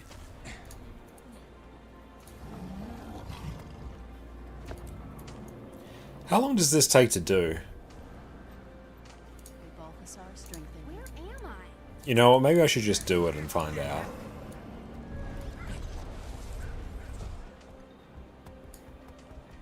I couldn't land a single note. I mean, we'll see how we go. Not worth for musical? What's your opinion on Condi Virtuoso Dagger Sword? It's a great build. Great, solid, Condi DPS build. It's really good. Just, it's good, consistent. Does the job. Super easy to play. Where is Tox? What is Tox? Why is Tox? Yeah, Guild Wars 2 Wintersday Traditions. What's your feedback on Willbender these days? I don't play a huge amount of Willbender. The most Willbender I've played has been Condi Willbender, and Condi Willbender's great. Like, it's just good. Survive Toy Apocalypse. Is that it? No, that's not it. Hang on, let's just check. Festival Automaton.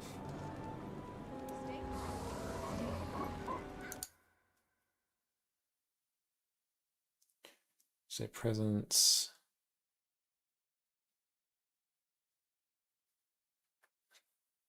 So I've done this before.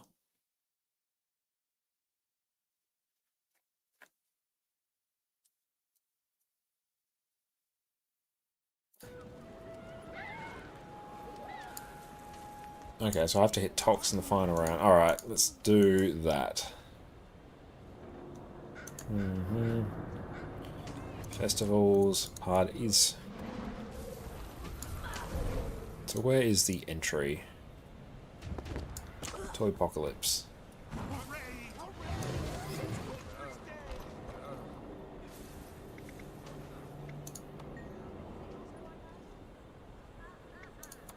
Lower one does able-bodied volunteers. Yeah, let's just do able-bodied volunteers.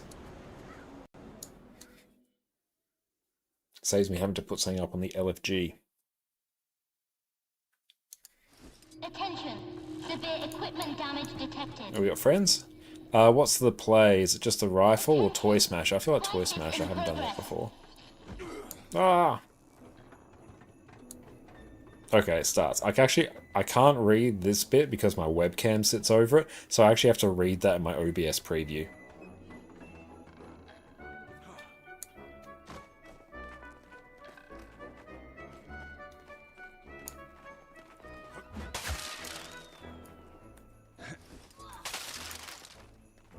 Warning! Catastrophic failure. Production levels critical. So we must defeat Tox, whatever that means.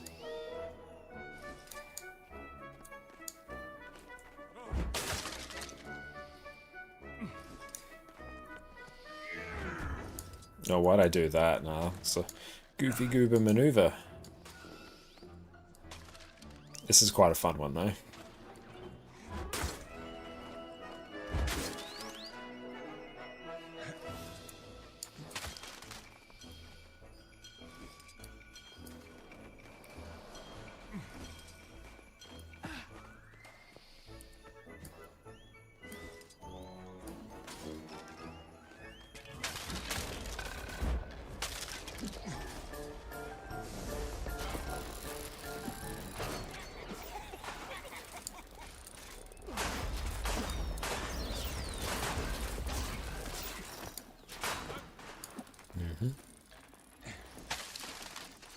You just keep throwing down everything.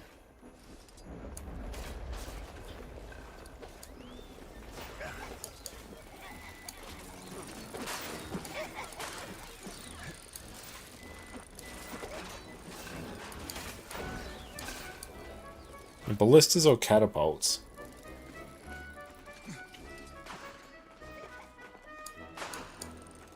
Nah, screw it, ballistas. Ballistas sound fun. For cannons? Okay, why is that? Did I just like double pick something up? Catters? Okay. Is that because they have a longer range? I would expect a catapult has a longer range.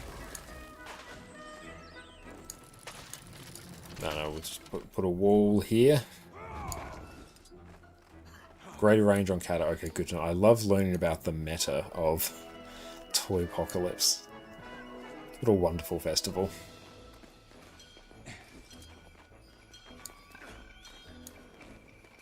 I don't know, just pop that there.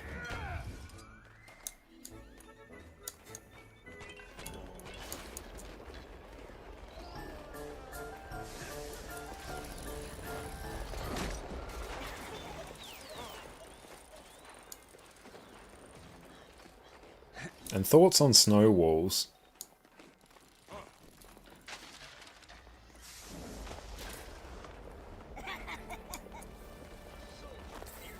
That's the best way of getting achievement for killing 500 enemies. Okay.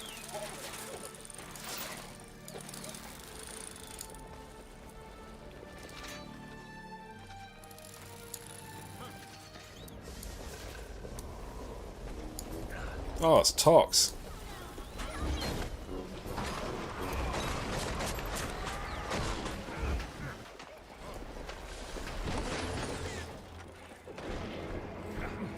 Oh. Ow.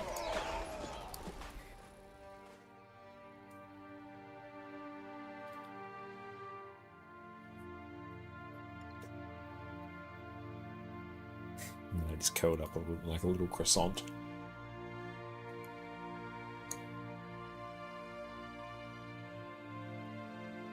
And return to waypoint. Give us the smasher. Toy rifle destroys. Okay.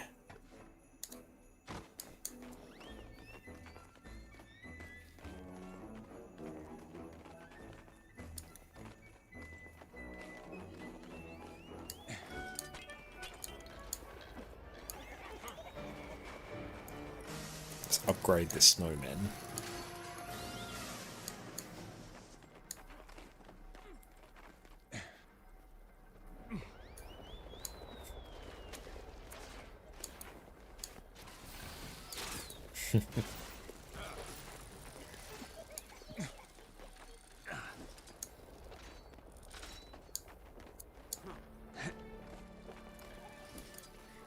Reinforced wall.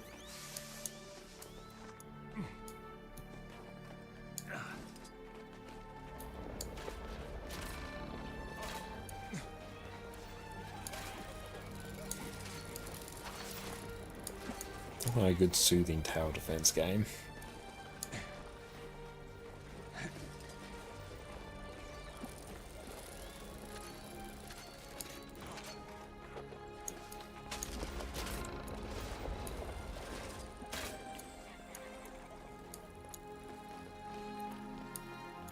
Don't mind me just building my army of snowmen.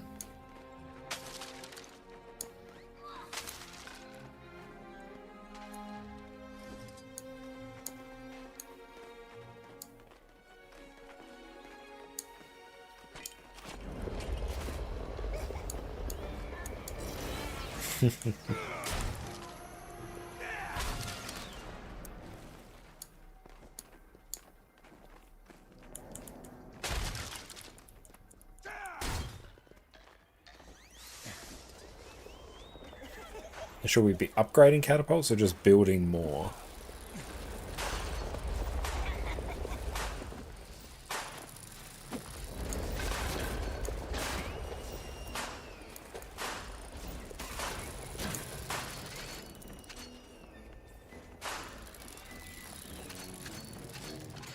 Tox, where is he?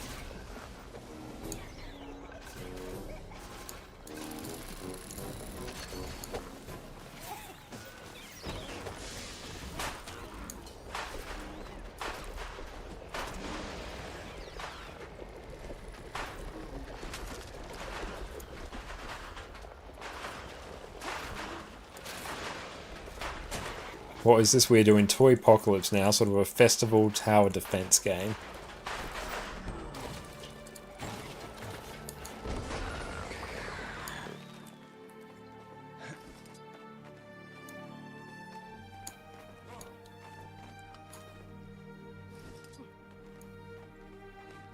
And yeah, there's lots of achievements for doing it. Festivals are actually a really nice way to earn extra achievement points.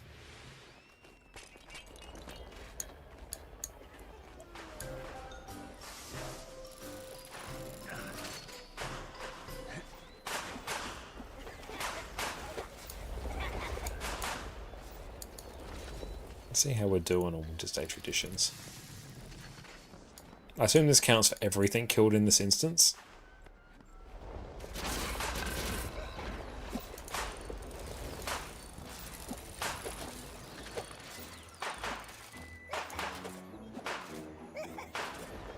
Or do we have to hit it? Or hit it with our particular thing?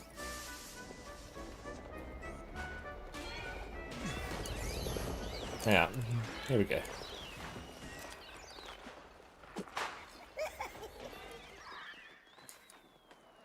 Oh, the moment we're doing Ice Period story. Nice. And how's that going? Quality control, we got to beat 30 rounds of that.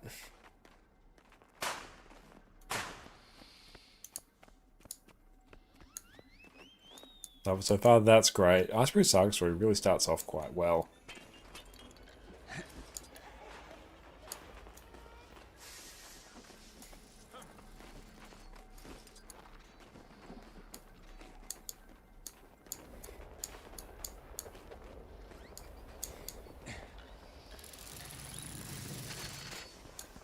By the time you do 30, we should have well over 500. Good to know.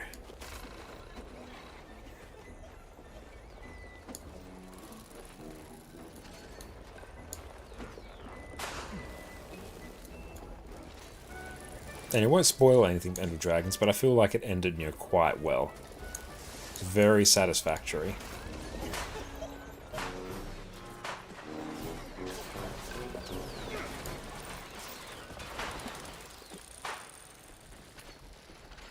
Have you done jump puzzle yet? Yeah, I've done all the rounds of the jumping puzzle I need.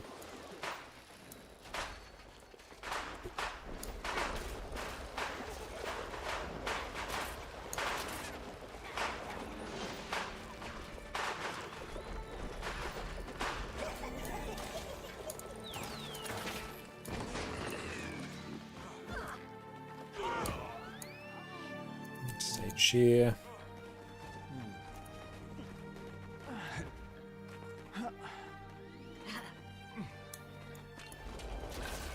It's just like a massive rain of catapults. I love it.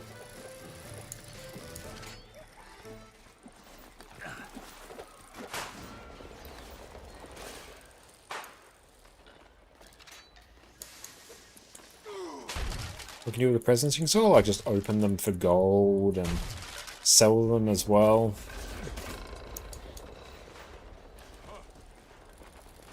Yeah, let's start upgrading.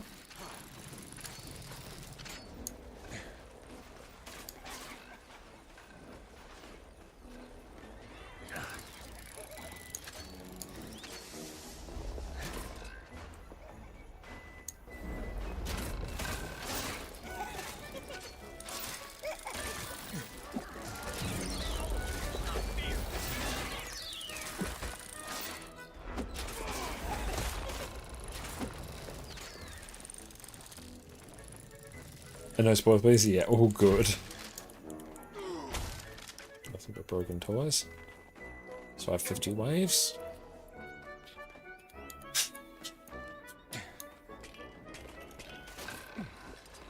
Oh, with fractals, Con, what's the best way to progress and get into them? To progress fractals, basically you're going to want to get your fractal level all the way up to fractal 100, and the way to do that is honestly just keep doing more fractals at or above your current fractal reward level.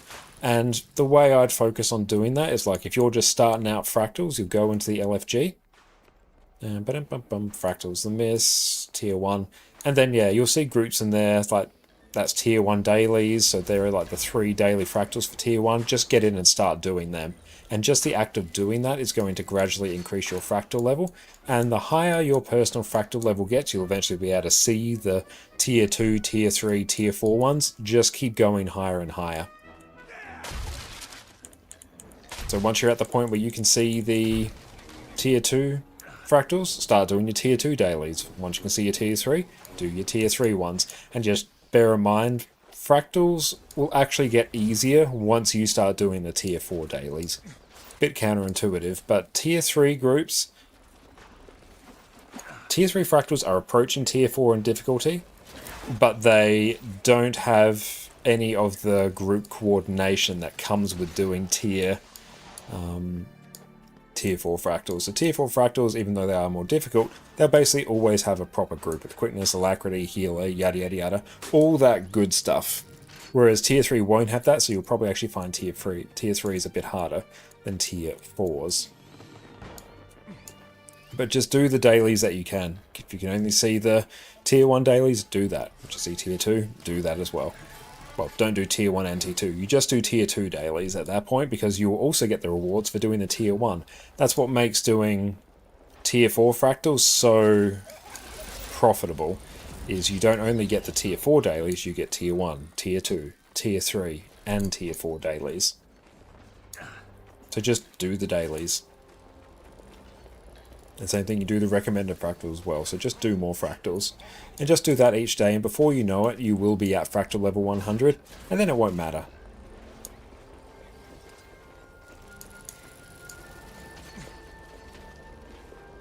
But you cannot do a fractal which is above your personal. You have to do a corresponding. No, it can just be above. So if your personal fractal level is 10, if you do one that is fractal 15, fractal 20, fractal 25, fractal 100 if you want, it will just push your fractal level up 1. Every time you do a fractal that is at or above your current fractal level, your personal fractal level goes up.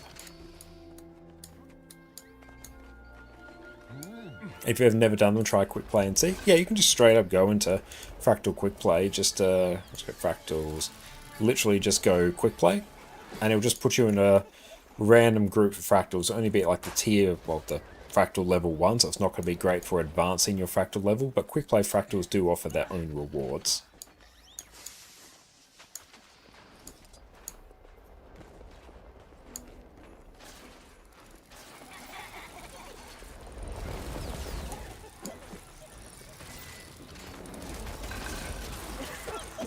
But fractals are one of the best ways, just in general, in Guild Wars 2 to make gold. So I 100% recommend you do them. Every day I'm not doing fractals, I'm giving up like somewhere in the realm of 30 to 40 gold.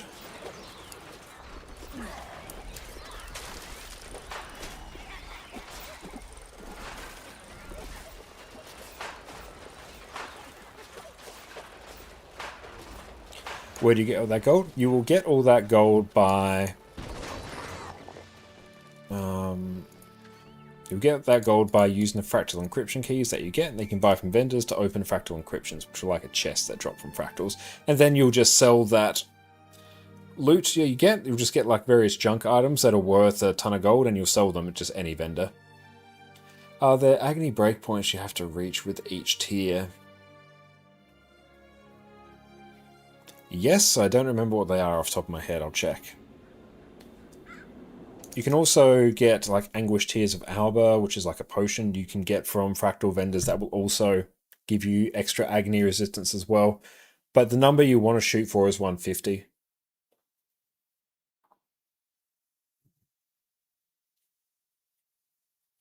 Because at that point, you just don't worry. Max agony needed for fractal 100 is 150, so just shoot for that.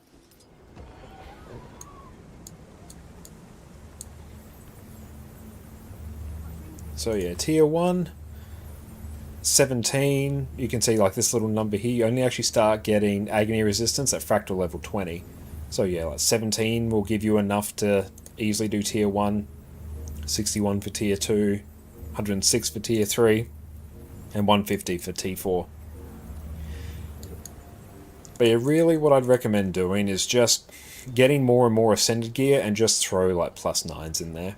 You can strictly make it a bit more efficient, like I'm on exactly 150, but I've done a mix of +9s, some +7s, and like +8s, but honestly, like I just kind of throw +9s in there. It depends on how much gold you have on hand. Because also, the more agony resistance you have, you actually end up with more stats in fractals due to how the potions work.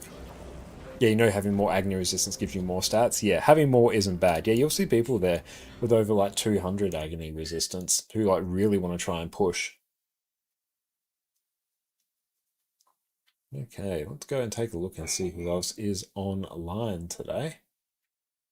Oh yeah, I think we'll head out to Fandral today. How needed extra power and condi damage on top of the resistance, or is it just a min-minor maxing? I think you're fire for the hydrate.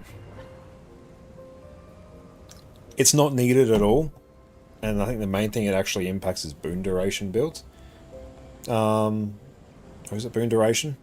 Or did they change that? Oh no, that may still be it. It was precision, I think that used to be it, and then they removed it. It doesn't matter. Like having more of the maximum doesn't matter. Gives you health and boon duration? Yeah. It's a nice to have, and only if you just have cataclysmic amounts of gold at the end of the day. But yeah, Jess, thank you for the follow. I appreciate that. Let's go tee up the raid now. We're going to head out to Fandral today. Another great friend of ours, amazing YouTuber as well, who was also joining us on Cerus Embodiment of Sin runs tonight. So yeah, thank you all so much for hanging out with us this evening. We're coming back again tomorrow with some Guild Wars 1 Reforged, which is going to be a great time. Gonna continue working our way through the Prophecies campaign, get a bit of a handle on all the new things that have been introduced in that, and then on Tuesday we're coming back for a bonus 12-hour long stream just before we take a few days off for Christmas, so look forward to seeing everyone there. We'll have some giveaways, we'll have some fun sub-milestones, it's going to be a good time. And yeah, you won't need to sweat blunt tears infusions. No, you don't need to worry about that at all. But yeah, we are going to head on out to Fandral now, who is going to be doing some Wing 1 to 8 training as well, by the looks. They're also hanging around in the Mistlock Observatory. Hang on, I could probably even find... Oh, are we in the same instance? A bit hard to tell. They might actually be in here with us. There's a Fandral in here with us, probably. But okay, we're going to go get ready for bed. We're going to catch you all tomorrow. Take care, friends, and we'll see you in... a few hours. Cheers. If you are looking for the best way to manage your Guild Wars 2 add-ons, then I've got you covered. Today I'm going to walk you through how I easily stay on top of all of my Guild Wars 2 add-ons with the incredible Nexus add-on manager. Let's dive in.